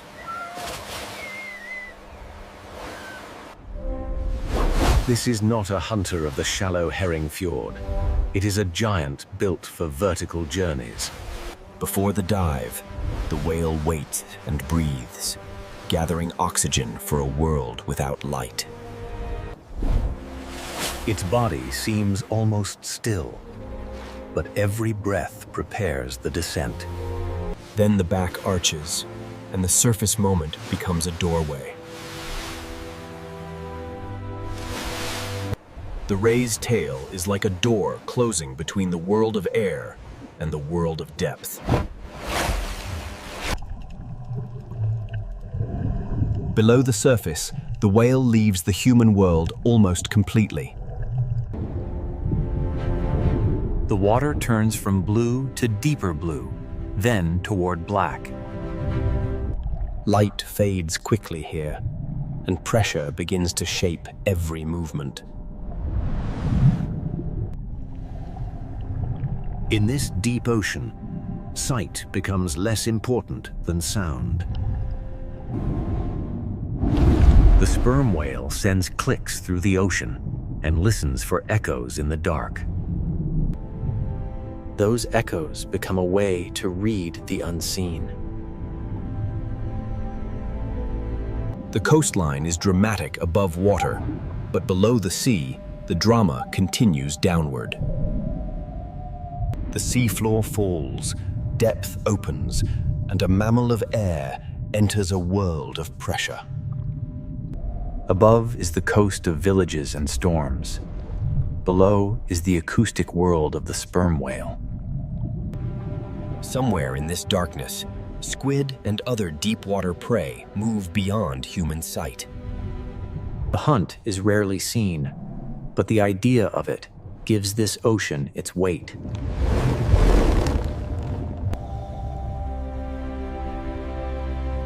In this layer, the sea does not reveal everything. The sperm whale carries one of the ocean's most powerful natural sonar systems. Each click searches the darkness, returning fragments of shape, distance, and direction. This is not the fast silver chaos of the herring fjord. It is slower. In northern Norway, the village and the abyss can be neighbors. On the surface are boats, weather, birds, and light. Beneath are canyons, pressure, and sound. The human world floats above, while the whale moves through a depth human senses cannot survive. After the descent, the whale must return to air. The journey is vertical, from breath to darkness and back again. Every dive reminds us that this coast is not only horizontal, but layered. The whale rises toward a world of wind, cliffs, islands, and winter ocean. Then the breath returns, and the hidden world briefly touches the surface. For a moment, the deep diver becomes visible again, and the ocean closes its secret behind it. Vesterålen matters because it shows how close deep ocean systems can come to the human coast. A village may stand beneath snowy peaks, while a whale searches the abyss nearby. The shore and the deep are not separate worlds here. In places like this, they are neighbors. Life exists along the coast, but it also hangs above a layered ocean. At the surface are breath storms and light. Below are slopes, squid, pressure, and sound. The deep whale does not need the fjord theater. It belongs to a darker stage. But life here does not only rise from the ocean depths. It also clings to stone, where the ocean sends food upward into wings. Along the northern coast, cold cliffs become vertical cities beside the sea. Along the northern coast, cold cliffs become vertical cities beside the sea. From the abyss of sperm whales, we turn to the crowded cliffs where the sea becomes flight. From the abyss of sperm whales, we turn to the crowded cliffs where the sea becomes flight. Along the northern coast, stone cliffs become cities because the ocean below can feed them. At first, the cliff looks like cold stone. Then the ocean reveals it as a vertical city. Every ledge is a place of balance, where life clings between rock, wind, and ocean. The sea feeds them below, but the cliff gives them a place to return. A puffin-carrying fish is carrying the energy of the ocean onto land. Each small fish began in the sea, but now it becomes part of a life built high above the waves. The birds dive into the ocean, take from the sea, and bring that life back to stone. A seabird colony is not only a spectacle, it is evidence that the ocean nearby is productive. Some birds dive, some glide, some wait on ledges, but all of them depend on the sea. On these cliffs, survival is measured in inches of stone and miles of ocean. The cliff is built from rock, but its life is built from fish. When they leave the cliff, they enter the ocean's weather. When they leave the cliff, they enter the ocean's weather. When fish shift, birds must search farther, and the ocean becomes harder to read. A cliff can roar with life, but a quieter ledge can also tell a story from the sea. When birds vanish from a place like this, it is not only a loss of sound, it is a signal from the ocean. Seabirds make absence visible because they return from the sea to land. If food becomes harder to find, the cliff feels it long before the viewer understands why. The bird reads the surface. The fish reads the current. The cliff records the result. Yet the cliffs remain alive because the ocean still sends food into the air. Every returning bird is a small proof that the sea can still provide. The journey from water to wing is repeated thousands of times across the coast. Below these cliffs, humans have also learned to read the ocean. In northern Norway, the sea is not only scenery, it is food, danger, memory, and identity. Small villages sit between mountains and ocean, shaped by the narrow chances the sea allows. A calm harbor can feel safe, but beyond it, the ocean can change without warning. The work of the village begins with weather, timing, and respect for the sea. Fish leave the ocean, but the cold air and wind become part of the process. Here, the climate itself helps preserve what the sea has given.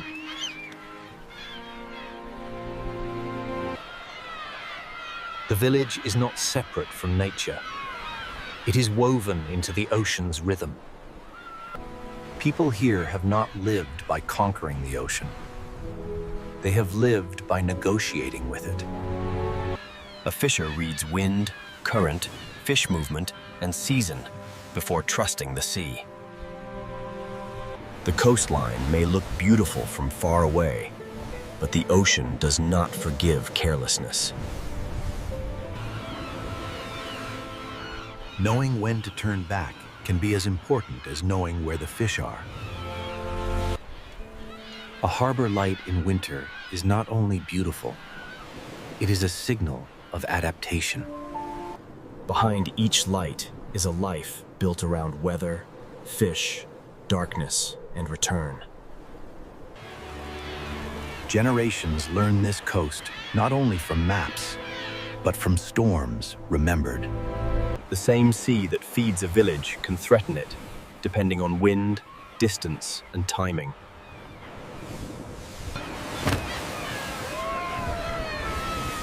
The ocean gives and tests in the same breath. Birds, fishes, whales, and villages all read the same water in different ways. Beneath the harbour, the food web continues, quiet and essential. The village survives because the ocean remains alive beyond what the eye can see. To live here is to know when to leave, when to wait, and when to return. The return to harbor is part of the rhythm, as important as the journey out. This human layer keeps the coast from becoming only a wilderness postcard. The birds return to ledges, the boats return to harbor, and both returns depend on the sea. Northern Norway is a coastal system where ocean productivity climbs into wings and settles into villages.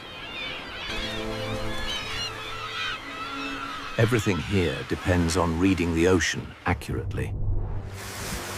The whale reads fish. The bird reads the surface. The fisher reads the wind. But this relationship is changing because the Northern Ocean is changing its rhythm. Fish may shift, seasons may move, and old knowledge must adapt to a sea that no longer behaves exactly as before. For the birds, for the whales, and for the people, survival depends on the ocean's pattern. And now, across the far north, ice is retreating, seasons are shifting, and the Arctic Sea... Across the far north, ice is retreating, seasons are shifting, and the Arctic Sea is beginning to change its rhythm. Less ice does not simply mean more open ocean. It changes the boundary between Arctic cold and Atlantic warmth. Warmer, saltier water can move farther north, reshaping where life can gather. The change is not always dramatic in a single frame, but the ocean remembers every small shift. This is not a simple disaster scene. It is a rhythm slipping out of its old timing. This is not a simple disaster scene. It is a rhythm slipping out of its old timing. For fish, temperature can influence movement, growth, spawning, and where the next meal will be found. If the fish move, everything that follows them must also move. For seabirds, the question becomes how far they must fly before the ocean offers food.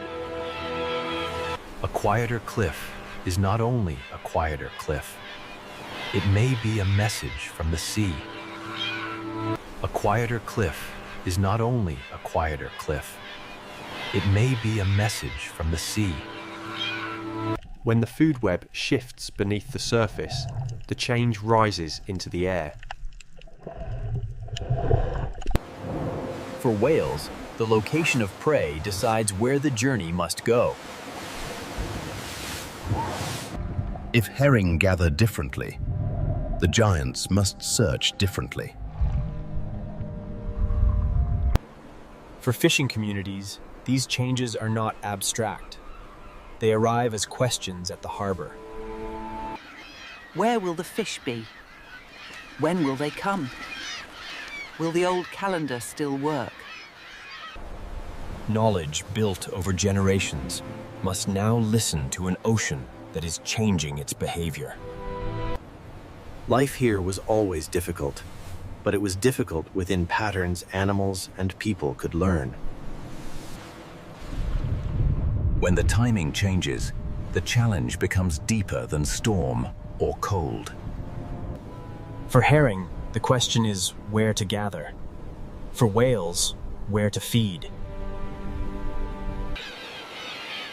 For seabirds, the question is how far to fly before the sea gives enough. For the coast itself, the question is how to remain a living edge as the Arctic becomes less predictable.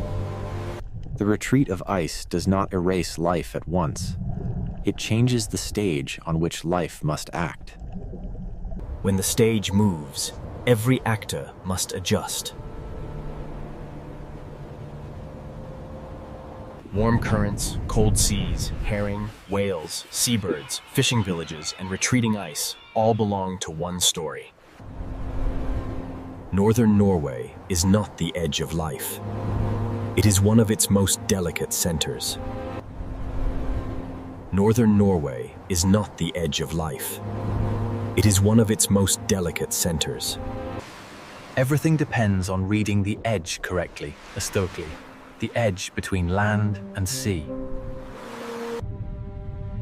The edge between Atlantic warmth and Arctic cold still shapes the life above it. The edge between winter darkness and returning light decides when the ocean can bloom.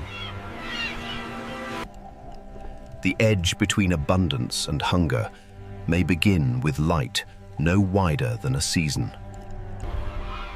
Whales do not come because people hope to see them. They come when the ocean gathers food. Orcas follow herring. Humpbacks arrive when the season offers enough prey. Sperm whales use deep ocean waters where sound can find what sight cannot. Sperm whales use deep ocean waters where sound can find what sight cannot. Humans are part of this system too, reading weather, current, fish movement, and season. A family drying fish in cold air is using the climate as part of the process. A harbor light in winter is not only beautiful, it is a sign that life has adapted. A harbor light in winter is not only beautiful, it is a sign that life has adapted. Edges are where forces meet. Warm water and cold water, mountains and fjords, birds and cliffs, whales and herring. Life here becomes precise because it must. A whale must be where the fish are. A bird must find food before the season turns. A fisher must choose the right day to leave harbor, because the ocean remembers every mistake. This precision is not weakness, it is wisdom. The animals do not fight the Arctic Ocean as if it were an enemy. They use what it gives. Wind becomes flight. Cold water becomes a feeding ground. Darkness becomes a season of whale breath and herring movement. Fjords become shelter. Canyons become hunting routes. The people here do the same. They build low against the wind and place villages near protected water. They follow fish, respect weather, and understand that the sea is never only a view. It is a force with memory, and that is why this coast stays with people who see it. Northern Norway is not only beautiful, it is honest. It does not pretend nature is gentle. It shows that life can continue in severe places. To live at the edge is not to be far from life. It is to live where life must become most aware. A school of herring can call whales back into dark fjords. A cliff can hold thousands of wings above a winter ocean. A warm Atlantic current can keep the northern coast open when the land around it is frozen. A small village can survive for generations, not by overpowering the sea, but by learning its rhythm. Here, every form of life is reading something.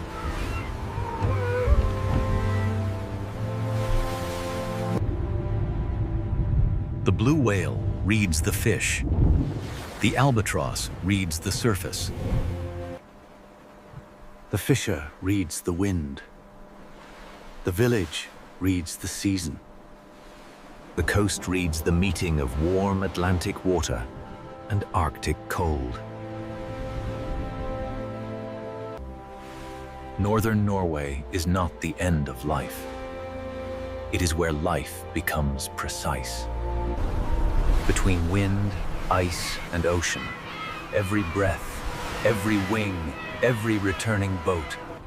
Not by conquering nature, but by listening carefully enough to remain. This is Norway. Life at the edge of wind, ice, and ocean. From above, Greenland looks silent, but along the edge of the Arctic Ocean, life is already waiting. This is not an empty white world. It is a world where life hides, where ice and ocean meet. The fjords are ocean roads carved into stone, carrying cold water deep into the frozen land. Every dark opening in the ocean ice can become a doorway, a warning, or a lifeline. In Greenland, the frozen surface is never just scenery. It is the stage where survival begins. The silence holds signs, tracks, scent, wind, hunger, and memory. A hole in the ice may look small, but beneath it lies an entire ocean world. For the seal, this is not simply water. It is the border between breath and darkness. Below the ice, the ocean is quiet, but it is not still. Greenland's story begins in this thin boundary between frozen air and living sea. The polar bear looks powerful, but even power depends on the ocean ice beneath its feet. It reads the sea ice through scent, sound, pressure, and patience. Every step costs energy, and in this frozen ocean world, energy is never wasted. The strongest hunter here is still only one life, moving across a fragile frozen floor. Where the ocean opens, the food chain begins to gather. Birds follow the cracks because the ocean below carries food upward. From far away, these cliffs look lifeless, but the sea has already begun to fill them with motion. Here, wings turn ocean food into life on stone. The cliff is not only rock, it is a vertical city built beside the sea. Beneath the noise of wings, a smaller survivor reads the same ocean edge. The fox is small, but in a hard ocean-bound world, smallness can be a form of strength. It survives not by ruling the landscape, but by noticing what others miss. Where the ocean feeds birds, it also creates chances for the fox.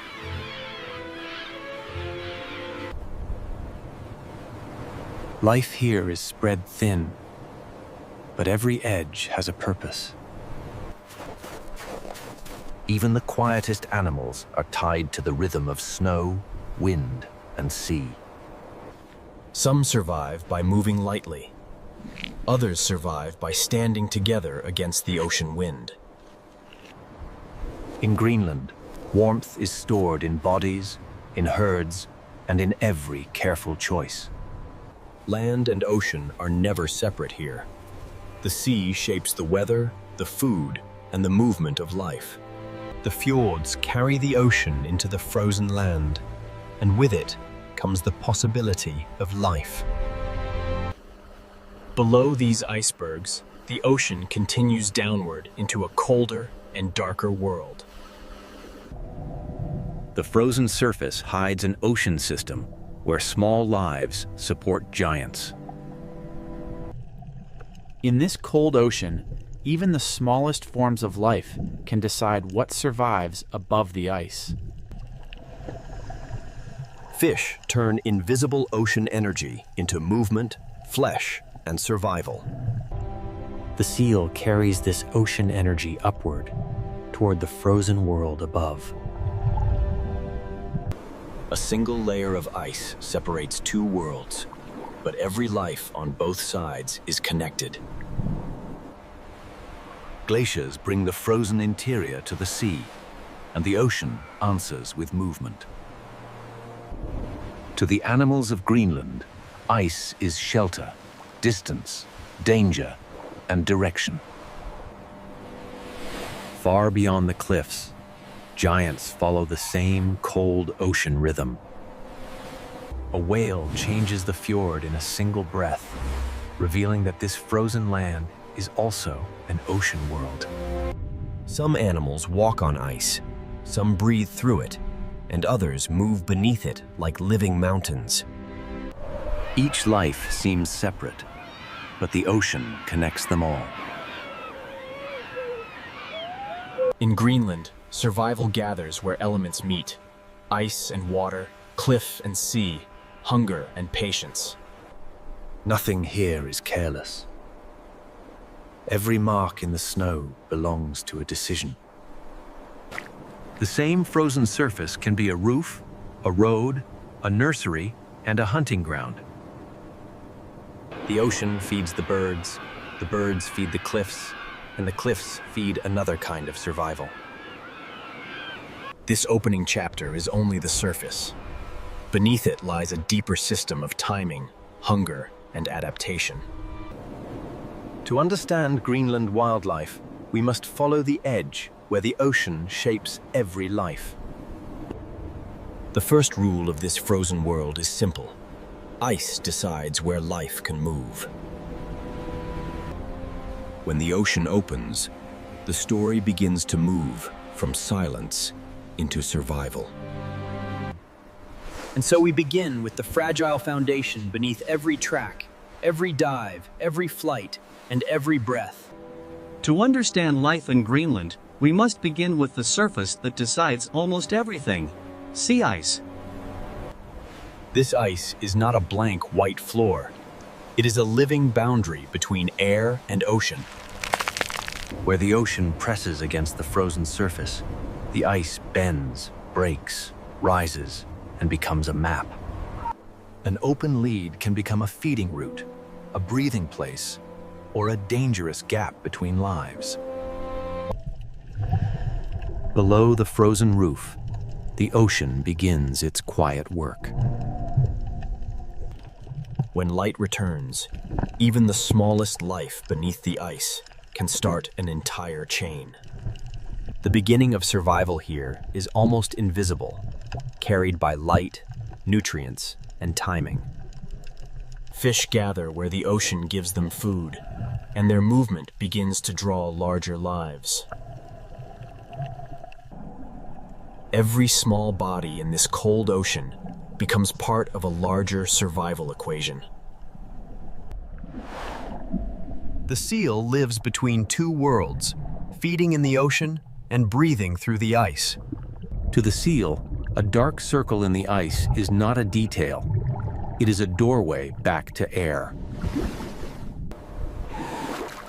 The same ice that traps the ocean below also gives life a place to breathe.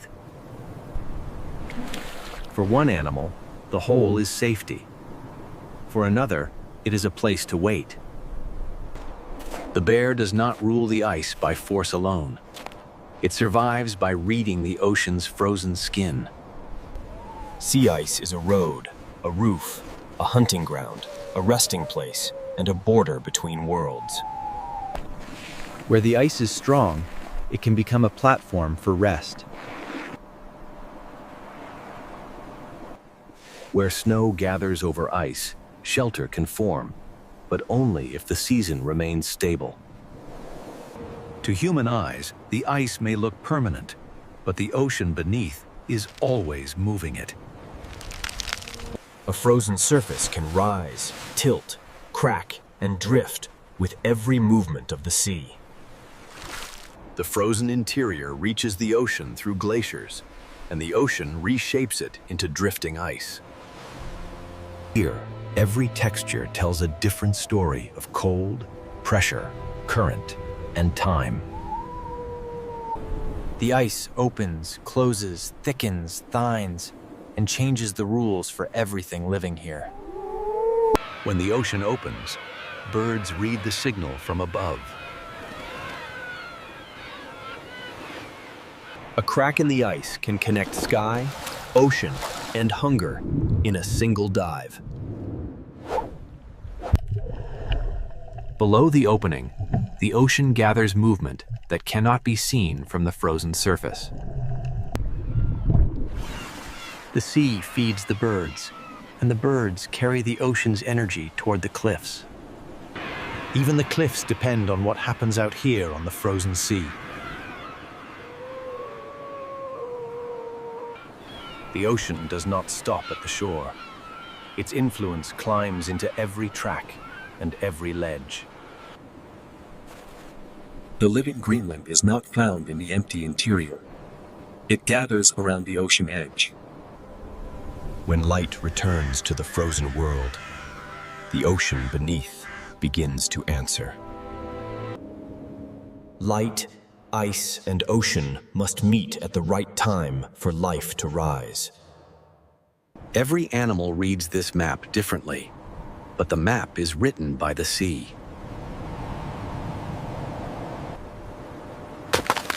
A sound in the ice can mean movement, danger, access, or change.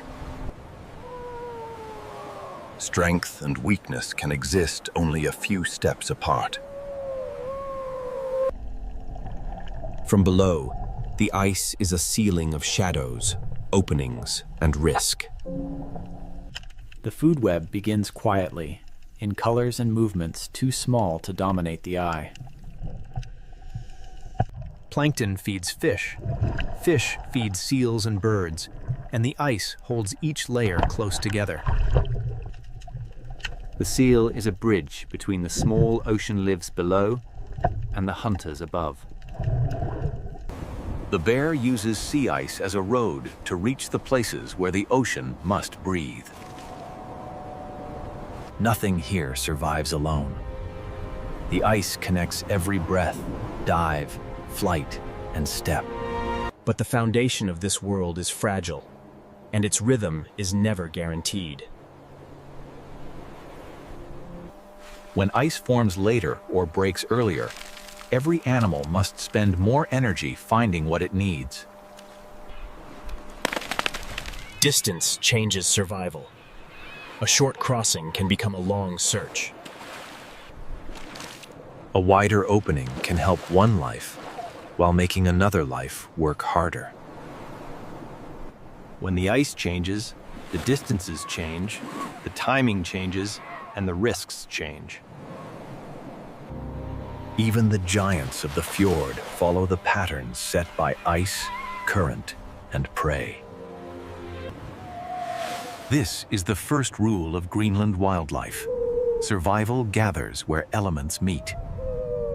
And across this frozen stage, one relationship will define the next chapter. Above the ice waits the bear. Beneath the ice moves the seal. Above the ice waits the bear. Beneath the ice moves the seal. Between them lies the polar bear is powerful, but here, power begins with patience. The polar bear is powerful, but here, power begins with patience. A scent carried from the ocean can guide the bear farther than sight alone. Every step is a calculation, because every movement burns energy that may not return. To survive here, the bear must understand a map that is always shifting. For the seal, this small opening is life. For the bear, it is possibility. For the seal, this small opening is life. For the bear, it is possibility. The seal is built for this hidden ocean, where movement must be quiet, precise, and efficient. The seal is built for this hidden ocean, where movement must be quiet, precise, and efficient. The seal is built for this hidden ocean, where movement must be quiet, precise, and efficient. The seal is built for this hidden ocean, where movement must be quiet, precise, and efficient. The seal is built for this hidden ocean, where movement must be quiet, precise, and efficient. The seal is built for this hidden ocean, where movement must be quiet, precise, and efficient. The seal is built for this hidden ocean, where movement must be quiet, precise, and efficient. The seal is built for this hidden ocean, where movement must be quiet, precise, and efficient. The seal is built for this hidden ocean, where movement must be quiet, precise, and efficient.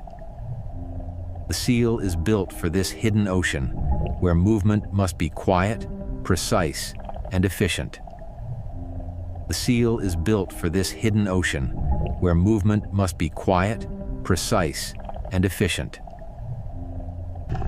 Beneath the surface, the seal is not helpless. It belongs to the ocean in a way the bear cannot. Its world is three-dimensional, shaped by pressure, breath, darkness, and memory. One animal walks on the frozen roof. One animal moves beneath it. Both are bound to the same ocean ice. The bear searches for the point where the seal's need for air meets the surface. The seal must choose when to rise, and sometimes survival means passing a doorway by. The most powerful image of the bear is not a roar. It is the weight of waiting. Somewhere below, a seal must breathe. Somewhere above, hunger is measuring time. Below the ice, the seal also waits, listening to a world it cannot fully see. A few meters of ice, distance, and timing can become the difference between danger and breath. For now, the ocean receives the seal again.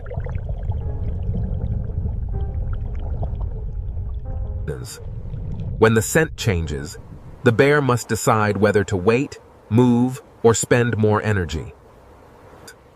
A failed wait is not dramatic, but in the Arctic, it still has a cost. The bear's hunting ground is also a moving platform, shaped by temperature, wind, and sea. When the ice changes, the distance between predator and prey changes with it. The seal's survival depends on food below, air above, and ice stable enough to connect them. Fish becomes seal energy, and seal energy becomes part of the world above. The food web is not a diagram here. It is a path through water, ice, and wind. Rest is not weakness. In a place where every calorie matters, rest is strategy. The ocean below is always active, even when the surface appears still. The seal moves where the bear cannot walk, but it must always return to the surface for air. A crack in the ice can help the seal breathe and force the bear to travel farther. In Greenland, the shortest path is often impossible. The ice decides the journey. For the seal, open water can mean freedom, but also exposure. Neither animal controls this place. Both negotiate with the ice. The bear is a hunter, but it is also a listener in a frozen ocean landscape. The seal is prey, but it is also a specialist of water, pressure, ice, and breath. Without sea ice, the bear can still walk, swim, and search, but its most efficient world begins to vanish. The seal also depends on ice, but in a different way, as sealing, shelter, and access to air. Both lives need ice, but not the same kind, not in the same way, and not at the same moment. Greenland's ice records movement, but only for a little while before the wind rewrites it. Storm, cold, hunger, and timing press on both animals at once. The bear's hunting ground is also a moving platform, shaped by temperature, wind, and sea. When the ice changes, the distance between predator and prey changes with it. The seal's survival depends on food below, air above, and ice stable enough to connect them. Fish becomes seal energy, and seal energy becomes part of the world above.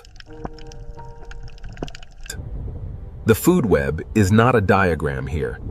It is a path through water, ice, and wind. Rest is not weakness. In a place where every calorie matters, rest is strategy. The ocean below is always active, even when the surface appears still. The seal moves where the bear cannot walk, but it must always return to the surface for air. Here, survival becomes smaller, quieter, and no less exact. The Arctic fox is small enough to vanish, but clever enough to read every edge of this frozen world. Compared with the bear, the fox seems fragile, but in Greenland, needing less can be a kind of strength. It survives by scent, memory, timing, and the ability to change its strategy when the ocean coast changes. The fox does not dominate the landscape. It listens to it. And in a world where food is rare, even the smallest sound beneath snow can matter. Every movement must be worth the energy it costs. The coast gives the fox options: snow, stone, cliff, ice, and the ocean's leftovers. And in Greenland, flexibility can be as valuable as strength. And when the season changes, the fox changes with it. Its camouflage belongs to the season, not to one color. Summer does not make Greenland easy. It only opens a short window of possibility. Where the ocean feeds the birds, the cliff becomes a seasonal pantry for those who can read it. The fox takes opportunity where it appears, but every opportunity here is temporary. The ocean rises into the cliff through wings, and the fox waits below that movement. On this coast, balance is not only physical, it is the balance between hunger and risk. When food appears briefly, memory becomes a future meal. The fox survives by turning a scattered coastline into a map of chances. But the fox is not the only small life shaped by snow and sea. The Arctic hare survives by becoming part of the whiteness itself. Stillness can be protection when the landscape offers nowhere to hide. Every burst of movement must be measured, because speed also spends energy. Even in a frozen world, life searches for the smallest hidden food. The coast records many lives at once, but only until wind erases the page. Farther from the cliff, another kind of survivor follows the sparse food of the tundra. For these animals, survival is written close to the ground. The food is not abundant. It must be uncovered one small patch at a time. Their path is shaped by wind, snow depth, and the thin food left by a short season. And then the tundra reveals animals built not for speed, but for endurance. Musk oxen carry warmth like a living shelter against the ocean wind.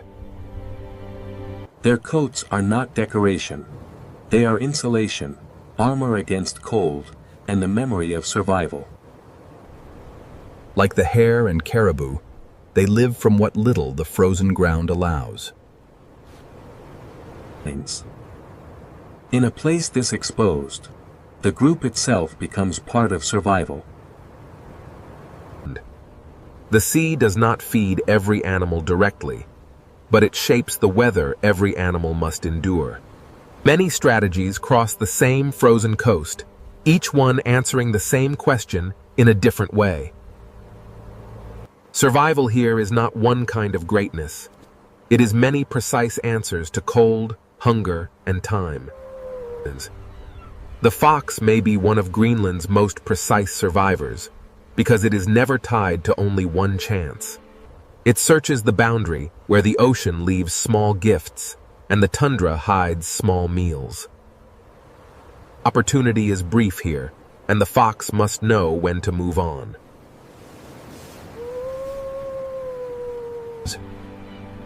Its world is not land or sea, but the thin line between them. In Greenland, even nearby lives may pass without drama, each saving energy for its own struggle. Some search constantly, some endure in place. Greenland allows both, but rewards neither easily. A few stems beneath snow can matter as much as a breathing hole in the ice. Every track belongs to an animal, spending itself carefully. The fox shows that survival is not always loud, large, or obvious. The tundra teaches another lesson. Endurance can be as cinematic as motion. As light fades, the frozen coast keeps its lives close and quiet. By morning, the story begins again, written in new tracks beside the sea. And where the fox follows the coast, the next great world of Greenland rises above the ocean. Beyond the quiet survivors of the tundra, the cliffs awaken into a city of wings, and the ocean begins to speak louder. Beyond the quiet survivors of the tundra, the cliffs awaken into a city of wings, and the ocean begins to speak louder. From far away, this cliff looked lifeless. Up close, it becomes one of Greenland's loudest expressions of survival. The ledges are narrow, the wind is constant, and yet life gathers here in astonishing numbers. In Greenland, abundance does not spread everywhere. It concentrates where the ocean can feed it. Every flight away from the cliff is a journey back to the sea. The birds search the openings, because beneath the ice, food begins to move. A single dive connects sky, cliff, ice, and ocean. Below the surface, the ocean gathers the energy that will return to the cliff. The sea gives, and the wings carry that gift back to stone.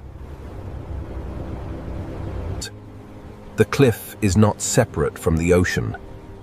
It is fed by every return. Each landing is precise, because space is scarce and the sea below is unforgiving. This is a city without walls, built from wind, rock, wings, and ocean food. For the fox, the cliff is not noise. It is a seasonal map of opportunity. The smallest hunter survives by reading what falls, what changes, and what disappears. The ocean is being delivered upward, wing by wing. Different birds use the same coast in different ways, but all are tied to what the ocean provides. Small wings can carry enormous meaning in a place where nutrients are rare. Around great colonies, the sea even changes the land, feeding soil that would otherwise remain poor. The cliff speaks for the ocean, and the ocean answers through wings. Beyond the cliffs, the coast opens again, and the scale of life begins to change. On the ice, walruses turn a drifting platform into a place of rest.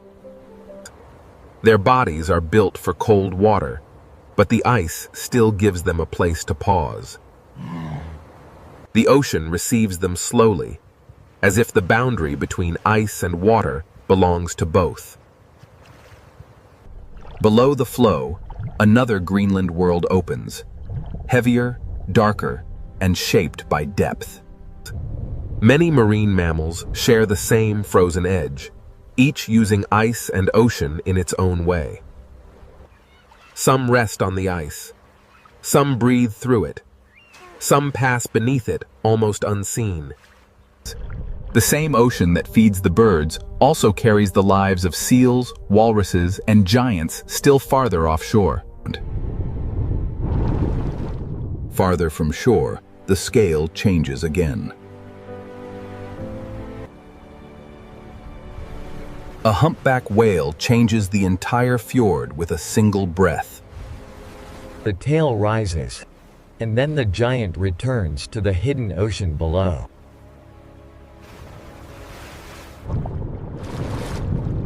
Below the icebergs, Greenland becomes a three-dimensional ocean world. Fin whales bring speed and scale to waters shaped by current, prey, and season. These giants do not move randomly. They follow the ocean's invisible patterns. Where plankton and fish gather, the largest bodies on Earth may follow. The bowhead whale belongs deeply to the Arctic imagination, slow, massive, and built for icy seas. Its body carries endurance across seasons, currents, and frozen waters. In the dark below the ice, size becomes almost silent. Then the ocean changes tone, and white shapes move through the fjord like living echoes. Belugas move through sound as much as water, using voices to keep contact in a world of ice and shadow. In cold and limited visibility, sound becomes a map. Some Greenland lives are visible only for moments, and others remain almost mythical. Narwhals bring mystery not because they are fantasy, but because their real lives are so difficult to witness. A single tusk above the water can feel unreal, but it belongs to a life shaped by ice, depth, and sound. Beneath the surface, they travel through a world where sound, pressure, and inherited roots matter more than sight. Greenland's ocean is not empty space. It is a layered world of roots, signals, and hidden feeding grounds. Some animals stand on ice, some rest on it, some breathe through it, and some travel beneath it. Together, they reveal Greenland not as an isolated island, but as part of a living Arctic Ocean network. The animals follow food, openings in ice, depth, temperature, current, and memory. What begins as tiny movement in the ocean can rise into birds, seals, walruses, and whales. But this ocean map is not fixed, and the rhythm that guides these lives is changing. When ice shifts, every route must be read again.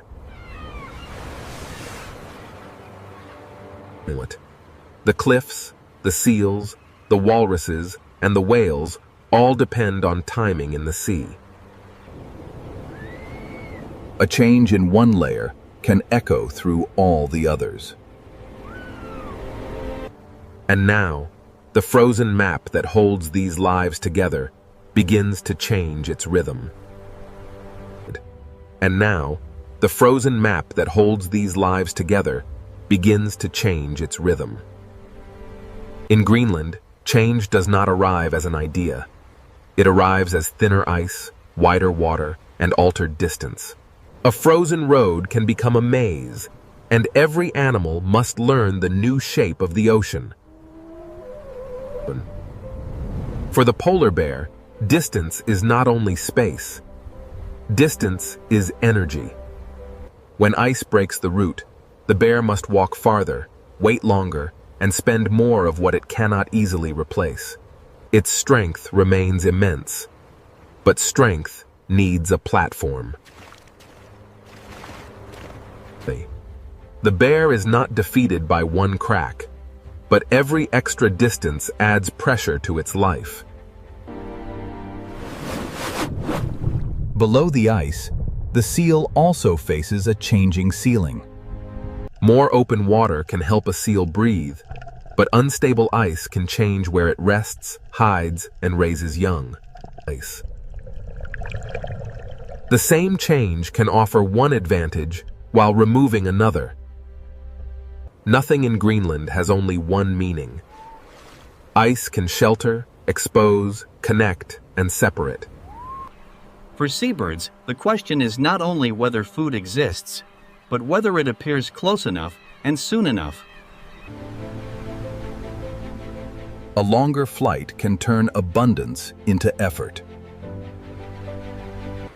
The cliff still lives, but its rhythm depends on a sea that is never still. For the fox, flexibility is survival, but even flexibility depends on what the season provides. It searches the coast as it always has, but the coast itself is beginning to answer differently. On land, change appears in snow depth, exposed ground, and the timing of the short feeding season. The tundra animals endure weather from the sea, even when they do not feed directly from the ocean. A small plant, a thin crust of snow, and a few warmer days can change the choices of animals above the sea. And every part of Greenland returns to the ocean sooner or later.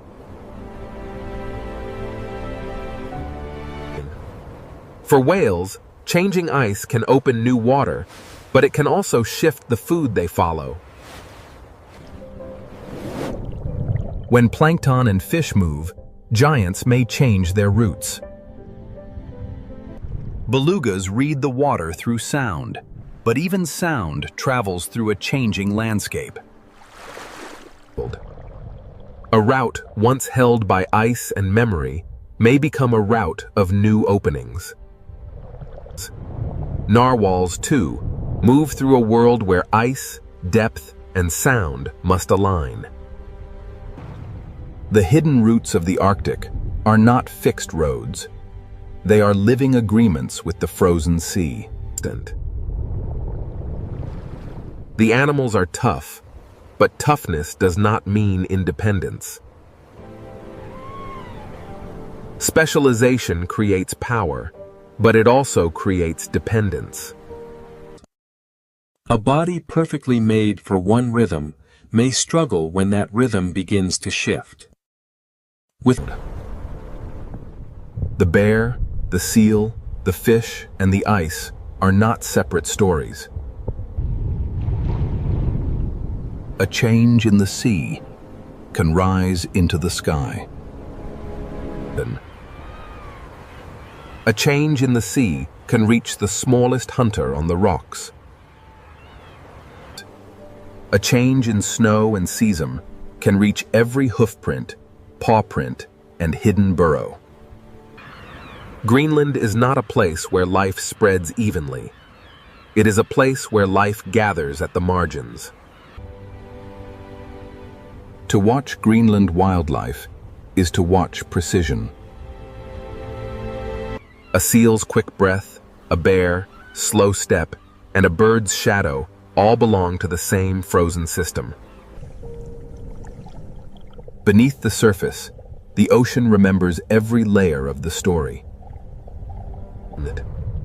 A whale's breath above cold water can feel brief, but it carries a history older than maps. The fox reads the snow, the birds read the sea, and the whales read the currents. The bear reads the wind, and the seal reads the ice. Together, they turn Greenland's frozen edges into a living system. Nothing here is careless, and nothing here is guaranteed. Yet Greenland is not a dead white world. It is a world where life has learned to spend itself carefully. Here, harshness does not erase life. It sharpens it. The frozen world and the ocean world are not separate. They are one living boundary. Every breath, dive, flight, and step belongs to this fragile agreement between life and ice. Greenland wildlife does not live outside the harshness. It survives by reading the harshness. And as the ice changes, every track, every breath, every nest, and every migration must answer a new question. Survival here is not only about strength, it is about timing, precision, and the fragile promise between life and the frozen world that holds it. This untamed wilderness, Kodiak Island, has weathered storms like this for millennia. The raw power of the North Pacific shapes everything here. Kodiak Island. A place defined by the relentless weather and the unforgiving sea. Kodiak is defined by motion, not stillness. Here, the island breathes weather every hour, a wild, untamed cycle of rain and mist. They thought they knew this place, but the island guards its secrets with teeth and claw, a force of nature, unmatched. From the highest peaks to the deepest valleys, every stream belongs to the ocean. We see the mountains and the mist, but the sea remains the island's unseen engine, fueling the wind and the rain. Kodiak is not empty. It is densely alive. This is the island, a place defined by the relentless rhythm of the cold northern sea. Rain doesn't just fall, it sculpts the world around us, shaping every layer of life, ensuring the vibrant greens of this forest endure. The shoreline is a boundary that never stays fixed, constantly reshaped by the relentless power of the sea. From the churning coastlines to the highest peaks, Kodiak is an island of thresholds, vast and untamed. This is where the freshwater surrenders to the sea, and where the island's greatest energy begins. Even deep inland, the sea is never far away. Soon, the river will pulse with life, a silver tide returning to the waters of their birth, continuing the endless cycle. This is a world governed by conditions, not comfort. Here, the weather itself speaks, and the storms that crash against these cliffs are simply part of the island's normal language. Here on Kodiak, the land, the sea, and the sky are bound together. It is a single, unbroken living system. These tracks mean only one thing. The giant bear of the island is near, and we are entering its territory. This is where the island begins to reveal its power. It moved with deliberate force, an ancient shadow emerging from the mist and rain, searching for us. But the island's true story, the one etched into the stone and the water, begins far beyond this forest. Carried by the cold current from the high country toward the ocean, we transition now into the solemn and powerful territory of the bear. Here on Kodiak, the landscape is in constant motion, shaped by the relentless weather and the powerful creatures navigating these rugged paths. Beyond the fog lies the domain of the island's true master, and it does not welcome visitors. a life-sustaining current flows through the forest. Soon, the salmon will begin their arduous journey, drawn back to these waters. This is Kodiak, a place where the visibility itself changes by the minute. Here, the forest becomes a sponge. Every drop of this cold rain is captured by the moss, storing the island's moisture deep within the earth. Where the fresh water surrenders to the saline depths, the path home begins, though the way is long and shrouded in mist. They say this place has no beginning, only the endless churning of the sea and the whisper of the wind through the peaks. Every part of this land depends on the next. The water flowing from these mountains connects the entire system. Rain defines this landscape, shaping the very stones and trees. But even in this relentless downpour, the first signs of life begin to stir. As twilight fell over the riverbank, the island prepared to reveal its largest presence yet. Kodiak. A land of constant reveal and conceal. The cycle begins again. Driven by instinct, the salmon turn upstream, drawing the great bears back to the river's edge. Flowing through this hidden corridor, the river sustains an intricate web of life. It is a delicate balance, one we are only beginning to understand. Energy returns to the island with every wave, a cycle as old as the sea itself, constantly renewed. Kodiak is built from connections. This island system shows us a simple truth. Nothing here exists alone. Everything is connected by water. To truly know Kodiak, you must first accept that much of it will remain forever hidden, lost in the fog of time and tide. Soon, the salmon will return. Driven by an ancient instinct, they will face the torrent, seeking the waters of their birth. Weather is not background here, but structure. The legends were true. The island holds a giant, and by the size of these prints, it's unlike anything we've ever known. Isolation wasn't just a state of being here. It was the sculptor, carving these valleys and shaping the very nature of this untouched world. Driven by ancient instinct, the salmon return. They fight the storm and the tide, completing a cycle as old as the river itself. The signs were everywhere, pointing towards a power unmatched in this wilderness. Soon, we would meet the bear. The true power of Kodiak lies not in a single landmark, but in the entirety of this immense, rugged coastline. From the rugged coastlines, we move inland, into the heart of this secluded ecosystem. Here, the dense canopy thrives on the constant moisture. The next chapter will reveal why this place can support giants. This is just the surface. The island's true story, the deeper system of life, is only beginning. The storm intensified, washing away the path. But it couldn't hide the tracks. The ruler of this island was close now. This river is part of a vast, unending cycle. The water here will reach the distant ocean, only to return again as rain falling on the forest. In this unforgiving landscape, the Kodiak stands alone. The quiet giant of the island.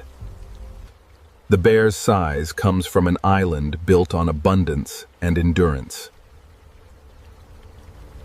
Power on Kodiak often arrives quietly.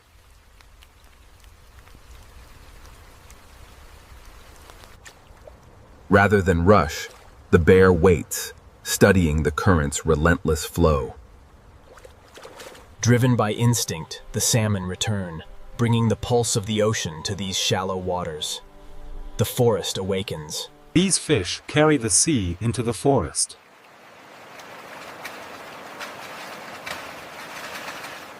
This annual migration is the lifeblood of the wilderness. The salmon run is the bloodstream of the island, nourishing the forest and all its creatures.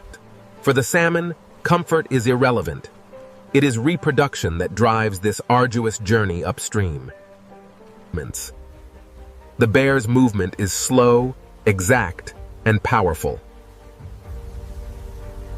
The catch is merely part of a much larger exchange, a critical moment in the ongoing saga of the salmon run and the bears that depend on it. The salmon run bridges two worlds. From the vast ocean, this single fish brings the nutrients necessary to sustain the giants of the forest. In the harsh reality of the Alaskan wilderness, every meal shapes this bear's winter survival, building the reserves needed to endure the lean months ahead. A gathering place for predators and scavengers. The powerful current draws them all inevitably downstream. Nothing on Kodiak feeds only one species.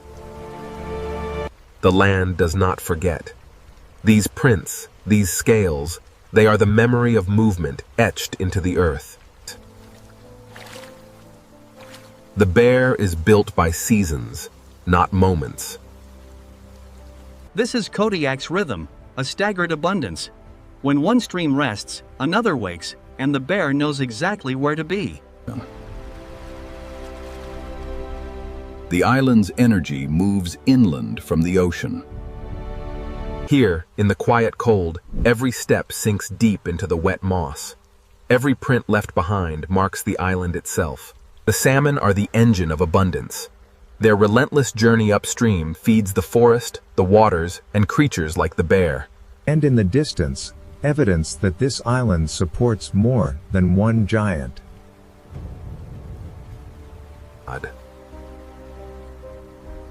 Kodiak's abundance is shared through timing and space.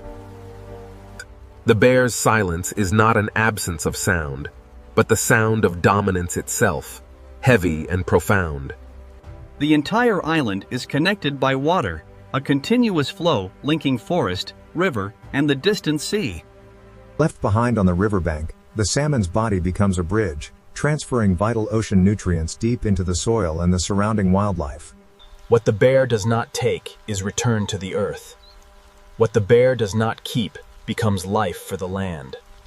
On Kodiak, the year is marked by seasonal doors. The bears move from the streams into the meadows as new food sources emerge. The bear survives on many foods, not one, shifting its diet from fish to the bounty of the forest floor. While it often grazes peacefully on the abundant vegetation, the bear remains a powerful presence, an apex predator moving through its domain. Kodiak's edges feed one another.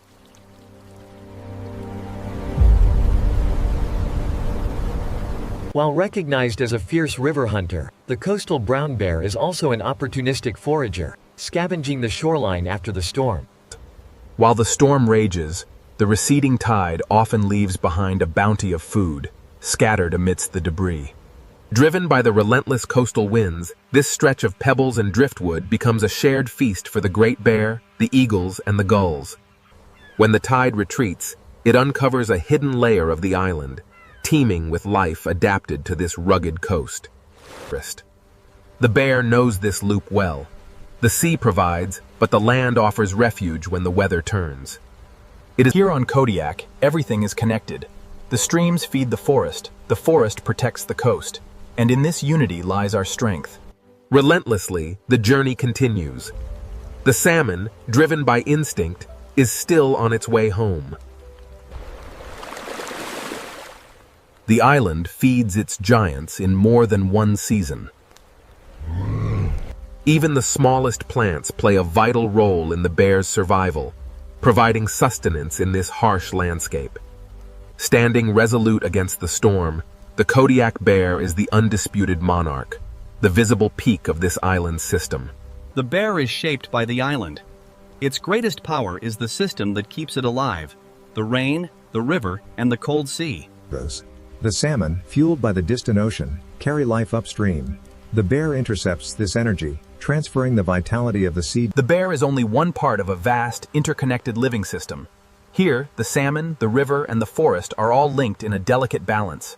Driven by an ancient instinct, these salmon are the embodiment of energy carried home from the sea, fighting the relentless current. For the salmon, every leap is a struggle, part of a powerful return to waters older than memory itself. Driven by instinct, the salmon begin their migration. It is a staggered pulse of abundance against the relentless river current. The island does not give everything at once. The journey nears its end, and with it comes a profound change. Their scales ignite with the crimson hue of the spawning grounds. For the creatures of this forest corridor, the river is more than just a waterway. It is a stage set for the ancient drama of the hunt. Here at the river mouth, freshwater meets the cold sea. It is a meeting place of worlds, where different currents collide and life thrives. Even death here feeds the island. This is the hidden exchange between sea and land. The forest drinks deeply from the remains, a transfer of marine energy carried by the steady rain into... The stream nourishes more than the fish. It brings life to the moss and the soil, sustaining the entire woodland ecosystem. The forest edge acts as a profound record of feeding. The scattered remains of the salmon and the deep impressions of bear tracks. From the smallest creatures to the otter searching for salmon, all life here is bound by the same ancient, unending cycle. Nothing on Kodiak goes unused for long. Even in the harshest storms, the cycle continues. The island's scavengers are interconnected, bound by the same living chain. While the larger predators have moved on, the salmon run continues to provide sustenance. Even the smallest creatures inherit this bounty. Like a moving artery, the river transports vital nutrients, extending the reach of the salmon's gift far beyond the banks and deep into the valley soil. As the rain falls, it gathers the richness of the forest floor, carrying nutrients from the roots directly into the stream, feeding the water below. Here, on the island, distance collapses. Everything is connected, the stream to the sea, the forest to the fog. Here on Kodiak, the sheer abundance of the water spreads across the landscape, channeled through countless streams like veins in the earth. The rainforest thrives in this perpetual moisture. Every drop fuels the quiet, persistent growth of the moss and the rushing current of the stream. This is the final push. Against the relentless current and the coming storm, the salmon returns to the place of its birth to complete the circle of life. As the rain fills these tracks, it connects the bear's trail to the salmon's route. Their paths are forever linked. The island lived in his memory, a maze of scent and shadow. He followed the wet earth, a path worn deep by generations. Driven by instinct, the salmon fight the current, unaware that in this rugged wilderness, the bear is never far from the run. The bear's world, however, extends far beyond this stream, encompassing the hillside and the dense forest above. The prints tell a story of generations. The young must follow the path, learning the island's rhythm, even in the storm. Salmon-shaped family survival here. Without the energy supplied by these leaping fish, this mother and her cubs would not endure the coming lean months. The reliable return of the salmon fundamentally changes their chance of successfully raising young. The true abundance of this place isn't just seen, it's felt. Even in the silence, the river sings its ancient song of life. The island gives each creature a different map. For the salmon, it is the relentless current of the river. It is through these numerous small channels that the whole system finds its resilience. Even here, in the cold shadows of the forest, abundance finds a way, spreading across space and time, carried on the current. The next generation begins here. The forest provides shelter for the river. Roots, leaves, and needles create a damp canopy over the water, protecting it from the storm. But the true beginning of this epic journey wasn't in the shallow streams, but in the boundless depths of the sea. The ocean is not the edge of the story, but its source. On Kodiak, the landscape is defined by the constant, dramatic exchange between the mountains and the relentless power of the sea. Here, where the river meets the sea, the paths converge. The salmon's spawning trail and the bear's heavy print. The chain of life begins high above. Rain nourishes the forest, and each drop finds its way to the river, sustaining creatures like the salmon below. From the smallest salmon fighting the current to the eagle soaring high above the mist, every creature in this valley responds to the same ancient pulse. And so the salmon complete their journey, ensuring the sea lives inside the island, connecting forest and coastline in one continuous flow. From the turbulent coast, we follow the river deeper into the island's heart, where the mist hangs heavy among the ancient spruce. The forest is not separate from the river. It is shaped by its relentless power. Water connects everything here. The island stores the weather in every leaf, every needle. Every drop moves from cloud to moss to stream to sea.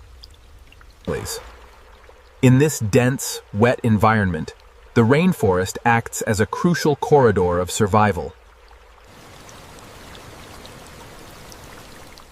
The forest hides as much as it reveals. This island is constantly being crossed by powerful animals, leaving their mark upon the land. The energy of the river enters the forest floor. The forest receives what the river leaves behind. We describe the rainforest as a living sponge. It holds the water, regulates the flow, and sustains the delicate balance of this vibrant ecosystem. Even far inland, the sea still speaks through rain. We often think of it as one island, but in truth, it is many streams tied together, a single interconnected web of waterways. Here on Kodiak, true beauty reveals itself in the moisture of the air and the quiet wisdom of restraint. Here, in the quiet depths of the woods, the forest reveals itself as a keeper of water and ancient memory. Visibility itself is merely part of the island's enduring challenge. The fog rarely lifts here on the ridge. Even obscured by the fog and rain, the presence of the giant is undeniable. It watches from the shadows. The forest is a living record. Every snapped branch and disturbed stone tells a story of what has passed this way. The river's gift becomes the forest's fuel. The island's ecosystem is quite literally built from layers beneath the surface, a deep foundation supporting the vibrant life you see here. This is Kodiak, a place where the land and water never separate. On this island, weather is not an interruption. It is simply the island's normal pulse. And here, silently, the nutrients travel. Carried by the runnel water, the salmon remains returned to the soil, feeding the vast rainforest ecosystem. This island, shrouded in mist, is more than just rock and soil. It is a chain of connected thresholds, each one leading to the next. The forest offers another season of feeding after the fish. Here, in the quiet rain, the island reveals its purpose. It feeds the giants, sustains the ancient bloodlines. The forest does not end at one edge. It breathes, expands, stretching far beyond the river and this small clearing. These hidden side channels are the arteries of the Kodiak wilderness, a sheltered passage for water and the wildlife that depends on it. From the smallest bird to the unseen insects, every tiny life here depends entirely on the same wet balance. From the smallest stream to the highest peak, the forest canopy acts as the vital bridge, connecting the water below to the vast sky above. The fog moves silently through the stillness of the ancient trees, revealing the hidden motion within the forest. Eventually, every single drop becomes a part of something larger. It is instinct, etched into their very being. The island's creatures navigate this maze by memory alone. Kodiak's power is not one scene, but the continuity between scenes. Here, death is not an ending, but a transformation. The salmon gives itself back to the stream, ensuring the cycle continues. Silently, the nutrients travel. The legacy of the salmon enriching the very ground that sustains this vibrant rainforest ecosystem. This island, shrouded in mist, is more than just land. It is a chain of connected thresholds, each one leading to the next mystery. The forest offers another season of feeding after the fish. The island feeds giants in more ways than one. From the smallest berry to the largest creature, the cycle of life continues unbroken here in the rain-soaked wild. The forest does not truly end here at the meadow's edge. It continues on, vast and unending, stretching far beyond what the eye can see. The waterways of Kodiak are a network of hidden arteries, flowing beneath the roots and logs of the forest. From the grandest trees to the tiniest sparrow, every life here depends on this delicate, wet balance. High above the canopy, the true scale of the forest is revealed, a bridge between the rushing river below and the open sky above. This ancient forest appears still, yet it hides motion deep within its stillness. The fog drifts, the rain falls, and the river flows onward. Every drop becomes part of something larger. The island's animals navigate by instinct, memorizing the contours of the land. Even as the rain washes away their prints, the path remains imprint on their minds. Kodiak's power is not one scene, but the continuity between scenes. In this place, death is merely nourishment. The rain washes the salmon back into the soil, feeding the moss and fueling the perpetual cycle of the forest. The light comes and goes quickly here. But even a momentary brightness reveals the true colors of this place, a stark beauty. Even the smallest watercourse belongs to the same system. Giants move quietly here.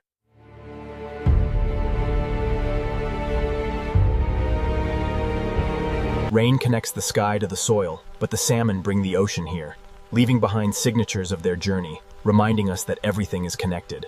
As the river surrenders to the sea, we must face the cliffs. The next chapter will test our resolve against the coastal winds. The river pulls us toward the coast, through this cold green world, where Kodiak's rainforest remembers the sea. From the deep embrace of the rainforest, the river surges onward, relentlessly drawn towards the stormy expanse of the open sea. Here, where the river meets the North Pacific, the island's edge is never still. This island is constantly being rewritten by the relentless force of the sea. Most people look to the sun to tell the time, but here on Kodiak, the tide is our clock, governing the rhythm of our lives. This is the shoreline, the living edge between worlds, a place where the relentless sea meets the unyielding land in a timeless dance. The bear is not only a river hunter, but also a coastal forager, scouring the beach for sustenance after the storm. For the bear, this storm-tossed shoreline is nothing less than a temporary table, generously set by the indifferent sea. From high above, the eagle watches the same storm system unfold, undisturbed by the chaos below. This is where freshwater meets the tide, a dynamic meeting place where hunters and scavengers gather, drawn by the currents of the ocean. But life here is not limited to the largest creatures. Even the smallest animals, like these tide pool crabs, utilize the coast's resources, Kodiak. It's a place where the sea and the land exchange life with every tide. Here on the shore, the ocean leaves behind more than waves. It leaves the evidence of life and death, reclaimed by the scavengers of the tide. Nothing on Kodiak is wasted for long. The coast is more than just land and sea. It's a shared corridor of opportunity for all who call it home. Twice a day, the retreating tide reveals a hidden world teeming with life along this rugged coast. The bear reads the coast as carefully as it reads the river. The tide reveals a temporary marketplace of energy, a rich feeding ground where life congregates under the cold sky. Predators and scavengers meet where the sea leaves its marks. The ocean breathes, a constant rhythm of opening and closing, revealing the secrets hidden beneath the waves.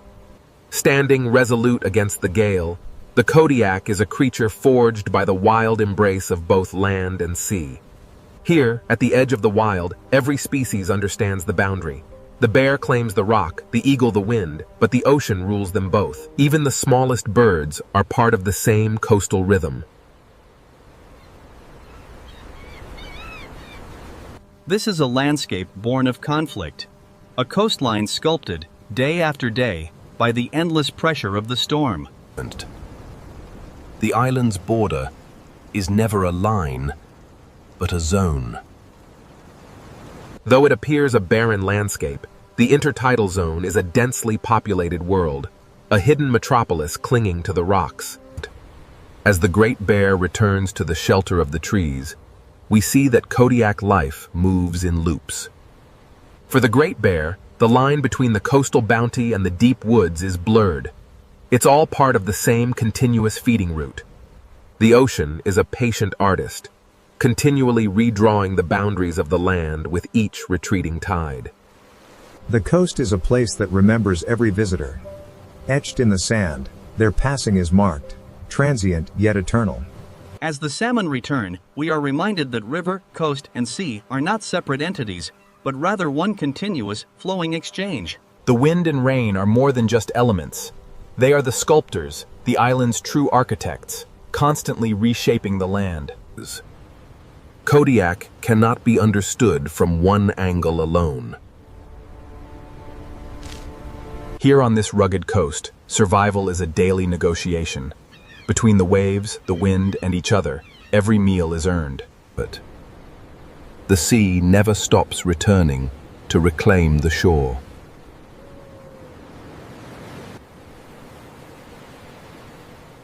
The edge of Kodiak is a place where all movement converges. The bear navigates this world of water and stone, reading the ocean's story through scent as much as sight. This is a world that appears only briefly, revealed by the low tide, and soon reclaimed by the storm-tossed sea.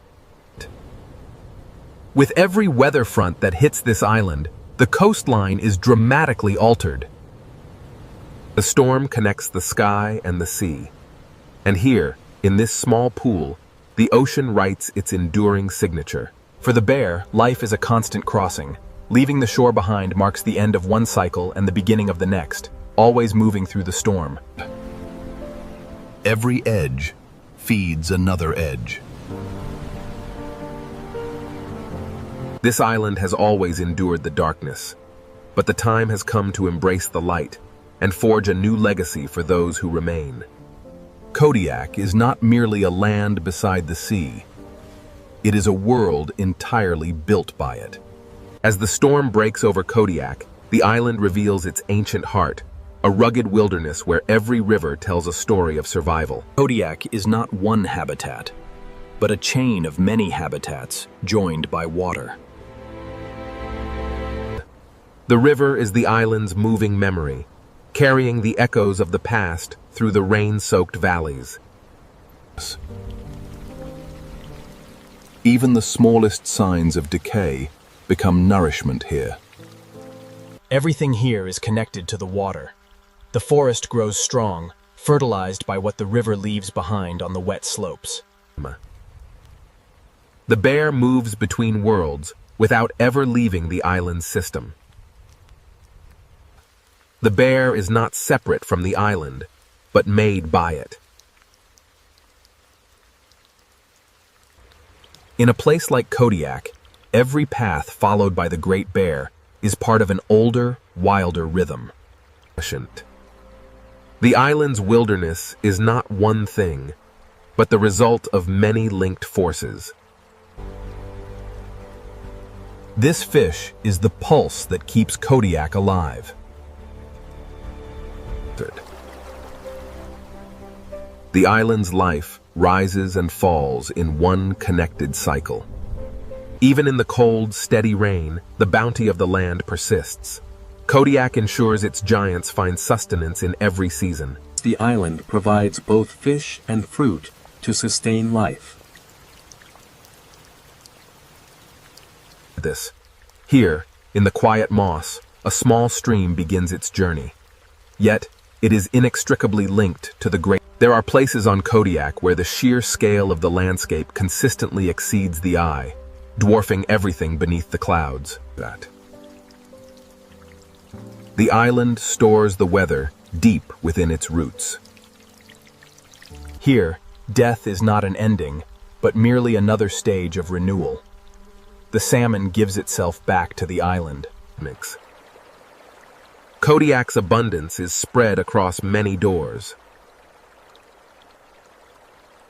The island is a harsh teacher, but she ensures the lessons of survival are passed down through every generation.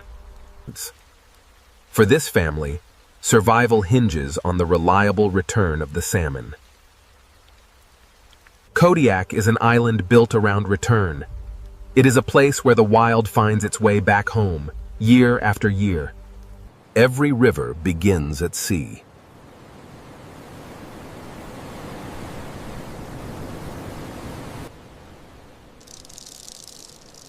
The coast is not a border, but a pulse.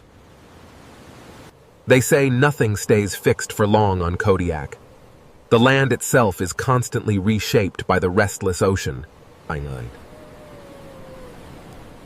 Every scavenger belongs to the same feeding web.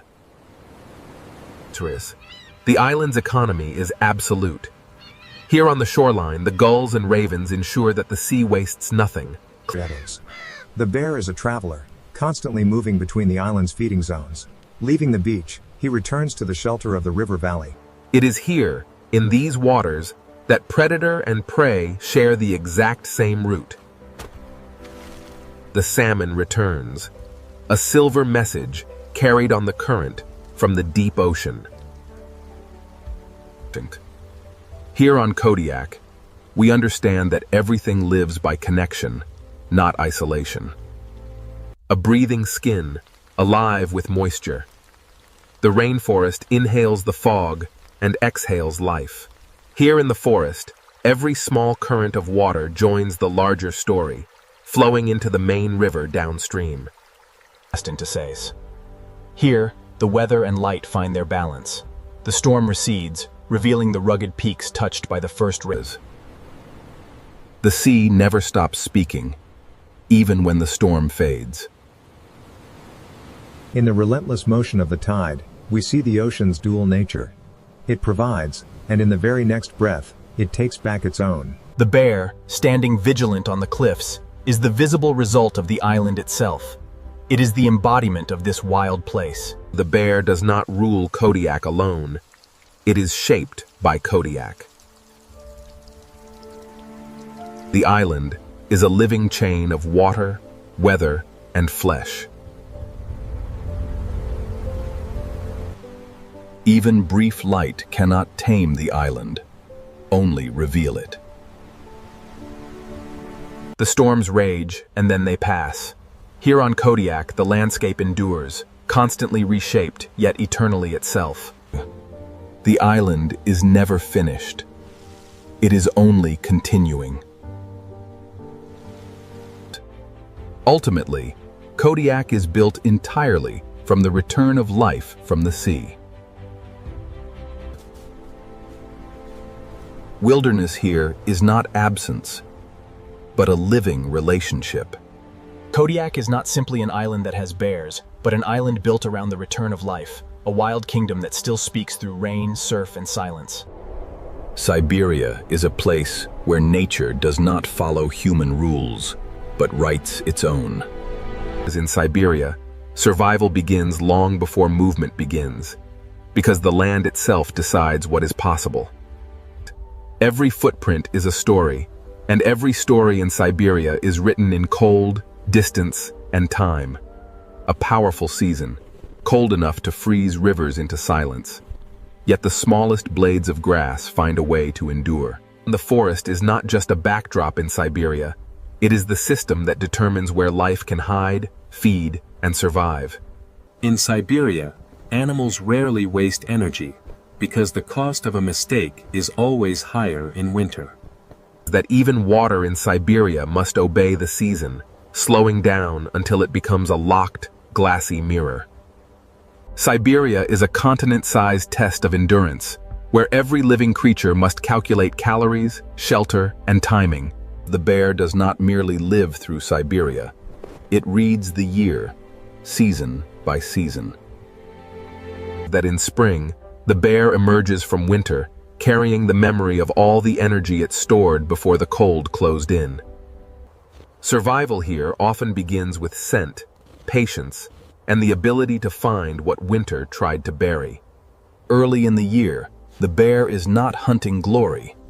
it is rebuilding strength. In Siberia, every season offers a different challenge, and the bear must adapt to all of them. Siberia's summer is brief, but for the creatures that live here, it is the most valuable time of all. That the bear must eat heavily, because in Siberia fat is not weight alone. It is time stored inside the body. For the bear, the landscape is a changing menu. From the sweetness of berries, it shifts its focus to the silver flash of fish, moving. Autumn is the urgent season, when every creature must prepare before the land closes once more. The bear must become heavy enough to survive the time when the forest gives almost nothing back. The hibernation is not escape, but strategy, a deliberate answer to a world that no longer rewards movement. When the land becomes too expensive to cross, the bear obeys Siberia's oldest rule: do not waste life on what winter cannot return. Hunters of distance, reading snow, wind, and movement like an open map. And the pack survives not through raw speed alone, but through shared effort and the refusal to waste strength. In Siberia, deep snow punishes impatience, and cold punishes failure. That the wind is not empty in this land. It carries information, danger, and opportunity. Wolves do not hunt blindly. They search for weakness, timing, and the smallest advantage. A hunt in Siberia is never simple domination.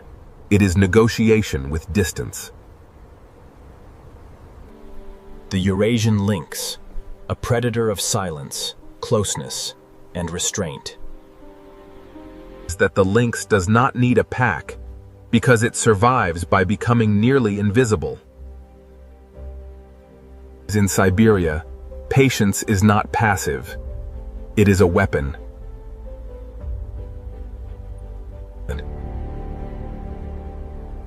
A failed chase wastes energy the lynx may not easily replace. Beyond the forest lies a different Siberia, one where survival belongs to movement across emptiness. In the tundra, hiding is harder, distance matters more, and every body is exposed to the horizon. Flexibility is the fox's great advantage, because Siberia rewards those who can change before the land forces change. Here in the tundra, abundance is temporary. This brief explosion of life must be used immediately, for the cold will soon return. The open space is not empty space. It is simply a place where life must solve exposure in different ways. The Amur tiger, one of the great predators of the cold forest, a creature of heat inside winter. This tiger survives in a landscape far from the warm jungle of human imagination. Every step matters, because deep snow can steal energy as fast as hunger can. The tiger's strength is real, but its power depends on forests, prey, and the space to move unseen. In Siberia, the apex predator is never independent of the system beneath it. Siberia is a continent-sized lesson in endurance, and that the next parts will reveal how life survives when... The taiga is not simply a forest, but the vast living structure that decides how Siberia survives. In Siberia, the forest is measured not by beauty alone, but by what it can hide, protect, and sustain. Even the smallest organisms in the taiga must endure the same season that shapes bears and wolves. In Siberia, water never stops existing. It only changes its form. Winter in the taiga rewards observation, because nothing here is ever truly still. Large animals do not dominate Siberia. They negotiate with it. In winter, food is hidden, so every mouthful must be earned. That the forest is shaped not only by growth, but by collapse, decay, and return. Small animals in Siberia survive by speed, memory, and precision. Every movement in the taiga leaves a trace, and every trace can become danger. The taiga changes constantly, creating refuge in one place and exposure in another. Siberia is read through signs, not through certainty. Birds in the taiga survive by remembering what the ground cannot reveal. Everything in Siberia is connected below the surface as well as above it. Siberia does not move from winter to summer in a single leap. It opens in stages. Thaw is not just warmth returning, it is the forest waking up. In Siberia, life returns cautiously, understanding that the cold never fully disappears. Summer in the taiga is short, but it arrives with intensity. When the forest opens, every animal must act fast.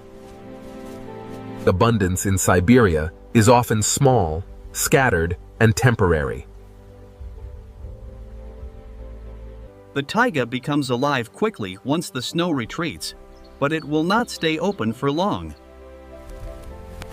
Summer is a brief flood of opportunity for predators, herbivores, and scavengers alike. Nothing in Siberia is wasted, because every source of energy has value. Small predators survive by listening to the forest before they enter it. The taiga in summer is not less dangerous, it is simply more active. Prey in Siberia survives by reading danger before danger begins to move. The air above the taiga is also part of this same ecosystem.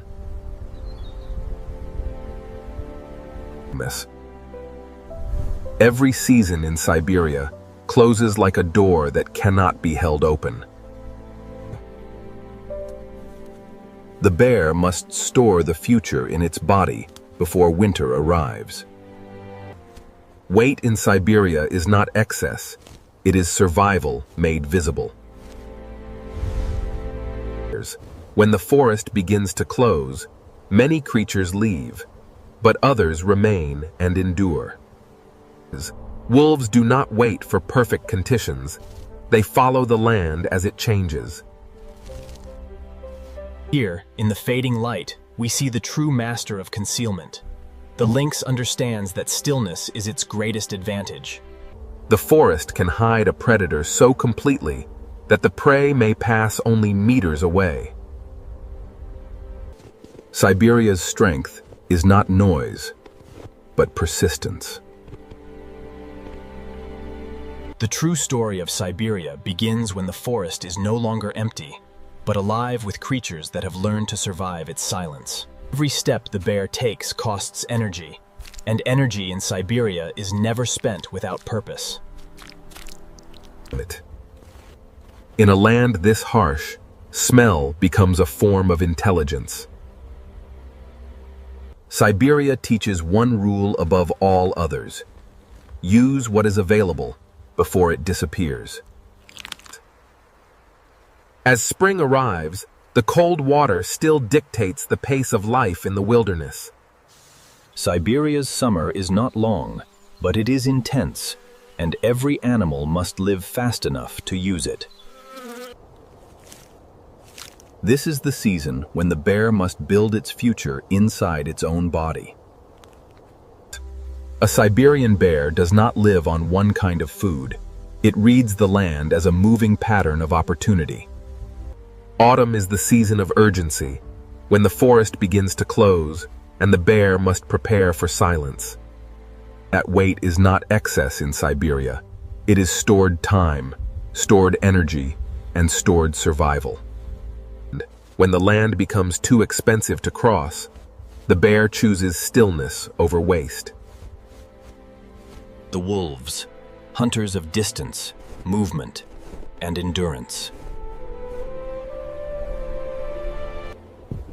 In Siberia, even teamwork must obey the laws of the snow. Every mile in Siberia has a price, and the wolves pay only what they must. Wolves do not hunt by impulse, but by reading weakness, timing, and the shape of the land. A hunt in Siberia is a negotiation between hunger and risk. A wolf survives by noticing what others miss.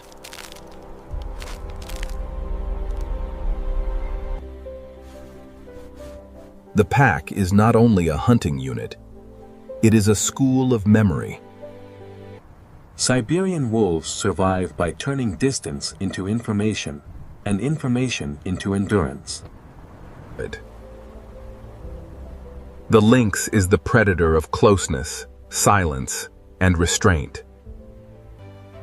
The lynx does not need to announce itself, because the forest itself helps it disappear. In Siberia, waiting is not passive, it is a tactical choice. The smallest moments can become the most dangerous when the hunter has vanished into the background. Some predators survive not by chasing far, but by striking precisely. The lynx teaches a simple truth. In Siberia, restraint can be as powerful as force. The taiga is not empty. It is crowded with invisible histories. Even scavengers and watchers play their part in Siberia's balance. From the depths of winter to the height of summer, every creature here exists inside a system of pressure, timing, and opportunity. Survival in Siberia often depends on finding food where the season has made it hardest to reach. The smallest hunters also follow the same law: conserve, adapt, and wait. Siberia does not just change color, it changes the cost of being alive. As the taiga closes, the land ahead becomes wider, emptier, and more exposed. Migration is not a luxury in Siberia. It is one of the oldest answers to winter.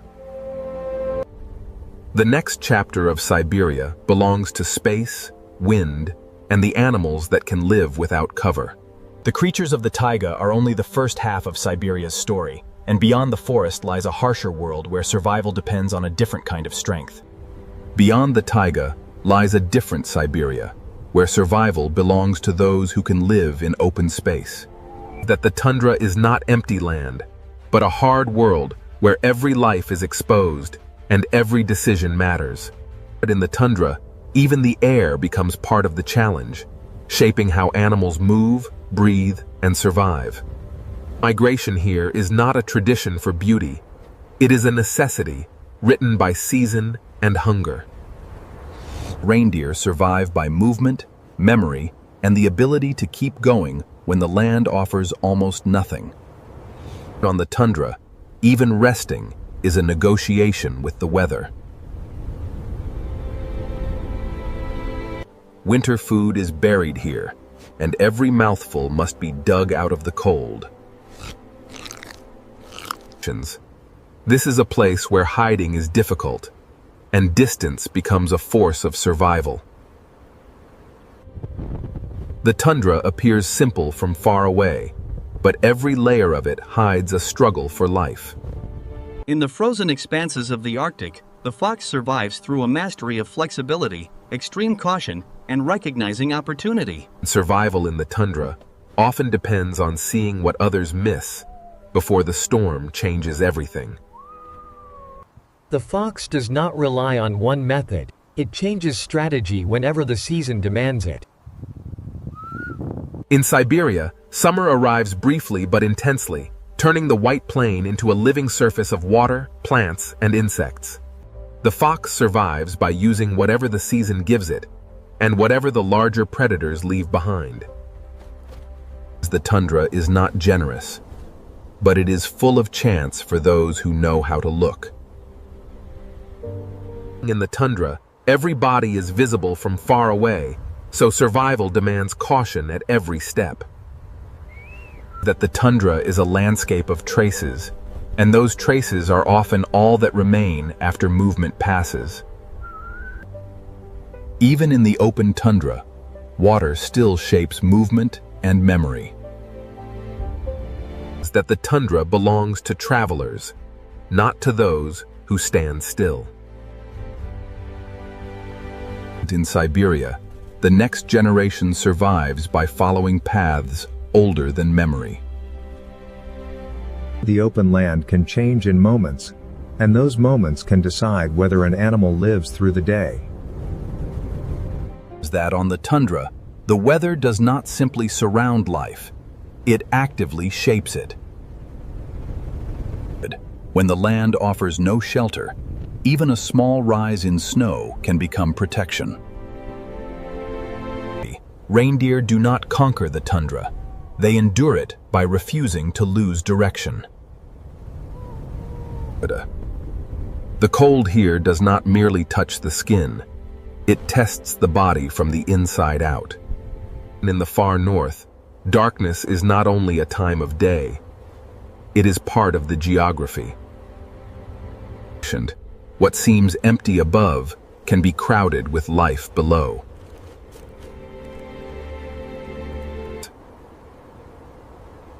The tundra teaches predators to listen for life they cannot see. The tundra preserves absence as clearly as it preserves life. Sometimes, survival in Siberia means standing alone while the world disappears around you. Flexibility is not a luxury in the tundra. It is the difference between continuing and ending. Every day on the tundra begins with a new map, drawn by wind, snow, and motion. Siberia speaks through signs, and the tundra writes those signs in the cleanest possible lines. Endurance in the tundra is not a single act, but a chain of repeated decisions. Even the smallest elevation matters when the world is otherwise flat and exposed. In a country this open, vigilance is a form of survival equal to strength. Birds, too, survive by reading timing, because in Siberia the right moment can be as important as the right place. In the vast expanse of the tundra, even a brief, thawing pool of water can become a vibrant, temporary world. The tundra does not bloom loudly. It returns in small, determined signs. Siberia's open country is never fixed. It changes with the calendar, the wind, and the availability of food. Even in the brief season of warmth, the tundra does not become easy. The fox must balance hunger with caution, because a single mistake can erase a week of survival. The tundra is not just a landscape of cold, it is a landscape of distance. The tundra teaches one of Siberia's greatest lessons. Life survives by knowing exactly when to move, when to wait. Beyond the tundra lies another Siberia, where the forest changes shape but the law of survival remains the same. This vast, frozen wilderness of the Russian Far East is home to one of the world's greatest predators, the Amur tiger. In Siberia, even the largest predator must move with caution, because every step leaves a message behind. The Amur tiger, a creature shaped by cold, space, and silence. This tiger does not survive through speed alone, but through precision. Deep snow can punish even the strongest body, forcing the tiger to choose its path carefully. The Amur tiger survives not by chasing endlessly, but by using the land itself as part of the hunt. Every hunt begins long before motion, in the silence before the strike. In Siberia, energy is the true currency, and the tiger must spend it wisely. The tiger depends on forests that remain connected, prey that remains abundant, and space that remains undisturbed. The tiger is a symbol of force, but in Siberia, even force must obey the season. The tiger's beauty is not separate from its struggle. It is part of the same survival story. Siberia's most powerful predators are never independent of the animals beneath them. The tiger's strength is not only in its body, but in its ability to remain unseen until the right moment.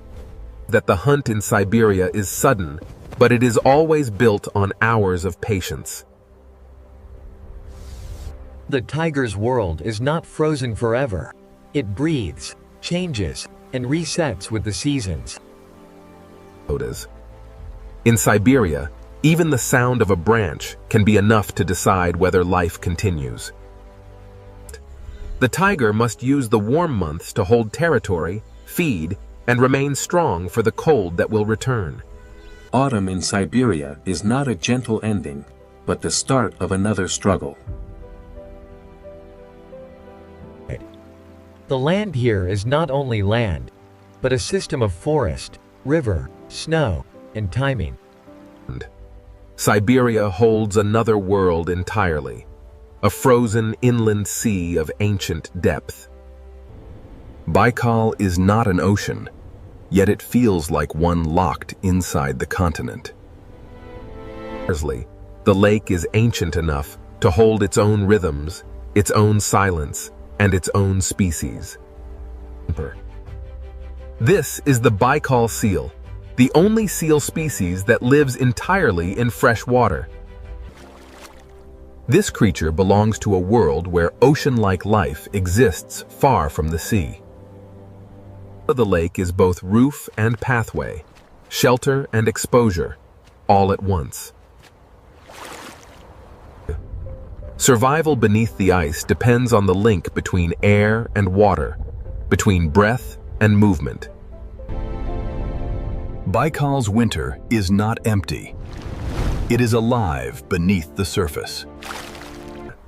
Even in the coldest months, life remains connected to the surface by the narrowest of openings. What looks impossible from a distance is simply ordinary life in an ancient system. Siberia is strongest when it is layered, not simple. Even frozen water has its own weather. Look closely, and you'll see how the lake preserves time, the way stone preserves memory. Beneath the winter roof, another world continues without interruption. Baikal changes the emotional scale of Siberia, opening a depth that feels older than human memory. Every part of Siberia is connected, even the places that seem separate. The same rules that govern the taiga also reach here, shaping the lives that depend on the lake's frozen rhythm. That even the greatest cat in the region depends on healthy forests, prey populations, and a landscape that can still support life. Siberia's beauty is inseparable from its pressure. That life in Siberia survives by finding tiny openings in a world built to close them. Baikal is not just a lake. It is a memory of the planet held in frozen silence. That the tiger, the seal, the bear, and the fox all depend on the same truth. No creature stands outside the land that shapes it. Siberia is not one landscape, but many worlds connected by a single law of survival, and that the final part will reveal how fast that law is being rewritten. Siberia is still wild, But wild does not mean untouched. In Siberia, even the calendar is beginning to shift. When winter loosens its grip, the land does not simply awaken, it rearranges itself. In Siberia, ice is not only a surface, but a route, a shelter, and a warning. The first sign of change is often not what appears, but what disappears.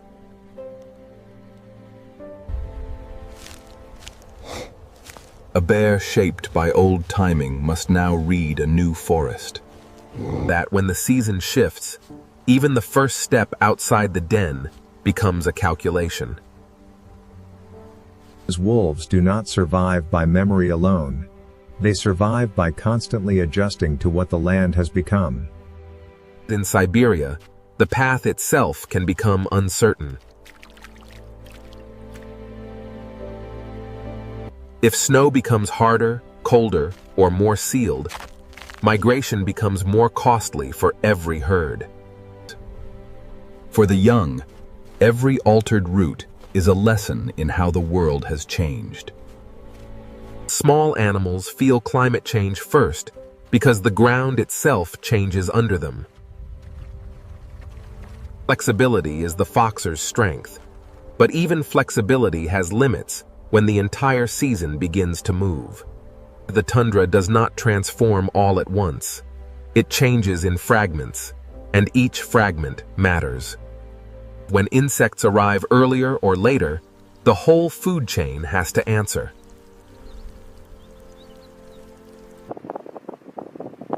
In Siberia, timing is a form of survival as important as strength.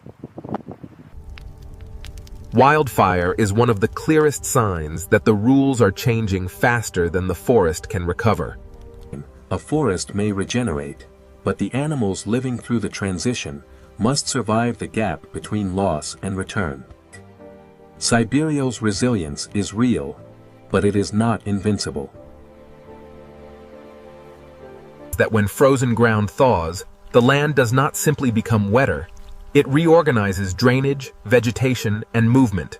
Change in Siberia often begins below the surface before anyone sees it above.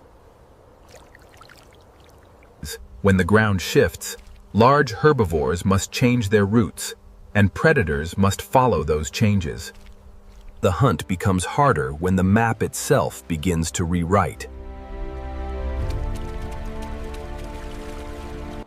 Even a silent predator depends on the shape of the land, and the land is no longer stable in the same way. Siberia can heal, but healing does not mean a return to the old rhythm. The tiger needs connected forest, healthy prey, and enough space to move without losing energy.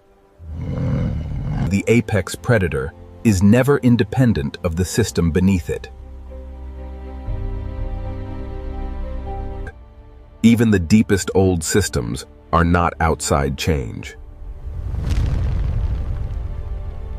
That for the Baikal seal, stable ice is not scenery, it is the foundation of breathing, resting, and reproduction. When the timing of the ice changes, the Baikal seal must adapt immediately or risk losing the vital connection between water and air. Siberia's frozen surface hides life that depends on delicate rhythms the eye cannot see. The most dangerous kind of change is not total change, but change arriving all at once. Animals shaped by thousands of years of timing may struggle when the clues no longer arrive in the right order. This migration is harder when every old path becomes uncertain.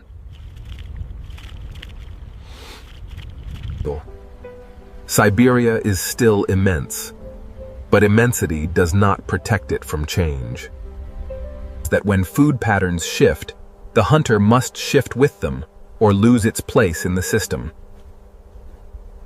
Siberia has always been a world of forests, ice, open land, and deep water, but now those worlds are being asked to live under new rules. Each creature survives in its own way, but all of them answer to the same land. Siberia is the frozen wilderness where nature still rules, not because it never changes, but because everything that lives here must learn to change with it. Look closely at the deep blue. This is the Pacific, an ocean so vast it holds more than half the free water on the planet.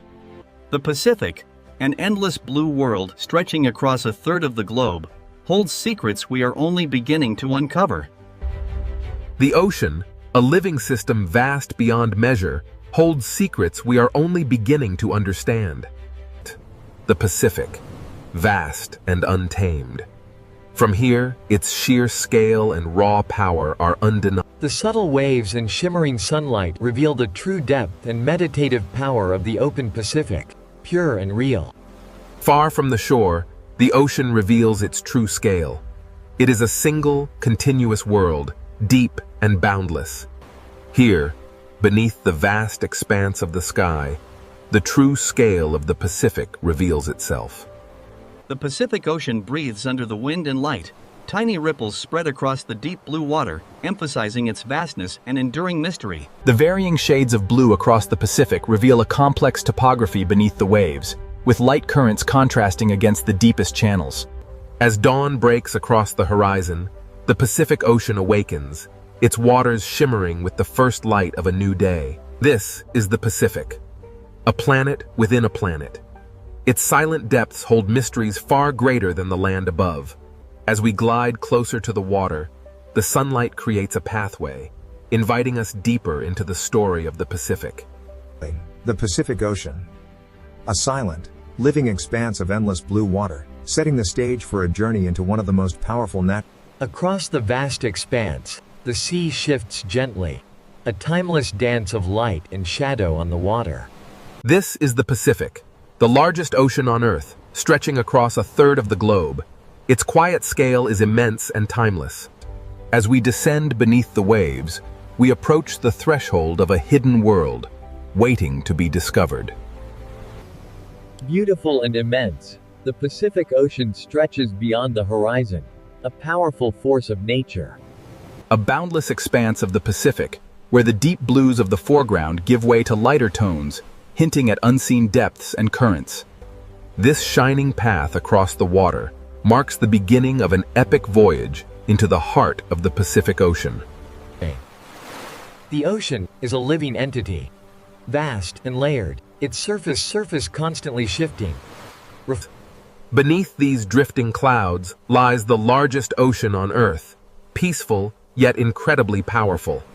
The Pacific's overwhelming scale, with the horizon line almost dissolving into the sky and the ocean appearing as a single continuous world without visible edges. Away from the familiar shores, we glide deeper into the Pacific, drawn toward the unknown mysteries waiting beyond the horizon. This is the Pacific. Vast, untouched, and ancient. A world still wild. The vast Pacific presents a study in contrasts. While the surface here is still, immense power is gathering just beyond the horizon. Measured and deep, the ocean breathes. And if you listen closely, you can hear its ancient voice. The Pacific. So vast, so mysterious. Our journey across its endless expanse begins now. The great ocean stirs as light touches the horizon, painting the waves in hues of silver and gold. Stretching across a third of the globe, the Pacific is the largest and deepest of the world's oceans, a force of nature unmatched. From the open surface,